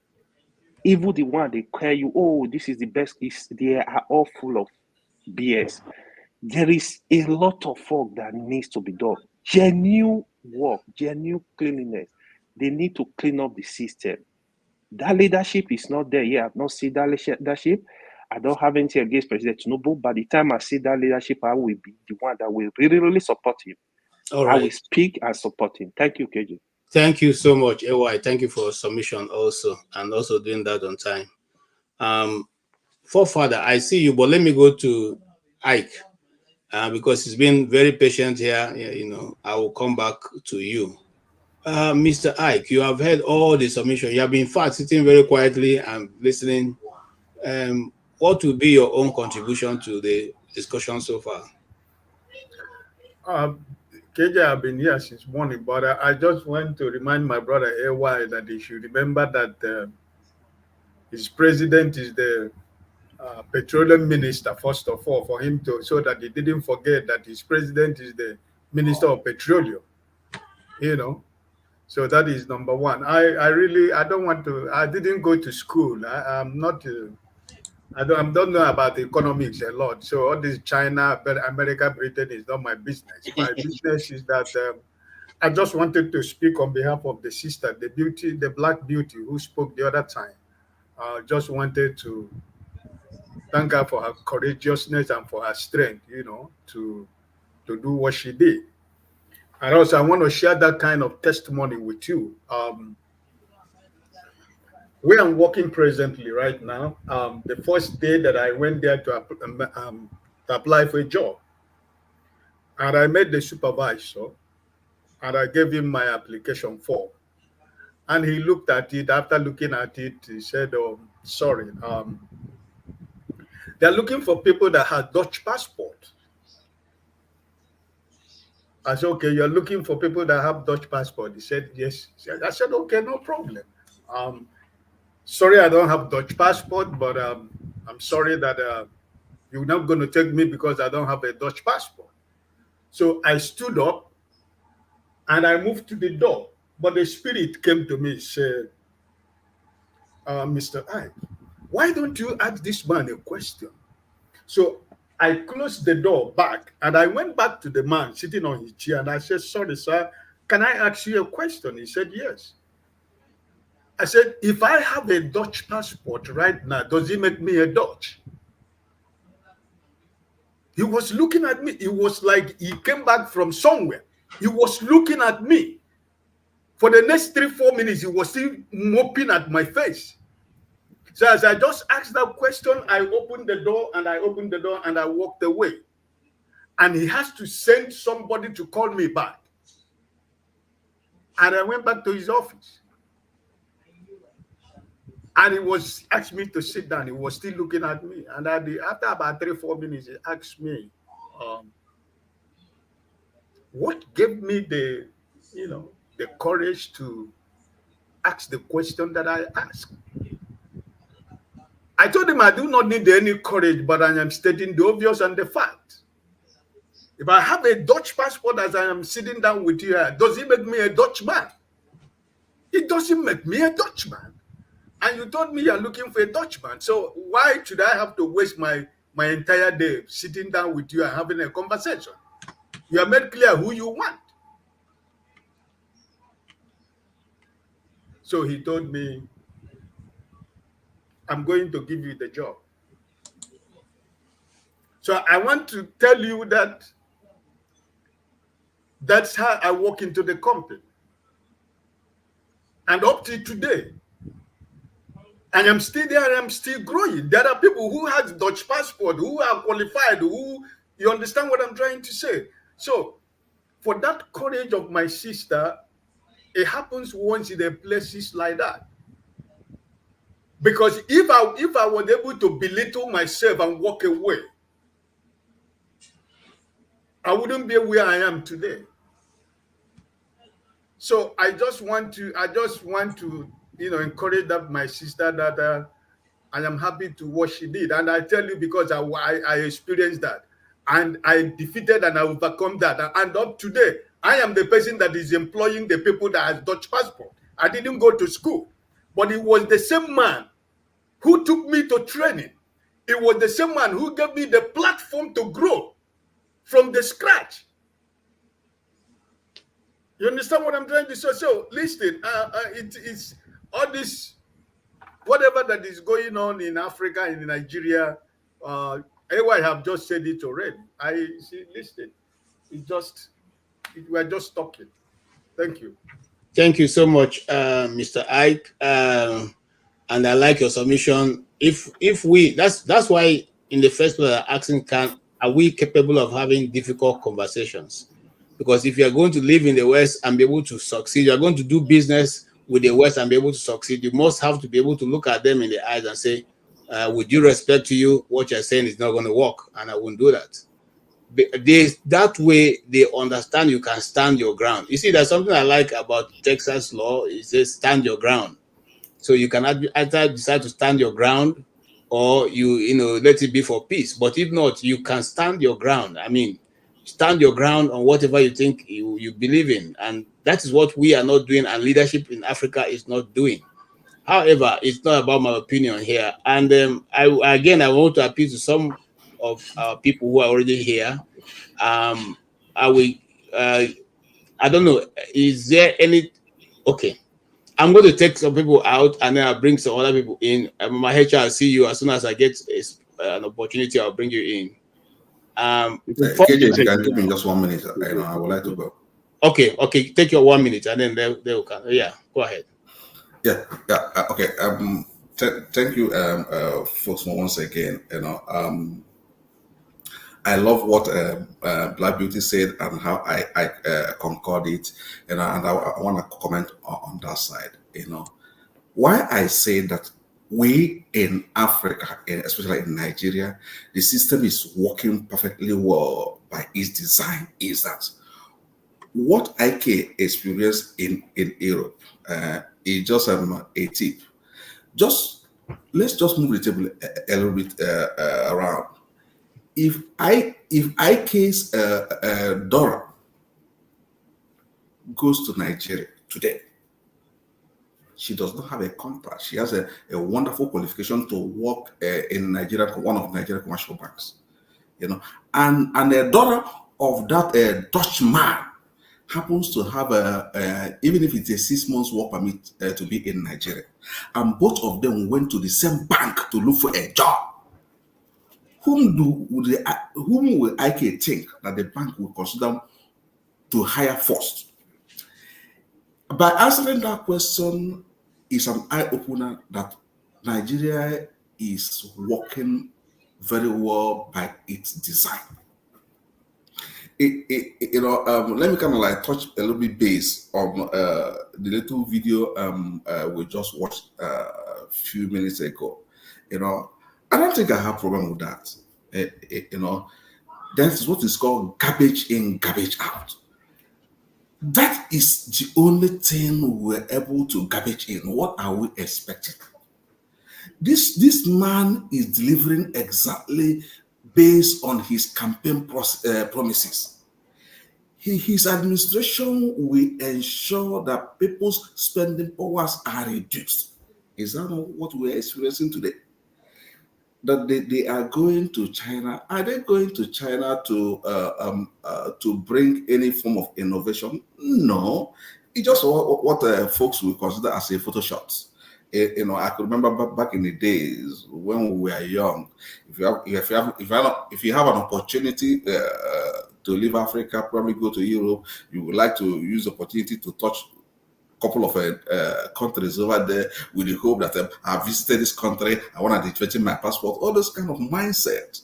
You know, this is exactly what men of that caliber ruling that region is being seen doing. It's an opportunity. They have the resources out there, they have everything, you know, and they are not accountable. So it's an opportunity for them to go and flex, take some pictures. Tomorrow, you will see the picture of your president with the Chinese president. It's a very big applause on their resume by their own standard. So we should not be disturbing ourselves why things are going the way things are going in Nigeria, because Nigeria is perfectly working well by its design. If you want to make a change, we will first begin to ask ourselves, how do we come to this? You know, how was Nigeria given birth to? Nigeria came to existence like a baby born with some deformity. And what Nigeria is doing today, or how Nigeria is working today, is as a result of the disabilities, the deformity that Nigeria was born with. So on that note, I would like to exit and be on the back end to contribute my best. Thank you, guys. Thank you so much. Thank you so much for your contribution. And Show Jagun is here also. Show is also backstage. So, forefather, you follow the discussion. Welcome to the platform. Unfortunately, we don't have the choir to sing. You are welcomed in the name of the Lord. But then, I'm sure you will have had that chorus if you had it. So you follow the discussion. I saw your comment earlier on, and but now you are here in person, so I won't even bother to talk about your comment. What do you say from the ongoing? Thank you for having me, KJ, and greetings to everyone on the panel, and greetings to the people in the chat, and special greetings to the viewers. Yeah, it was good to see Dr. Rudolph back today, so yeah, I'm quite chuffed by that. Yeah, there's quite a lot going on. The Dangote drama and the federal government doing what they do best. I've been saying this from my observation of the Nigerian space for a very long time now. In short, since I started showing up here, that we have leaders that are just sabotaging our state. And the way the currency was floated to lead to a lot of inflation, even if the subsidy was meant to be removed, the way it was done didn't have to be done that way. And how can you save money from removing subsidy and go and float the currency to damage that this thing savings you just made? In other words, you don't want the nation to move forward. And everywhere I turn, you see the same pattern repeat itself. Nigerian children are getting kidnapped every day. Nigerian women are getting kidnapped every day. People are getting kidnapped in the farms and even in waterways now. And you see them doing anything about it. They pretend as if it doesn't happen. They keep ordering them to clear out the bandits. Every time they always do this. But they are not doing anything really. They just pretend as if they are doing something. When they say they want to transform Nigeria, they pretend as if they are doing something, but they are not doing anything. They will stop one problem and create another one immediately. These people are not ruling for you. They are not ruling for you. The pattern you see is the same thing. Look at when Dangote Refinery managed to come on stream now. Almost the day before the Dangote Refinery was supposed to come on stream, NNPC announced that they owe $6.8 billion. Then after Dangote said he was going to start selling petrol, they just jacked up the price of petrol immediately. They want to ensure the country doesn't develop. And I said it even before Tinubu came into office. I said, given everything Buhari left now, if all Tinubu was just needed to do, just to remove the fuel subsidies, Dangote Refinery come on stream, and if they were sincere, the Nigerian refinery come on stream. Within 4 years, Nigeria starts exporting crude and all the rest.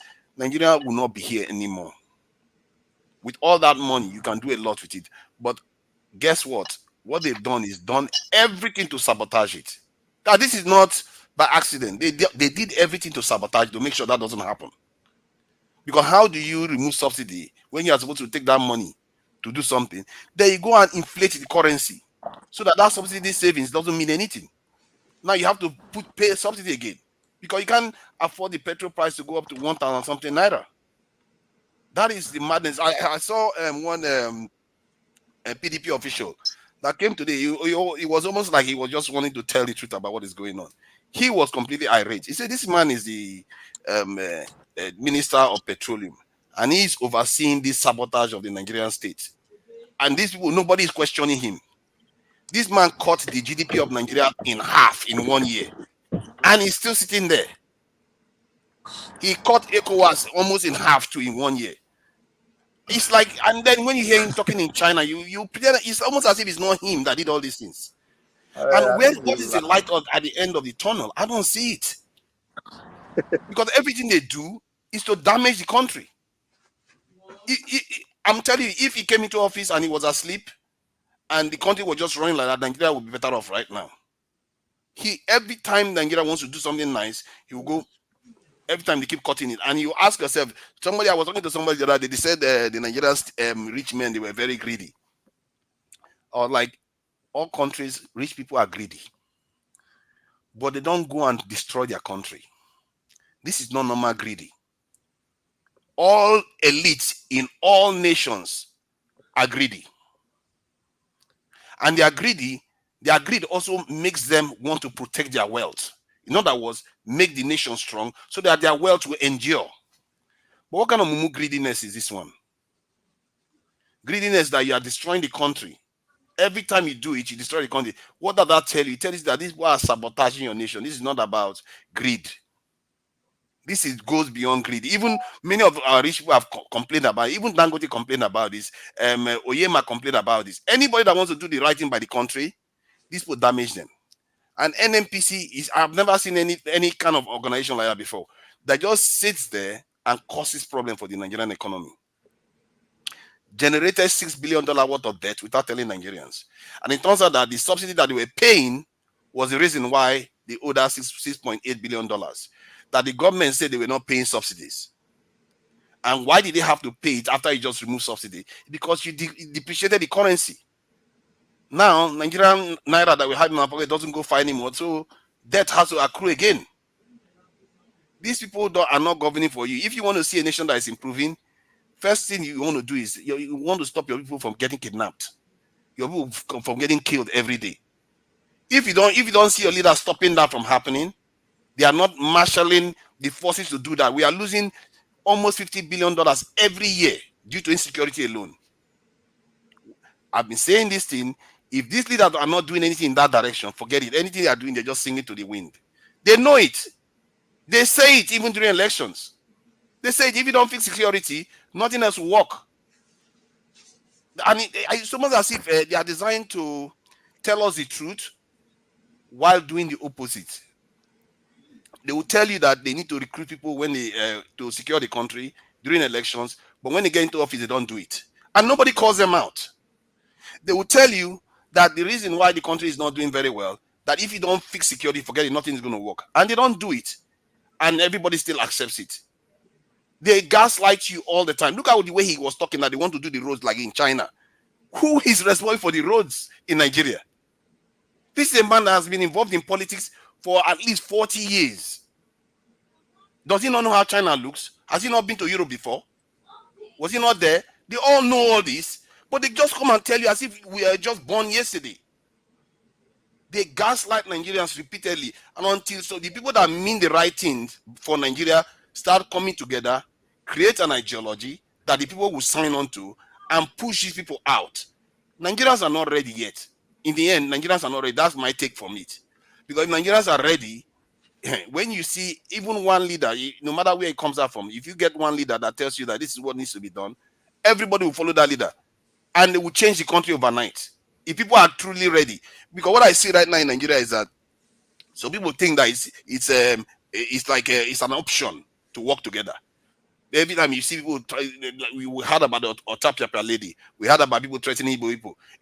We've seen, not just threatening Igbo people, we've seen a lot of Southeasterners getting attacked in Lagos. All kinds of nonsense you see in the country. And where do you see your leaders doing during that period?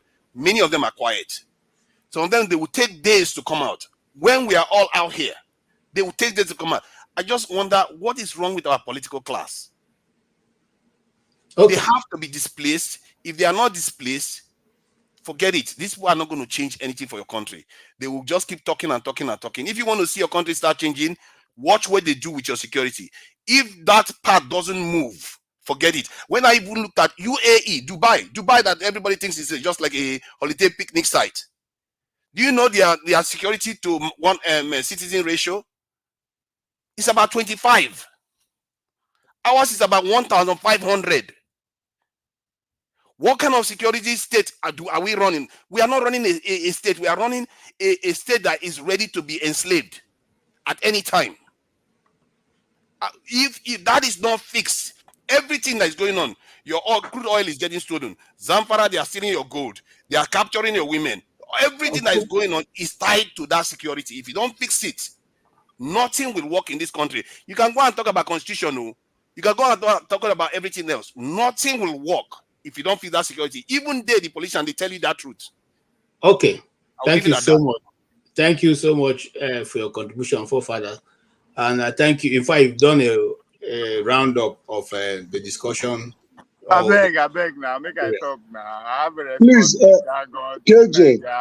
Yes. It's very short. KJ, I want to go backstage. Can I make a little contribution before I go backstage? Ovie, hold on. I see Mama Hecho. I see your hand, Ovie. Now let's give Righteous Man an opportunity to speak. You know how much data have become in Nigeria, and he has been around since. So, Righteous Man, please make your contribution. Yeah, forefathers, welcome back. It's nice hearing you again. We miss you all this while, you know, you and Rudolph. Welcome back. You are looking so fresh. It seems as if you visited Africa. You chop fresh corn and pear. That's good. You see, let me start from the biblical aspect, or let me derive whatever I'm going to say based on the scriptures. The Bible says, shall we continue in sin because grace abound? Shall we continue in sin because grace abound? Now, every day, every time, we keep talking and ranting and blaming. We've not been able to proffer a solution that all of us can agree on, and then map out a strategy to ensure that that solution we have proffered is going to work. We've not been able to articulate a position. We've not been able to say, okay, we generally agree this is what can make this country work. Until we do that, I keep saying this in this platform, because I have had opportunity of speaking from other nationals, from other countries. I watch on TV. When their country gets so bastardized, you see the citizens of that country in various other countries, in diasporas, gather themselves, go to the embassies of their country and protest against what is happening back home. Nigerians are not doing that. Nigerians in diaspora, I have been putting it as a challenge. Can you people go to the embassies in various countries where you reside as a voice? Go to Nigerian embassies and make your stand known that your people back home here, you are not happy with what is going on here, both the politics and whatever. So that we can see, it's not only sending money to Nigeria, to your families and friends in Nigeria. If we want to solve this problem, it is not the sending of the money. It is taking a stand. A stand. Nigerians in diaspora should take a stand. We have embassies. Look at what the IPOB did. when this man that is serving in jail, jail term now in London, in UK, the former Vice Senate President, Ekweremadu, when he go to the Germany for New Year's celebration, the Igbo youth there, they use something to register on him and other politicians that they are not happy with what is happening back home. Since then, have you had any Nigerian Igbo politician going to America or going to Germany for New Year festival? So you people have more liberty than we do in Nigeria. Anytime any speaker here say the people back home are not doing anything, it gets into my brain and my nerves because you guys don't know what we're facing here. We're facing that, in fact, you can be picked up at any time and know that you've been forgotten. Look at that journalist that wrote a column. Look at where he is. Look at Hyundai. David Hyundai have been declared wanted by the Nigerian police. Look at the people that protested against bad governance. They have charged them with treason and treason felony. And when such thing happen, nobody thinks about their family. And you will be there, you'll be saying Nigerians are not ready. We are ready. But you guys that are over there that have this liberty, you should do more than us. Your voice there, we send a signal back to these politicians in Nigeria. But you are not doing that. So I rest my case. Okay. Righteous man rests his case on a righteous point. I don't want us to divert from the discussion, but he has made a very valid point. And we constantly have to keep discussing how we want to help the people back home. Yes, I'm coming to you again, but hold on. Flagship, you have 2 minutes. Can you make your point in 2 minutes? Yeah, I was just going to ask you to put me backstage, but the point that I want to make is to reiterate what, throw a little bit of light on what the Black Beauty said. In as much as we may have heard her experience and listened to what she said, that is I won't call it, it's a serious situation that Nigerians are dealing with right now. How our people in our own land are being subjected to almost nothing by foreign nationals that come, that some of them are bold and brave enough to even take out the lives of our citizens and walk the streets like nothing ever happened. I've heard so many news on the radio and TV stations, for those that care to report them, of what foreign nationals do to our people in our land with little or no punishments at all. And if you are a Nigerian in their own country, you dare not do that. You can't even think about it because you know what the consequences are. So what I say to our people at home is this.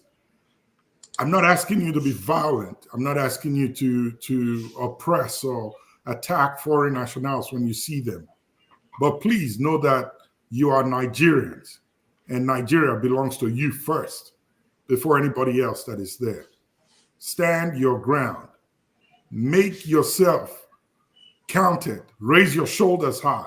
We know the situation is bad back home, but do not subject yourself to anything below what the nation and the economy has put you now in the face of foreign nationals. If you have to speak out, speak out. And if you have to group yourselves together to raise your voice against any oppression by foreign nationals that are in Nigeria who are unduly disrupting your lives, speak out. But please, at the same time, make sure that you are not the one that is causing problems around them. But stand your ground and defend your territory. It belongs to you first before anybody else. Thank you. Thank you so much, the Flagship. Thank you also for accepting to go backstage. So I'm bringing 1 or 2 more persons. Yes, Mama Hecho, you are welcome. Thank you. First of all, KJ, when are we going to be able to go to the backstage? You want to go to the backstage? Oh, or okay, maybe that's going to be at the end of the program. I know which time. This program rounds up by 6. Yes. So please check with Dr. Damages. I need to have that meeting today. I'm having waist pain, so that is why I'm asking. After my submission, I want to relax, but I want to join to hold that meeting. I have called most of you. We need to hold it today. Okay.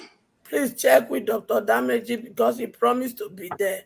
And I really want us to hold that meeting because that meeting has an answer for our way forward. Okay. So it's as important as this meeting as what we are doing right now. So resolve that. If we have to cancel your next meeting to get that address, we have to. Now, I don't know if it is Bumi that was talking about her experience in the gym. The Blackstone. Good. Sorry, a beauty. Good. The yes. beauty. Just explain what a black beauty. The black beauty. Just explain what majority of Africa, especially Nigeria, is experiencing in this Western world. So, and that shows what our children are experiencing. Majority of black children in the foster system, it is because they make them inferior and they react to it that landed most of them in the system. Righteous Man also told us that in history, our people the people that fought for independence, there are people that came here, saw the system, saw everything, and they came back home to fight for us. And now, we are here discussing almost complaint. Forefather, you'll be talking about this security. What is your solution for this security? Because sometimes when you talk as if some people should go and do it. What is your role to see that what you are desiring for security comes to pass? I didn't come back to discuss problem anymore. I come back to discuss solution. If it is true Showoreswe, which is protest, let all of us back it up. If it is for 2027 election, let us begin the work now, not the talk. Because whether we like it or not, all of us contribute to the problem of Nigeria today, either directly or indirectly. And it is all of us that will solve the problem. So do not pretend as if you are not part of the problem. Neither are you going to tell me you will not be part of the solution. I say na lie you talk. Because I go drag all of you to find solution to our problem. Because the stolen money they brought to Obodo Ibo, now some of us now use our social security number to open those accounts. The property they use our stolen money to buy, it is us, some of us, that did that for them. So let us stop this pretense that because you benefit from the establishment has made you to mature to keep quiet as if it doesn't matter. You are as guilty as them that loot, because they will not successfully bring those money, invest it without social security number. And you cannot have social security number in this system if you are an illegal or a tourist. So we are the cause.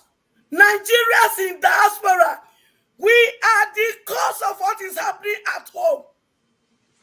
We enable the politicians to do what they are doing because we are the one that help them to launder the money and open account using our social security number. The property they bought, is it not us that help them to buy it? Because you are benefiting. Some of the people that do this job, they don't work. Oh, they don't work here in abroad because they are using part of that money to live big money over here. And you know them because somebody knows the person that knows the person that did it, and you kept quiet. You that know, you are accomplished. You are guilty as them. So it is time. If you are tired of the insecurity, if you are tired of the poverty, and if you are tired of going to the gym and you are being humiliated because you are a black person or from Nigeria, then it is time for you to develop a holy anger. And let's work together because it is possible. Okay. Thank you so much, Mama H.O. Well, I don't know whether I want to accept that I'm part of those who contributed to where Nigeria is right now. I don't think I will accept that responsibility because, See, I said directly or indirectly. No. You see, not tell me that one because you know somebody that knows somebody that is doing something wrong and you never stop the person. How do you stop? Okay, that's not for you now. I asked that question to Heme. Heme, how do you stop somebody who is your uncle who is in a political position and is deciding, Albumi, I see your hand, but let Heme talk, I'll come to you. And then your uncle decides to do things that are not that right. How do you stop him in a Nigerian situation? I give you an example. The guy who flagged off the padding of the budget, his name is Abdulmamin. Abdulmamin was a schoolmate in the university. He went to National Assembly. He flagged up that there was padding. At the end of the day, did you see him again in National Assembly? He was suspended until this moment. He never recovered. Now, how do you flag off? How do you stop somebody who is in a position who is related to you and has said to do the things that are not right? How do you stop the person? That's your question, sir. Well, that's a setup. No, I'm not trying to set you up. I'm just simply saying, how do you stop? Because these are adults, they're not children. Yes. How do you stop the person? They have the political power. How do you stop him?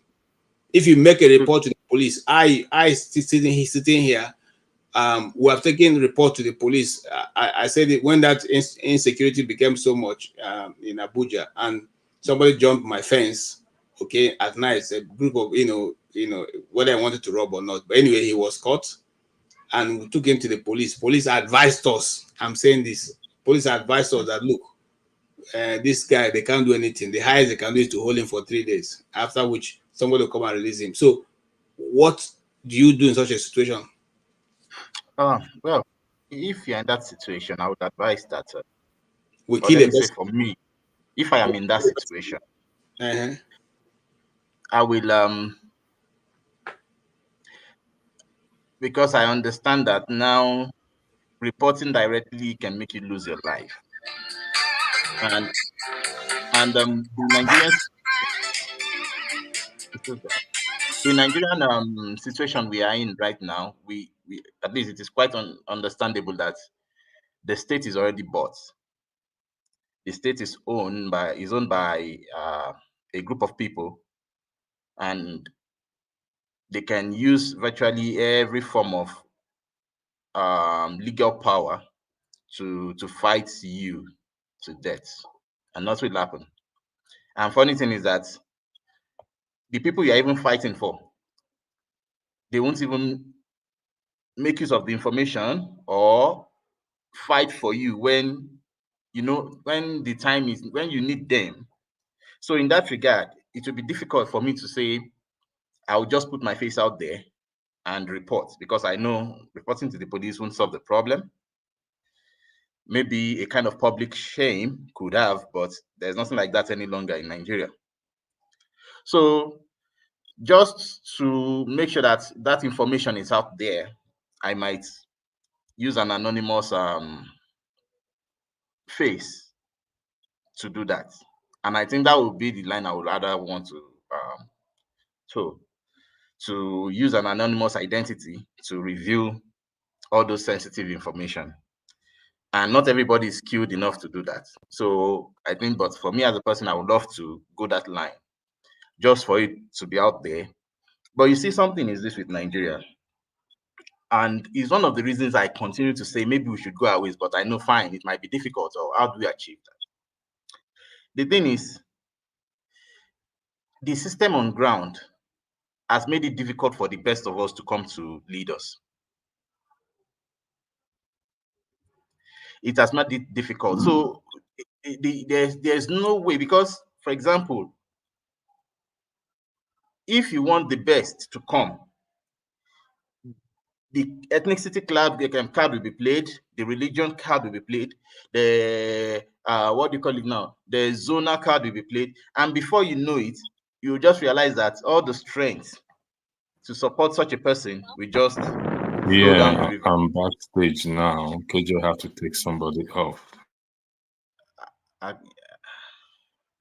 So that is just the thing that is scary there, and that is for me.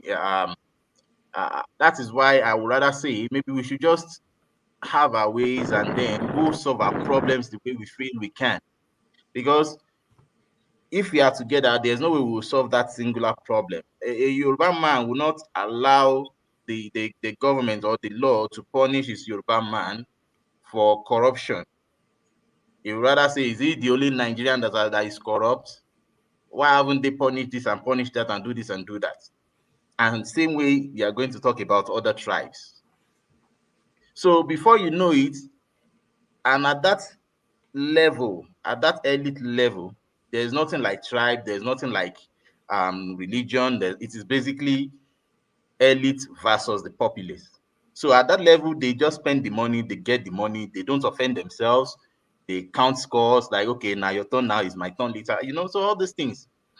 So, but for your question, as I've answered, I would rather use an anonymous face to put the information out there just for it to be on the record, and hopefully the general consciousness of Nigerians will utilize that information one way or the other. Okay. But for now, I don't you. see how it's gonna work. Thank you. And I agree with what you said, but people who have written the person we saw putting dollars in his pocket is now the chairman of APC. Anyway, let's just move from there. So I don't know what else anybody could do. The family of the man and his family are suffering till this moment. I don't want to go there. But Bumi, you had something you wanted to say, because I saw you raising your hand. Yeah, go before me, because he's been waiting for a while. Sorry? You can let Ovie go before me. I'll go after him. Oh, Ovie, are you sure you want Ovie to go? Because Ovie is fine. It's just like KJ, that's all that we use why our son, their son now we go. Wind your window up, the air is too much. say what? The air. Oh. Okay, go ahead. Yes. I think I know you have your say, right? I think one thing I want to point out in the conversation we're having today about this China and the Western relation is that we should always consider people who are listening, especially the younger ones who are still either in secondary school or even our university self, that we will not be have the opportunity to actually, this is when we talk now, which is they won't teach them in that class, but they will not have that. So when we are actually counter some argument and all that, we should also put that people, those people into consideration. I'm saying that to say that everything is not black and white. So the idea that when we talk about we are mirroring on the West, the America, the China, is as if we are blaming them. It's ridiculous at this point. We live in international community. We know if we do anything without those people, but that's by the side. Listen not from the point of argument. Not be everything, as I said, say we against them. We are not in that position. In animal farm, they say all animals are equal, but some are more equal. That's how the international scene is. The international playground, according to John Meshama, is an anarchy stage. Now, who flex muscle pass? That flexing muscle is not busy because you are black, you are this. What do you have? And that's why I wanted to speak before to Nigeria, to actually, acknowledge him for his paranoiance over the nuclear weapon. What do you have to say make Tinubu they no behave cowardly, as Kenji actually pointed out, which that's what happened with the no feed look out to high. Who are you? We be said, waiting and entertain you now the whole budget we wanna get. Those are reality at the international stage. No, because you be black, you be happy. So who give a fuck? Excuse my Yoruba. What do you have to actually feel look Xi Jinping, all those leaders eye to eye? On what ground? You have to come on two faces. Either you have a nuclear weapon or your economy is built. But guess what? To answer what the question that Mama Echo was pushing to Nigeria, what is the solution, right? Which also speak to when Jago, my elder brother, he was trying to challenge us with the people that we are the problem. No, we're not. So I think that challenge should come in front of, are we ready to build? Because that's what we are suffering now. We not build our economy, we not get security, right? The question is that what does this thing stake? Right? You have to look at you inward. What is going to be the consequence of you building your economy? Let me mirror on that. If you want to build your economy to be a productive nation at the expenses of another economy, whether I like it or not, either the West economy or the future, to talk about China. When we are speaking of China, we're talking about what might happen tomorrow, not what is happening now. When righteous man say China no colonize on the country. Yes, yet. And I put it to you today, Biafra will be their first colony. You understand? That might be in 2070. But that by the sense, so what do you have you want to build at the expenses of the Western economy or the Northern economy? Are they going to relax and watch you do that? No. How will they come? They will come because now una don't begin reason to be free, because that's where freedom come. Right? You have to look at people who are patriotic, people who are futuristic, and but most of them people who are not greedy. These are the people that will bring this thing to bear. And once the West or the superpower understand that, what do? They will come for the leader. If they're not fit because the people are overwhelmed with that person, they will cause what they call color revolution, which is the modern way of destabilizing nations. All in the name of what? Because you dare to be free, to have your own things, and to have what? A nuclear weapon. I'm not saying this to say, oh, you don't know what they talk. Go read the history of North Korea. In the 50s and the 40s, they massacred them like that. That it is the paranoians that make them build that nuclear weapon. Say, guess what is going to happen? That's why today they exempt. They don't cover them. You cannot reach them. They suffer, but that is the price. Cuba, what do you think the Cuban crime is? It is because they dared to export their indigenous medicine. to counter the Western hegemony of these big farmers. That is the crime they committed, dare to be free. So do we have leaders that dare to think that way? We don't have it. Now, we the people, do we even understand that we are not free? Because the leaders understand that that's not fear than they fear. If they dare dream like that, there's going to be consequences. So we the people, we need to understand that this is what is before us. So when we are talking about the Western power, it is not because we are blaming them. Now, I am not saying because of this kind that people should not dream to be free. Now, in that take where the organizing will come from. Organizing come with educating people that massacre is going to come your way when that time comes. They go come massacre you. They come do whatever it takes to make sure you remain what? They are feeding ground. The only point they want you to remain where you are is that so that they can be export for you to buy to, so that then can be free. That's your point. It's not be saying they hate you. It's all survival of the fittest. So the idea is when you go use your personal experience. No, it's not like that. It's bigger than the way we, me and you, they see them. Just two things: dream to have a nuclear weapon. But first of all, you go sleep first. The only way you can sleep internationally is when you get nuclear weapon. If you don't have a nuclear power, you don't sleep. Go ask your leaders. Okay. So for you to even dream to be free, you have to what Nigeria was always be paranoid about. And how do we get there? Go ask the Indians. The Indians suffer from the heads of the West. Why? Because they said they are not going to sign into non-nuclear proliferation. They said before they sign into that agreement, which is what the whole third world could not say out loud. They said before they can sign, those that have nuclear weapons have to forgo it. You know that is not going to happen. They block them. Now they are progressing today because of fear of China. So that's why money is coming back to them. So there's a level to this game. So it's not idea would they blame them or it's black and white. No. Allow people who won't learn to actually understand it, lead to where others know. Stop saying would they blame. It's bigger than the poor people. Not the way we ask for hunger, they respond to us. When Dangote asks for oil, they don't give them. There's level to this game. No, stop blaming the ordinary people. We don't do suffer. We are still in that suffer. If we are not ready to invest in our knowledge, also understand. Okay, Ovie, thank you. You have said a lot, and I just want to say, again, you see, it has to do with leadership. I have to come.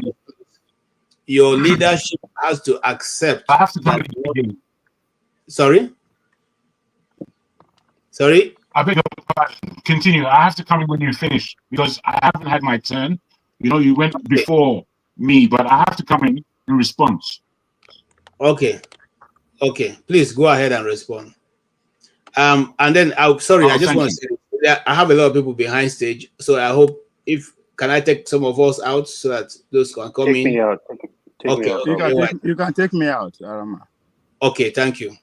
You can stay and listen to what I've got to say to you, Ovie. Oh man, leave me on. I'm not running away because of that. Leave me on. I'm here. I'm just sure. Leave me on. Go ahead. Can I hear you?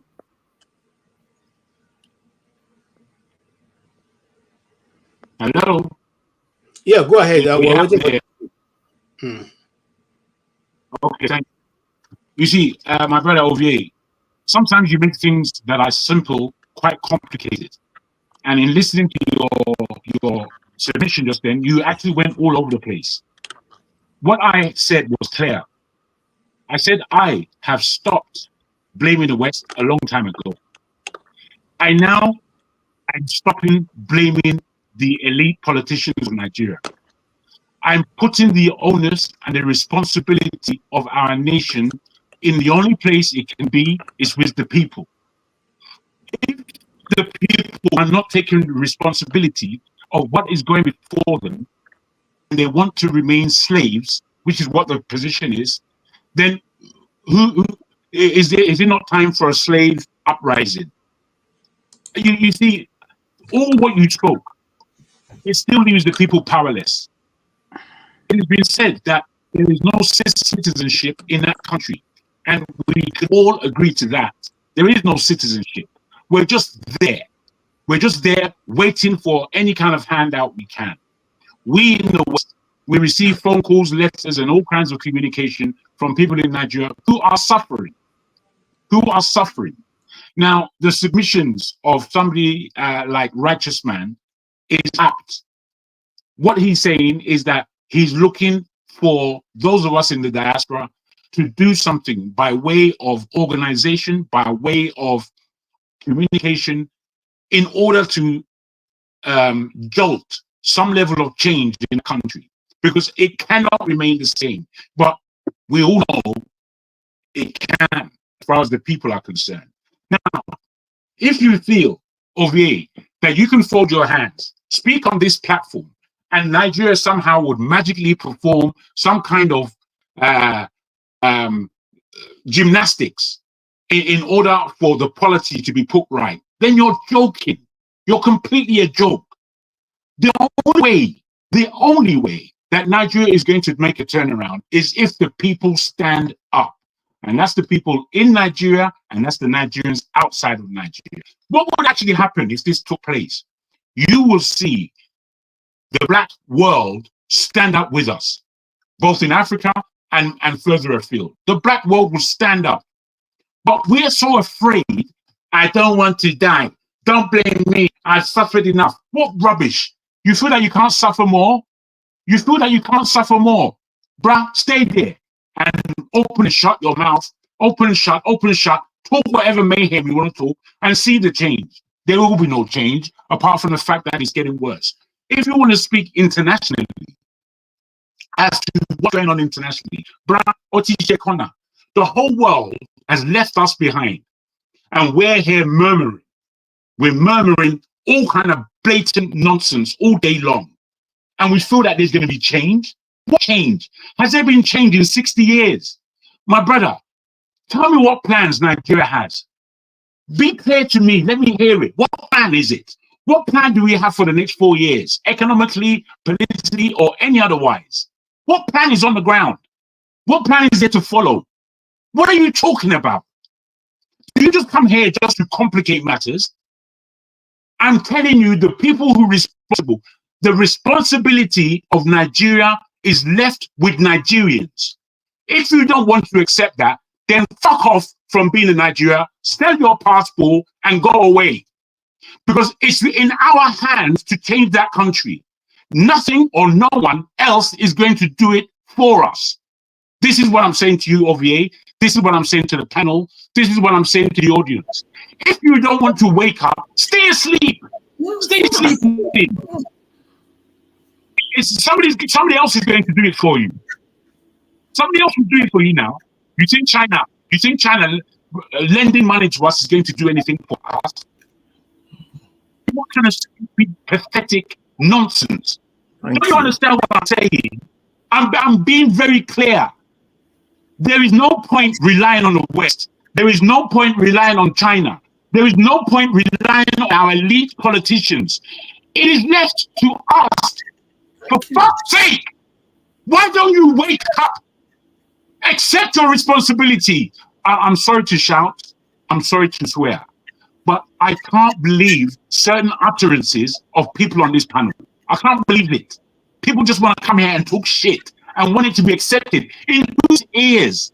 In whose ears will we accept nonsense at this stage? Those of us who are in the West, we are highly responsible for making a change in our country. I don't know what we are looking for. We are here for China, China, la, la, la. Oh, no, rubbish. That's rubbish. What do you want China to do for you? I can't believe what people talk about on this platform. I can't believe it.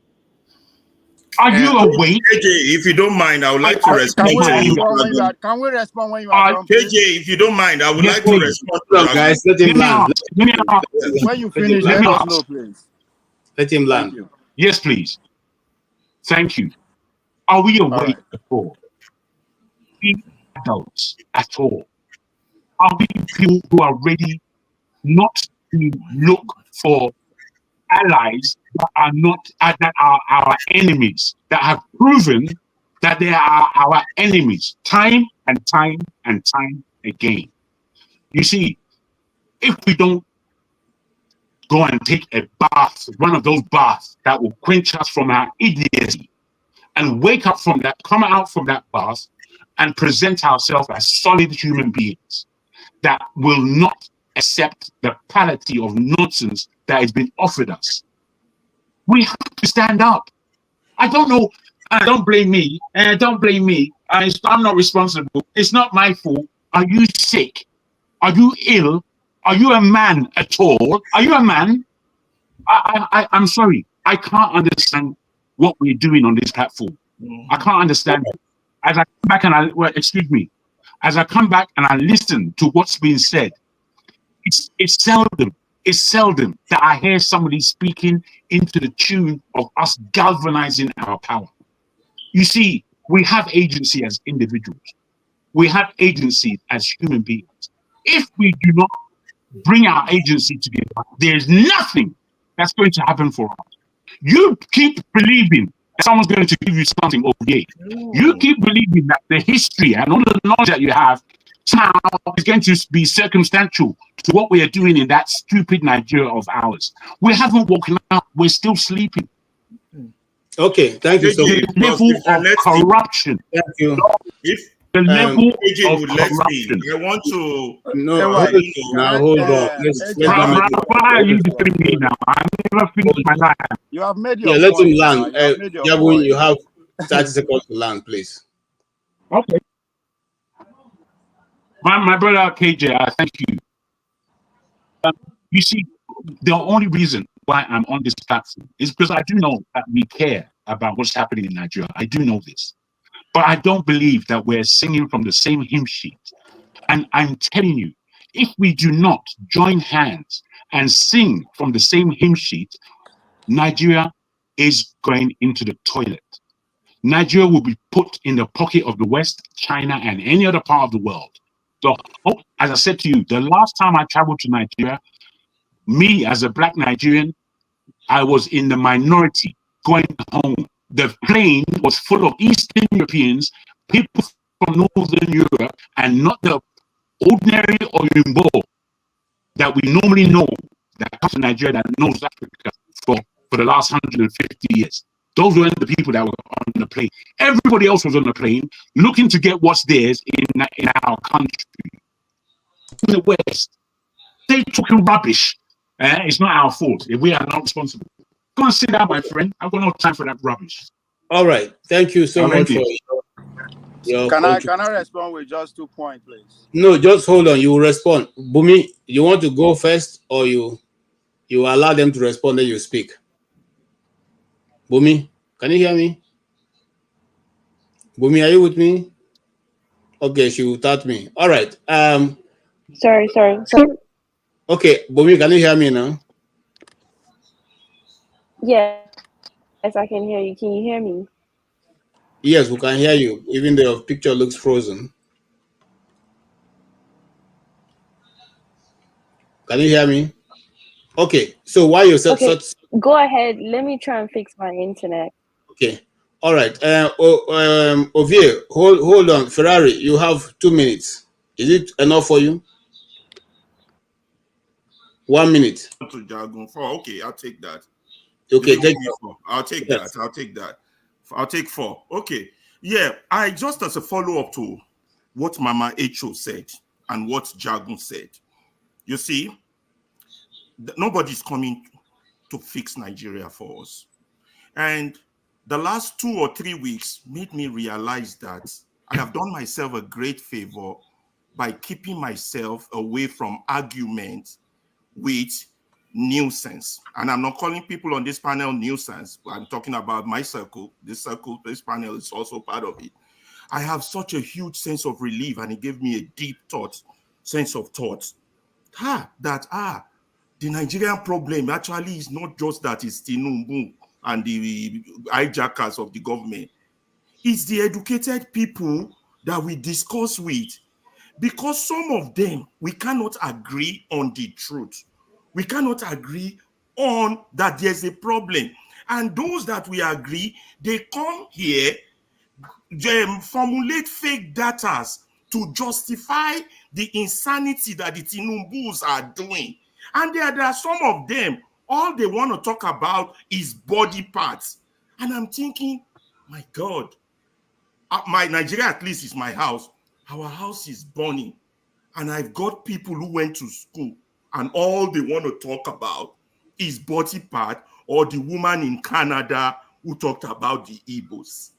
And even I heard the woman is suing Dabiri now with all the, and all that's all the energy they want to talk about. All they don't even have any intellectual, journalistic gravity to understand the gravity of our situation. All they want to talk about are these things, and this is what is important to them. And I said, yay, we are really in deep trouble. Fourth, we have a problem with the truth. We have the problem with the brain. We have the problem with bigotry. We have a problem with tribe. We have a problem with religion. So how can we face the real problem when we are busy with these people that should not even be on the same level of talk in terms of the Nigerian problem? And it saddens me because I find out that those people are the biggest problem this country has, because they give a soft landing to the likes of Tinubu with their argument. Why they do those things, I don't know. We all cannot agree, don't get me wrong. I'm not saying we all should agree on the same basis. Nobody, the world can never happen like that. But at least to acknowledge white as white or black as black. So that way we can move together. We can say, okay, this is how we can move this country forward. And you'll find that I found Nigeria happening to me on this panel. And I'm going, what is hope for that country? I said, and I only blame Doug Lugard. I blame Doug Lugard. But the fact remains is that Nigerian problem are these educated people who don't see, who have eyes but cannot see, who are blind. Why they are blind, I'm not here to discuss it. But then, like Jagun said, God, they need to wake up. Your country, your house is burning, you want to discuss body parts. Your house is burning, you want to give statistical data on why gasoline is not what is causing the fire, but styrofoam. And I'm going, my God, what kind of people are these? They want to talk about the woman in Canada who cussed out the Igbos. Oh my God, I'm like, my God.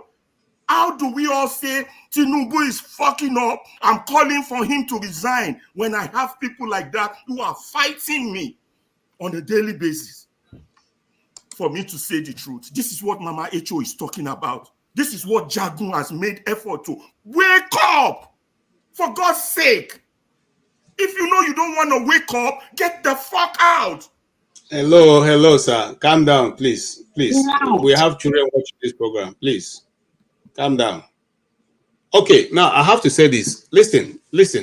Let's not get it twisted. JK.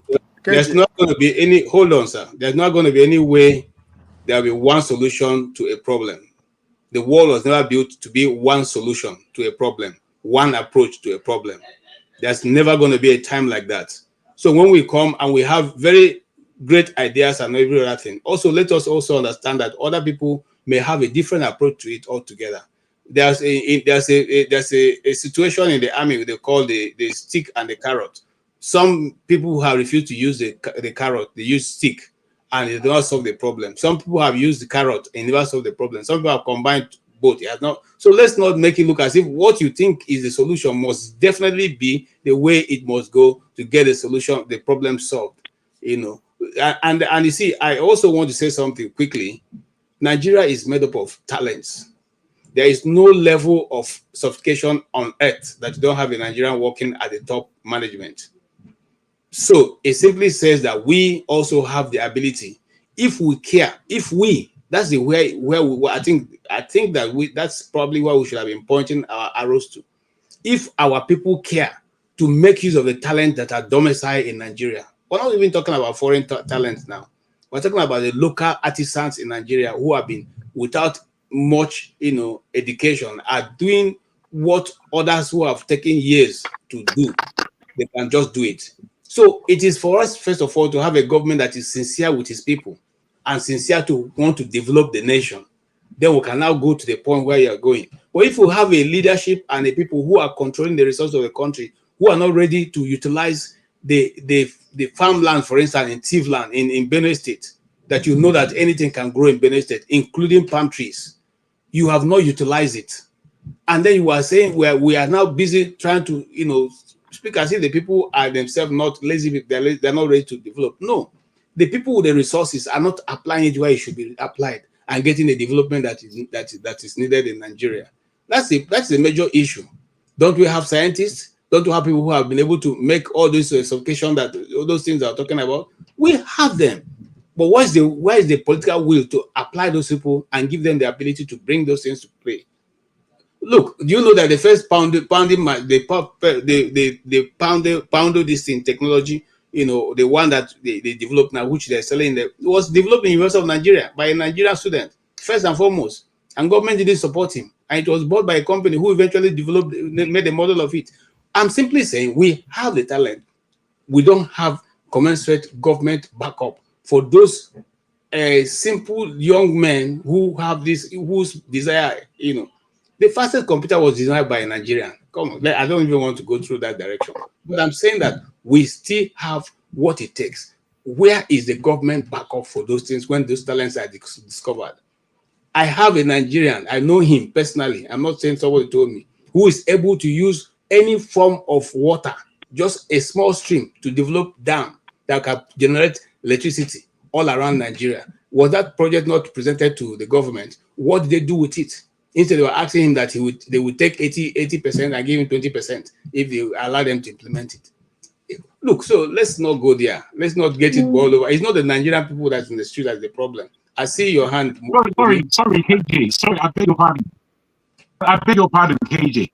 I'm not totally sure that you've understood what has just been said, but in terms of the level of urgency, the level of crisis, what you just said, we all know this.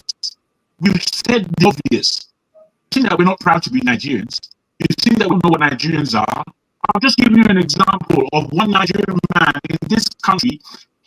Now, because of this Nigerian man, over 2 years, it turned this around and is beating the likes of Eton. We know we have the talent. You have to repeat nonsense. We're speaking about the crisis that we are in. This is why you are shouting, because it seems like it's not getting into your head. Okay. The heads of the people, we need to stand up, my brother. We can't take this rubbish. You're just telling me that a talented man has gone to the government. I don't want to shout. I'm putting these things to you and to the panel and to anybody who's listening, that we might appreciate that we don't have a government. My goodness, what are you talking about? We do not have anything called government in that country. Okay. I mean, okay, that kind of statement would make someone like me very upset. I don't know why you should be upset. This is not a personal thing. I don't know why you should be upset. We're simply having a discussion. It's about being personal, brother. It's about being national. Okay. To be national. And the nation is the people, not the government. Thank you, Jagu. Your mic is not working properly. Fix it, please. Okay. Let's move on. And I have some people behind stage, and Bumi, we're going to round up in the next 30 minutes. Put me behind. You know, go allow me to respond. How about? Okay, I don't think there's a need for that, because not even to them. Remember when I started by, we are selfish, right? We put our personal interest and emotion at the center stage, at the expense of the younger one who are listening, who are supposed to benefit from history. Now, two things here. That, and again, my message to Edo people, more now listen, right? Because this thing brings out two things out, which is at the center of our problem, right? When I say we should stop listening to argue, this is 2024. The idea of blaming this, blaming that, you are not even in a position to blame anybody in the first place. And on a caveat, Nigeria has government, Nigeria have government. They don't just work for you. That is very different. The young people should understand that there's a government in Nigeria. It's not just working for you. Now, there are two people you will see either on the TV or on the internet, right? those who are there to reinforce the narrative of the elite. That's what you are seeing displaying here. They will gaslight you to be massacred, right? Because all of a sudden they are immune to what the reality. We are talking about international politics. It's a jungle. What do you have to even be there anyway to look any other person's face? These same people will tell you don't blame the West, but at the same time, they want to tell you there's no government. Why? So that they will blame you, the ordinary person. And that's why I say those people should listen, right? You have a candidate today that they cannot come and criticize him based on what he has been doing in public. They say he knows speak English. We have people who left Nigeria 2 days ago, 20 years ago, who all of a sudden, how to eat is no longer their problem. Now you, who every day you wake up, how do you feel is your problem? You are the problem. How much are they investing so that you can actually even know what is happening around you? Because the goal of Arise, Channels, AIT is for you not to know a damn what goes on around you, for you to remain perpetual dumb and deaf. Guess what? They succeeded. And that is why you are seeing people re-echoing. They cannot relate to you anymore. They prefer to spend their money to mobilize you for a cause, for an election, but they will not spend their time and their resources to organize because it involves education, right? I am not calling Nigerian people dumb, but the truth is that from what we are displaying, we don't understand how international politics work. For you to say the people should rise against the government that is there to serve a special interest, you have to equip them. You have to educate them. But most importantly, you have to meet them halfway. We lack in all this capacity, we in diasporans. But guess what? Because food no be a problem again. It's hard for us to just descend on those people, say, now them be the problem. They are not the problem. The people that we have and they are very educated. They know exactly what they are doing. Exactly what they are doing. And guess what? It is not about you. It is about their interest. If these people who are coming here to say blah, blah, blah, let them go down and put in the work. All we need is just 25% of the people to be what? Conscious. 25%. We get what, right. But they are not ready to do that. So when you are taking your time to tell you how reality works, in the world that I live in, I don't know the world that you live in. In what I live in, it's reality. In what I live in, you as a continent of Africa, you are in shit. Until you forget that you are colonized. You record that you don't have freedom in this world. That is the beginning of your progress. That's where you know how to attack it from. We are a conquered people. Whether you have to recognize that first. So before you come and blame the majority, who the people are forgotten, just like the people of Edo, who cannot relate to the government of Basek anymore, and they are trying to make them realize that the only thing they can say by Monday is that he doesn't know how to speak English. These are the character you are seeing here. A man who has been a senator for 4 years, a man who has been an astute businessman. They cannot criticize what he has done, but they say he knows how to speak English. This is what we have today, 2024. They claim to be educated, they claim to know it all. All they do is to gaslight. Go do the work and see if change will come. People who dare to be free, they did not just do it, they do the work. Go do the work. If you don't know the work, I will tell you. Identify people who are patriotic, identify people who are futuristic, who can see more than you, who can see more than 50 years, but most importantly, people who are not greedy like me and you, who refuse to go and actually take the people ahead on, we ran away from the country. But today we look back and accuse them of not doing what they're supposed to do. Why me and you run? If they burn you out for abroad, why your parents run? They don't have what it takes to fight what is ahead of them. That's why we run. Stop blaming them. Calm down. They did not commit any offense by being Nigerians. The situation today, it is not spiritual. It is deliberate. Our leaders are deliberating doing whatever they are doing, from business elite to religious elite. You can come here to ba. If the only way you resort to an insult, it is because you lack in depth of the subject matter. Thank you. That's why. Thank you.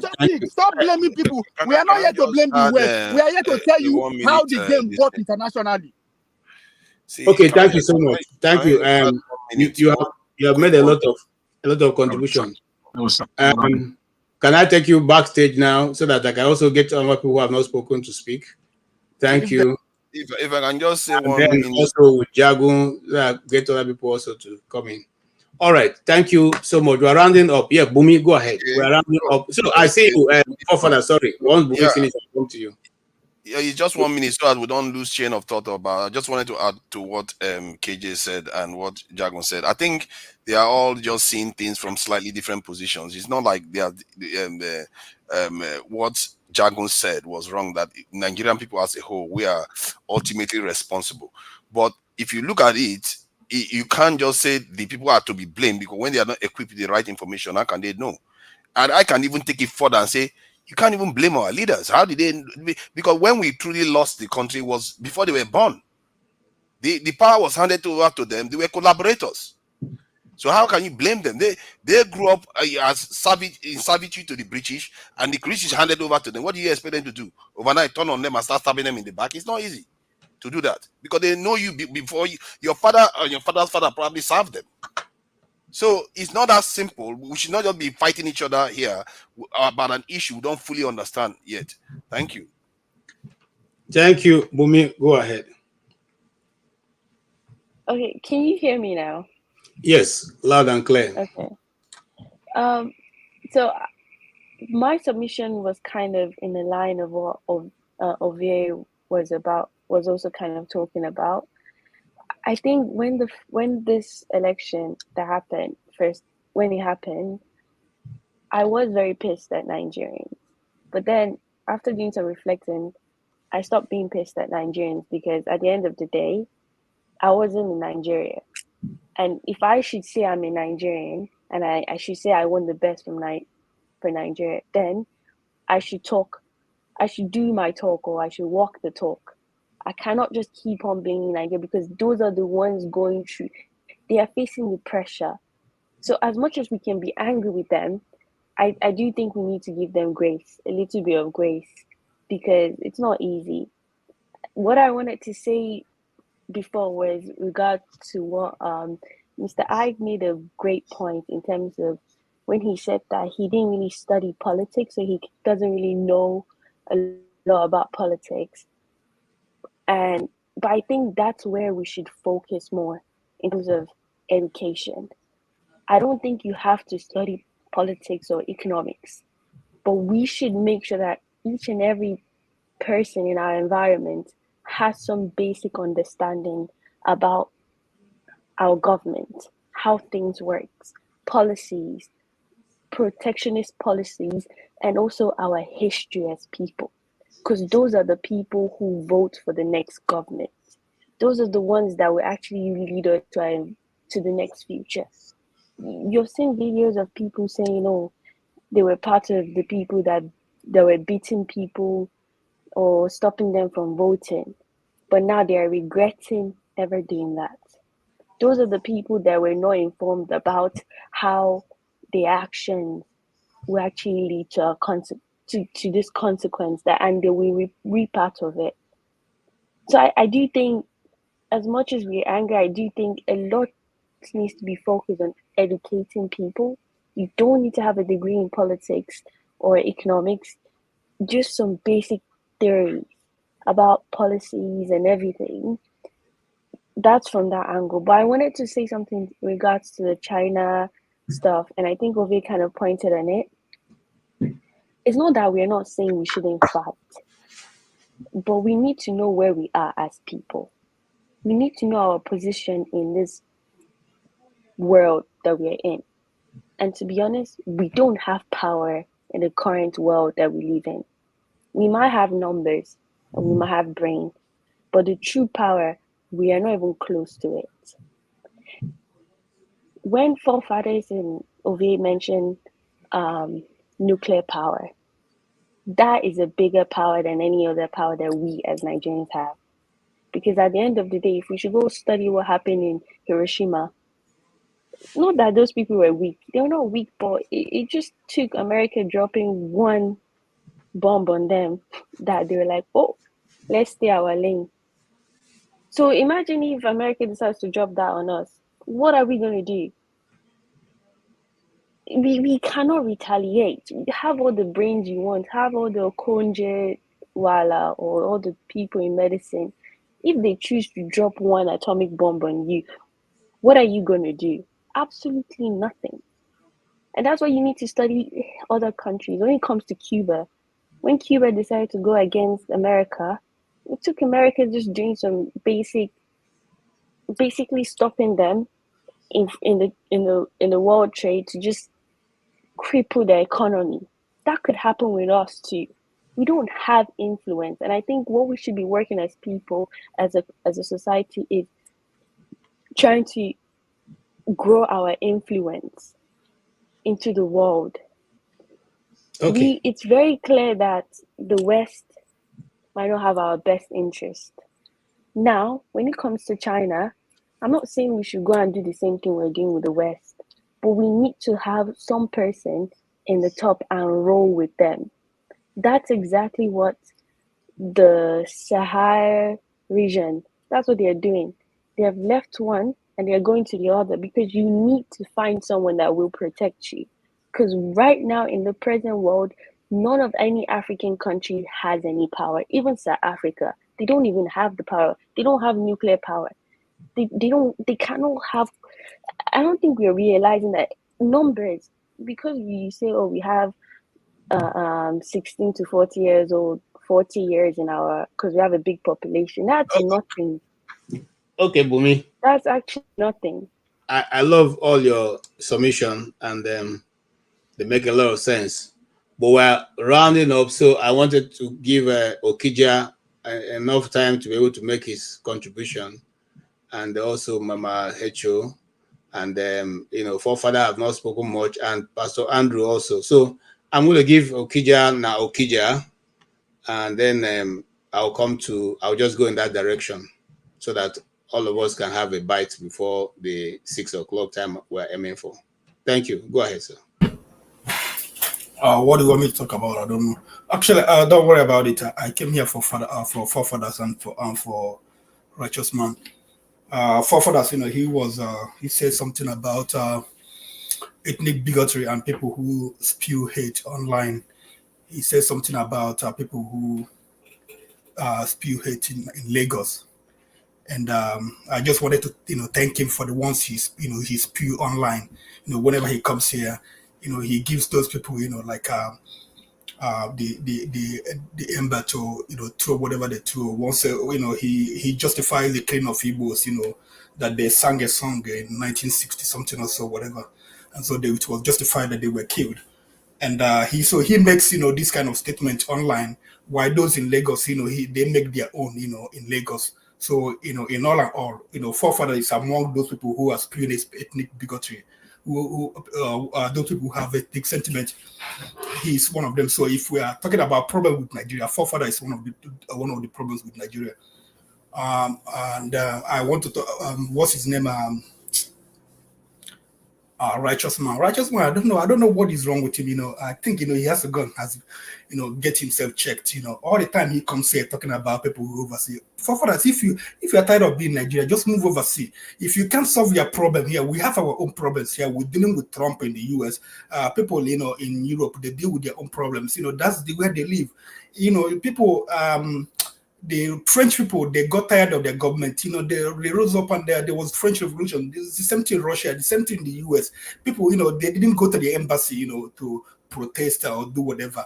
I don't know what is wrong with you people. You can't take the matter into your hand. How many of us are overseas?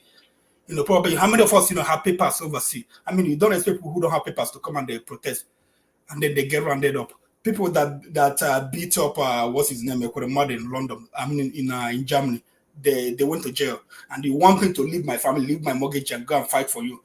Showore left Nigeria, left his family, and came to Nigeria. Was arrested, detained for 5 years. He didn't see his family.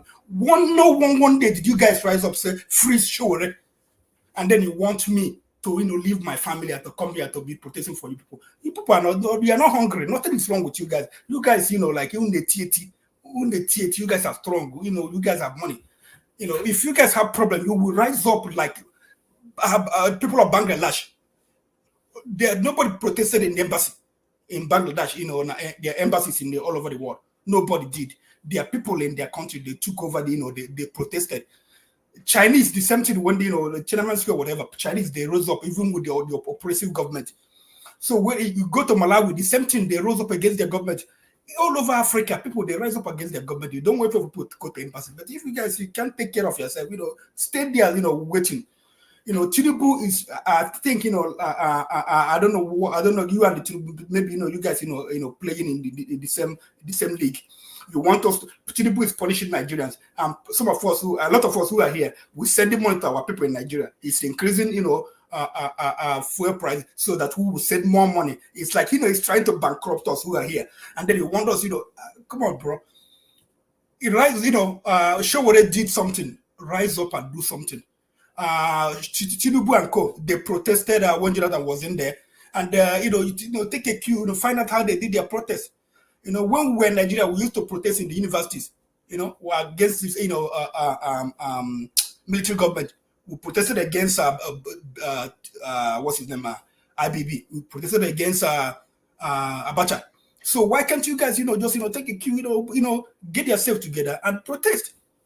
You're waiting for us. I don't know. I don't want to be hearing. I mean, it's have your say. You can say whatever you want to say, but I will always come here, to say my own, to tell you to, just do your job.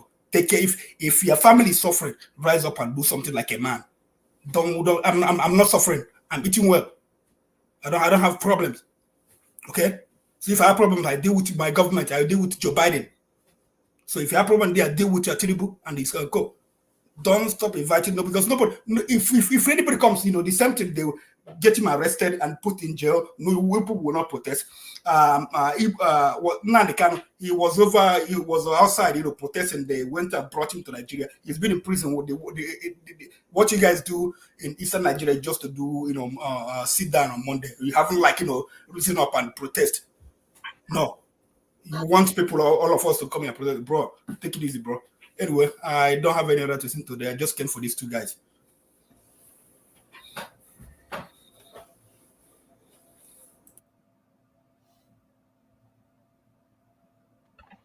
KJ, we can't hear you. KJ. Sorry, thank you so KJ, much. I want to sleep. No, KJ, I want to go and sleep, please. Yes. I want to go and sleep. There are some statements that I cannot accommodate. Some people look as if they have taken something, and when they take something, they think they are above any other person. So hold on, righteous man, hold on. You see, we are rounding up this program. We're not going to start another program. Another program is starting by 6, just in 9 minutes. So what this thing that are going to start now is not going to end now. Please, I beg you. We understand we all of us understand that it doesn't mean that you are taking anything. Calm down. Let's not always be this thing. Calm down. Even me, people have been. I mean, in fact, Pansa has said taking me to court. I don't even have money to go get a lawyer. So now that you want to take me to court, I don't know whether forefather will help me to defend me. So please, let's calm down. Okay. So, having said that, please calm down. Don't be annoyed. I'm not shutting you down. I'm just saying calm down. I beg, Biko. Yes, Mama Hecho, you take 3 minutes so I can go around. Just 3 minutes, please. Mr. Ejeagha,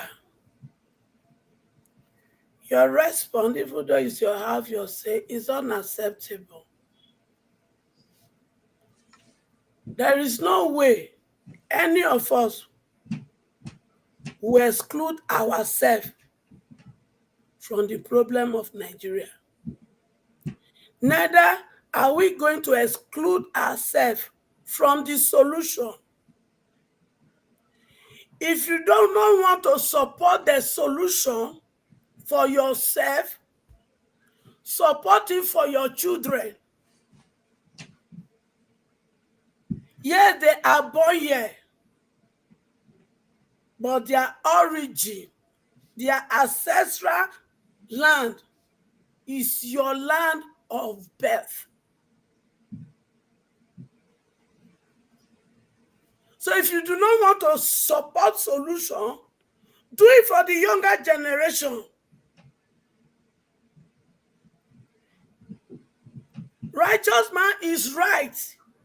We in diaspora, we have a role to play. We do not need to join them at home to protest at home, but we have a role to play from here. And if we are waiting for the Western world to come and help us, sorry, as long as they are benefiting, they like the crisis that is going on. So if you have no reason to want to join for solution, is it easy for you? Yes, yeah, you are not hungry, you have everything, your family at home, or all your families are here, all your relatives are here. Before we thought the insecurity is far away from us. Look at what is happening in Delta State right now. That is my state.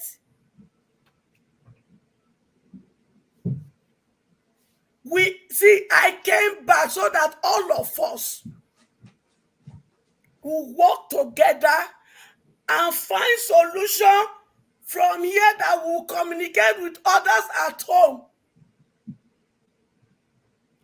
This mindset we have of when they profess this, if they say strike, protest, this group is not protest, it's not going to happen anymore. Okay, my head, you have 1 more minute.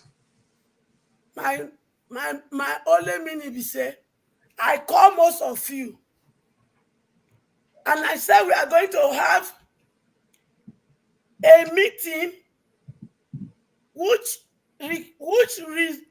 involve what I discussed with all of you, so that we can find, after doing that, we can now agree and see how we can work the talk of solution. And now you want to discard it and go for the second program. Dr. Damages, I reach out to you. You promised me. And instead of discussing it with your host, you people want to go for the second one. Congratulations. Okay, hold on, man. If you do that, you will not see me until you call me for that meeting. I promise you that.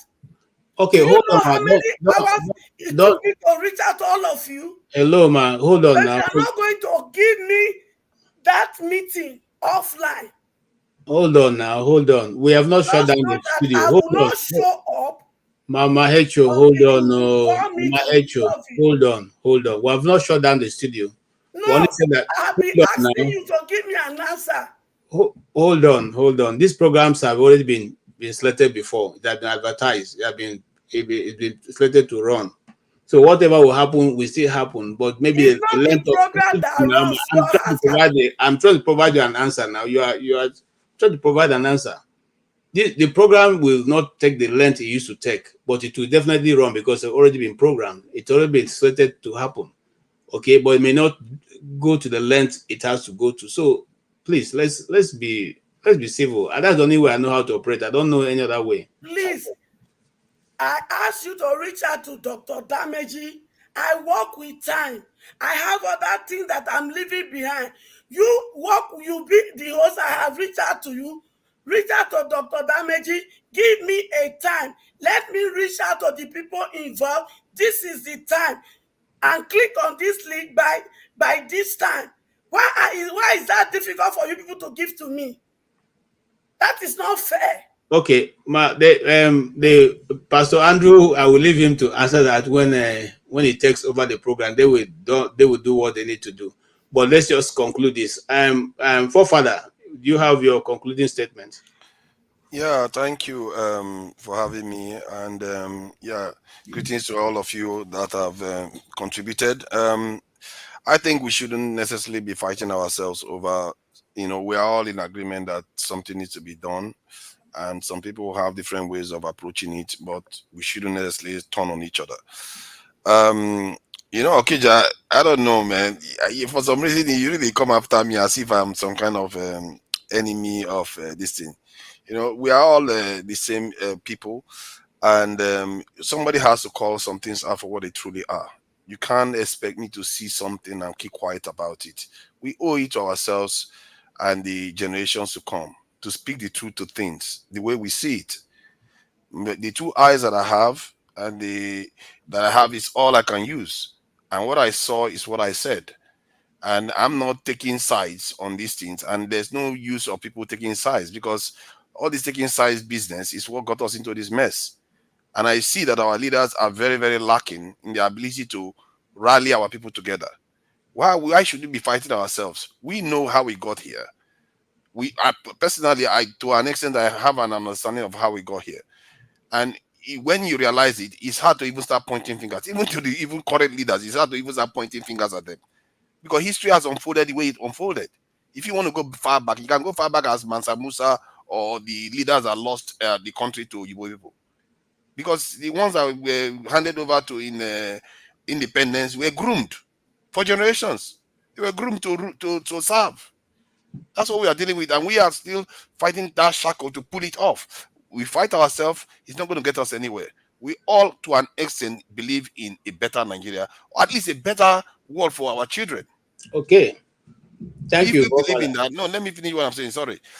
If we believe in that, we need to find a way to see beyond our differences and try to focus on what truly works. Sometimes you may not get your way when you are trying to do something, but learn to fall in line. That's what I would say. Thank you. Thank you so much. Ihemen. Fine. Thank you very much. On this China Africa initiative, I would say that conclude on that even though there might be significant concerns about this kind of relationship, but we can still approach it with optimism. And this advice would go to our leaders that, as an observer that I am, I hope they go there with strong negotiators so that they can negotiate and have the maximum benefit from this meeting. And I hope that they can ask for value-added initiatives that can help us. In fact, I hope that they make it a kind of sine qua non, that these are things that we need here, and if it's not going to work, then there's no need for such a relationship. I hope they can be bold enough to make these decisions for the future. And also to everyone on the panel and to our people listening, I have this advice for everybody, that in the Game of Thrones, there are several characters. Some are Ned Stark, their head will just be cut off for being good. Some, they'll be like Varys. They'll be the wise ones who will be observing and be giving advices. Yet we have some, like the Hundu, we have to take the knife and go and fight. For someone like Jagun, his name is even Jagun. And for people that have the kind of spirit that he has, I would say to channel those energies to push the narrative forward in the best way that you can. Because for you to be angry is because you are saying that something is wrong. But please don't let the silence or the dissociation from others make you weak or weaken your spirit. It is your way to understand. This is the way God has given you the idea. Take it up that way, and hopefully people like you will gather together and fight it the best way you can. Trust me, it's not going to be a war that one ideology is going to win. Everybody will have to come in their own unique way. Okay. To fight it. So advice. Thank you. Thank you so much. Mr. Ike. Mr. Ike, 1 minute. You have 1 minute, Mr. Ike.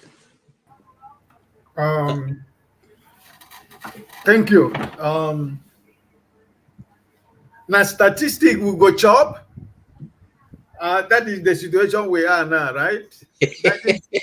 Now, statistic will go chop. Now, from consumption to production, we go chop. Now, with the chop, so all this big grammar way that they speak here, I know consign me. Understand? It is the whatever you sow is what you reap. That is what the Bible tells me. So whatever a man sows is what he reaps. There is no running away from what is happening in Nigeria. You know, like Okija said, we that are outside here, you might be thinking that it's not affecting us, like as you said. If you give if you give $100 today, tomorrow they will tell you that the price of oil is 1,200, which means next time it's going to be 200. So it is equally, they are equally taking the hard-earned money that I am making here, because I did not plant any tree in my house that plant dollar, that at the end of every month, I go to pluck them, right? Like as I used to say, I didn't go to university. It is the grace of God, and His commitment, His credibility. It is being honest that put me where I am today. It was not based on my paper qualification, but it was based on my commitment. It was based on my tenacity to survive and succeed. It was based on honesty. It was based on trust that I put me to a place where I am today. So I don't care how many degrees you have. That's your business. My problem is that let us be honest to ourselves. Whatever that is happening in Nigeria is affecting me, is affecting any of us that is outside, right? So if I make $200 in a month, instead of me sharing that $200 now, I have to give it to one person, because that is what it is. And sometimes the people back home should also understand that we don't plug this money, because at the end of the day, even before you receive your salary, all the taxes you have to pay, they have taken it away from your salary. The only thing that you see that you have there is one of going to take you and your family for the next 30 days, right? So please, let us not think that the people that are outside don't care what is going on in Nigeria. We are suffering also. The pain is too much on our side also, because if all of us live in the world, in the developed world, if you have a problem, you can't run to anybody. Nobody is ready to help anybody. This is why people commit suicide, because we believe we live in Europe and America, but you don't have friends, you don't have family. If you're suffering on your own. Nobody, you don't have anybody who can say, oh boy, borrow me 200 naira. Oh boy, please, can you give me $500? It doesn't work in developed world. Everybody is fighting on his own. Okay. In Nigeria, you can go to your brother in the nation. I beg, oh boy, I beg, give me 2,000 naira. Tomorrow I give you. It's simple. Okay, thank you, sir. Thank you so much for your conclusion. I'm not going to come to you again, righteous man. What I want to thank you for being out there and hanging with us all through. We understand how difficult things are, and how much you spend on data. I really appreciate your being here. Thank you, every one person. Ms. Okija, Okija, I thank you also. Right, KJ. Sir. KJ, give him 1 minute. Give him 1 minute to feel good about me. Give him 1 minute, please. Let me say something. Okija, we are not age mates, and I have nothing in common to drag with you. Hear me very clearly. You are an Igbo man like me. I have nothing in common to drag with you, and we are not age mates. Whether you live with Biden in the White House, that's your business. It's not my business. Okay, and I never called up. Hold on. I don't want to end the program on that note. That's why I said better you don't say. No. Please. KJ, please. No. KJ. No. KJ, this guy said I. No. An insult. Why will he make such a? No, I've already addressed that. I have not spoken. KJ, you didn't give me the floor to speak. There are other people who are supposed to speak. I personally appeal to when he made that statement, you didn't tell him it's wrong. Am I his age mate? I did that. Let's not get to that point. I did that. And let him come to Nigeria. If you feel he's a man, he should come here. He should not be living in a foreign land that another person paid the price to build. And be talking of what use is that this thing? It doesn't make any. It doesn't move the discussion forward. Of what use is it? You see, it doesn't matter. You see, the bigness of yourself is when you're able to absorb some of these things and not even respond to it. He has made his own contribution. Everybody understand what you're trying to say. Let us end on a good note. I don't want us to end in this direction. Look, we don't have any key to Aso Rock to change Nigeria. Everybody's contribution, no matter how valid it is It is still your own contribution. You don't have any key that you're going to use to plug in now and change Nigeria just because you have spoken. Let us be mindful of that. Go ahead, Pastor Andrew, so I can round up. Other people are waiting to take over the program. I'm not going to take any more Pastor comments. Andrew. Yeah, thank you. With your permission, AKJ, after I do my submission, can we round up with your permission, please? You are the moderator. Yes, I've said that I'll round up when you finish. Okay. Please, you people should give me time before you round up. I need time that the backstage will be free. Which time are you people closing your second program? I need time because I have put effort for this meeting to hold offline today. I've already said that. You see, this is, I know they understand this. You don't give me time. Now I say give me time. You don't give me time. I don't know when the program will end. Pastor Andrew will communicate with you on that. And you should be able to communicate with me now so that I can go and rest. I have not slept since 12 o'clock last night till now. Okay, he'll talk to you. He send you a message offline, backstage. Thank you. First and foremost, I acknowledge your message. I've been very busy, so my day has been very choked, and that is why. But to summarize everything, whichever way we argue, it is still down to the hand of the people, which is the citizens, either at home or abroad, to change the narrative or to change the situation on ground. So, but like what Bumi said, what we can do at this point is education, sensitizing people's mind, orientation. Like somebody asked a question the other day, I think some few days back, as to what, let me see, he said, asking, what do you have in your hand that you can use to bring about change? And that's a very valid question that the person, what do we have in our hands that we can use to bring about change? So that is where we are right now. What do I have? What do you have? So, and that is what we're gonna do. So on this note, I want to say thank you to KJ, and like he said, with his permission, Mama H, we can't give a time for that broadcast, but if you can join us, you know when we are finishing. You know when we are finishing. Yes, ma'am. Okay, because we're still Mama H, hold on. No, what you're discussing now is not part of this program. It is. If you are going to spend 6 hours, tell me you are spending 6 hours. I will go and sleep and wake up. I reach out to you. I send you text. I couldn't speak to you before this meeting because I did not get your number on time. I have been on this issue for the past 2 or 3 days. Okay. So I want to resolve it once and with for you all. outside of this. Please, give me time, make I go. Is that wrong? I can't give you time because, for example, this broadcast should have ended. It's now stretching up into the other segment, so it's not within my power, or I can't project time. So we can stay 1 hour. Okay. We can stay. Okay.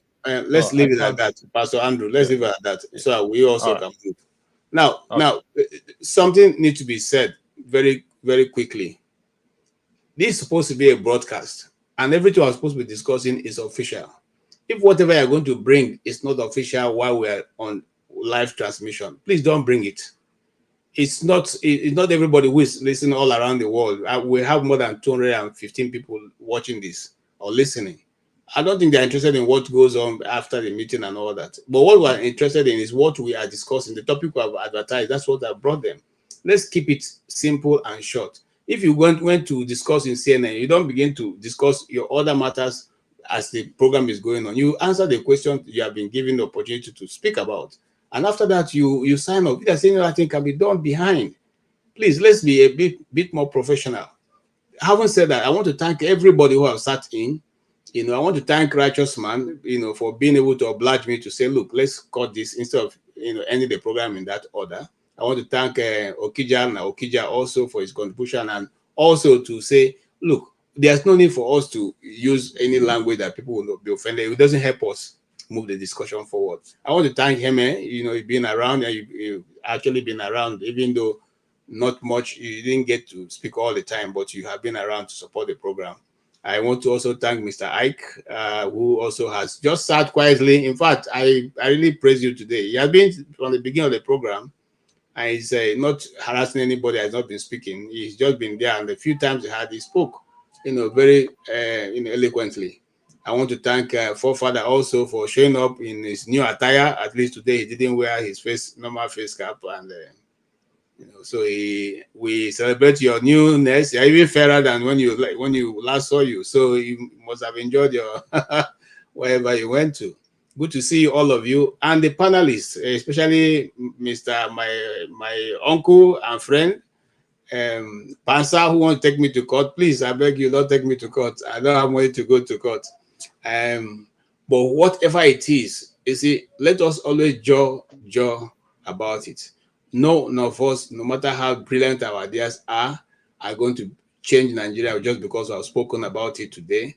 But if we constantly build on these discussions, someday, somehow, you will have an opportunity to make the change, or somebody will hear your very brilliant idea and make that change.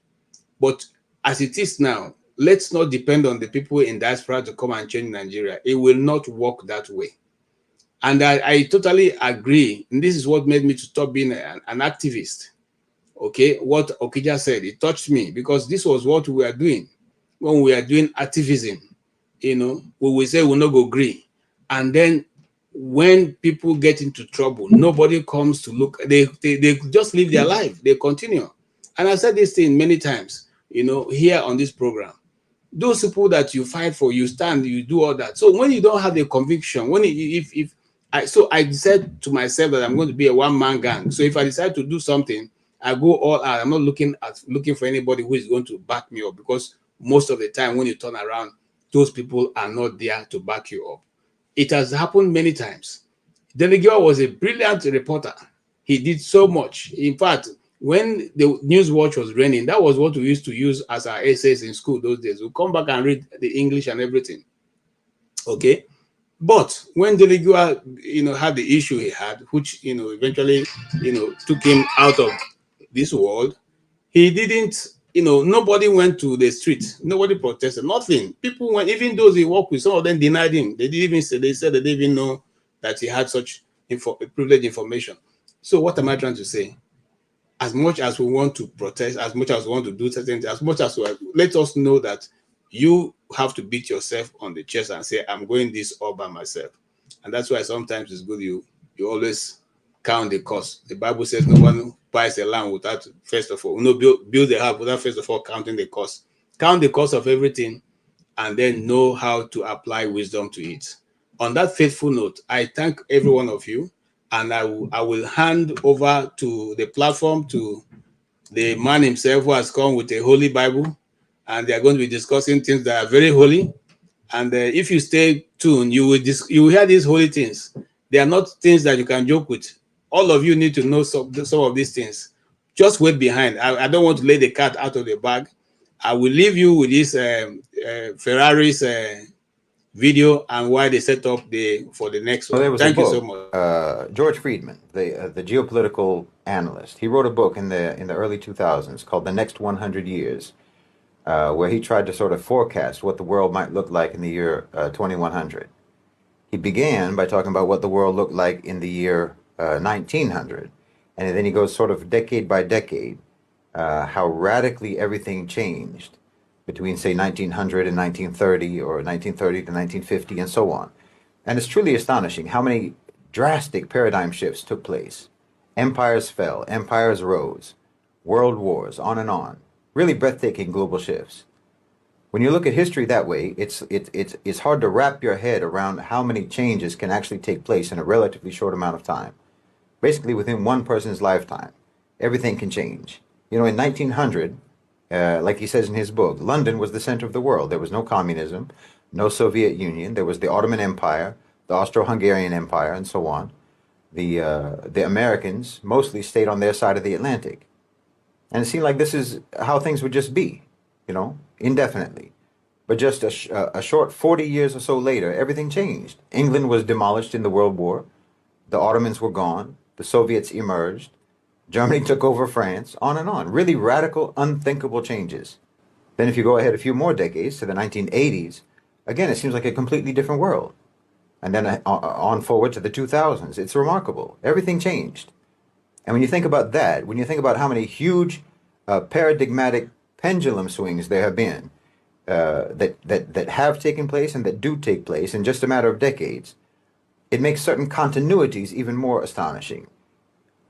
When you're able to maintain a constant amidst the radical changes that sweep over every other element of international relations, global power relationships, international relations, and so on, when you're able to actually keep something unchanged, it lets you know just how important, how paramount it is that this particular status quo remains intact, how important it is to those who are keeping it intact.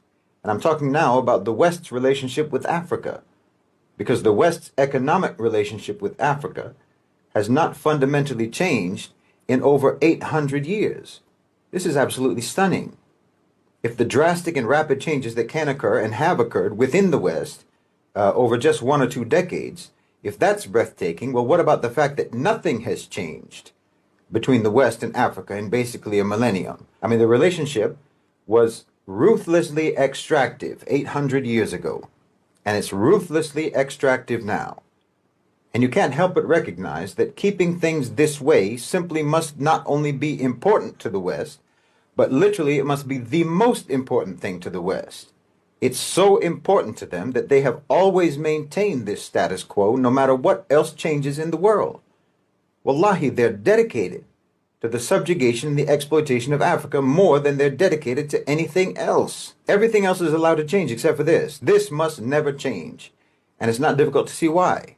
I mean, it's the subjugation and the exploitation of Africa that has enabled the West to impersonate a superior civilization. It's like a con man, a drifter who tries to convince people that he's some sort of an aristocrat or a monarch or something. Well, he needs to have some kind of a display of a monarch's wealth in order to be convincing. And that's been the whole basis for what the West claims about itself being superior. The whole basis has always been that they're materially successful. So, okay, today you have iPhones and technology, you have a high standard of living and so forth. So that means that you must be better. You must be more intelligent. You must be more evolved. You must be more civilized, more advanced than the rest of us. I mean, look how nice their places are. See how much better their stuff is. Well, this is all reliant upon the vicious pillage and plunder of Africa. Without this subjugation, without this exploitation of Africa, Europe and the West would be nothing but crude, emaciated serfs, barely producing enough to survive. Their wealth was primarily derived from theft and plunder, from piracy and slavery, from mass murder and crime. This is just the historical reality.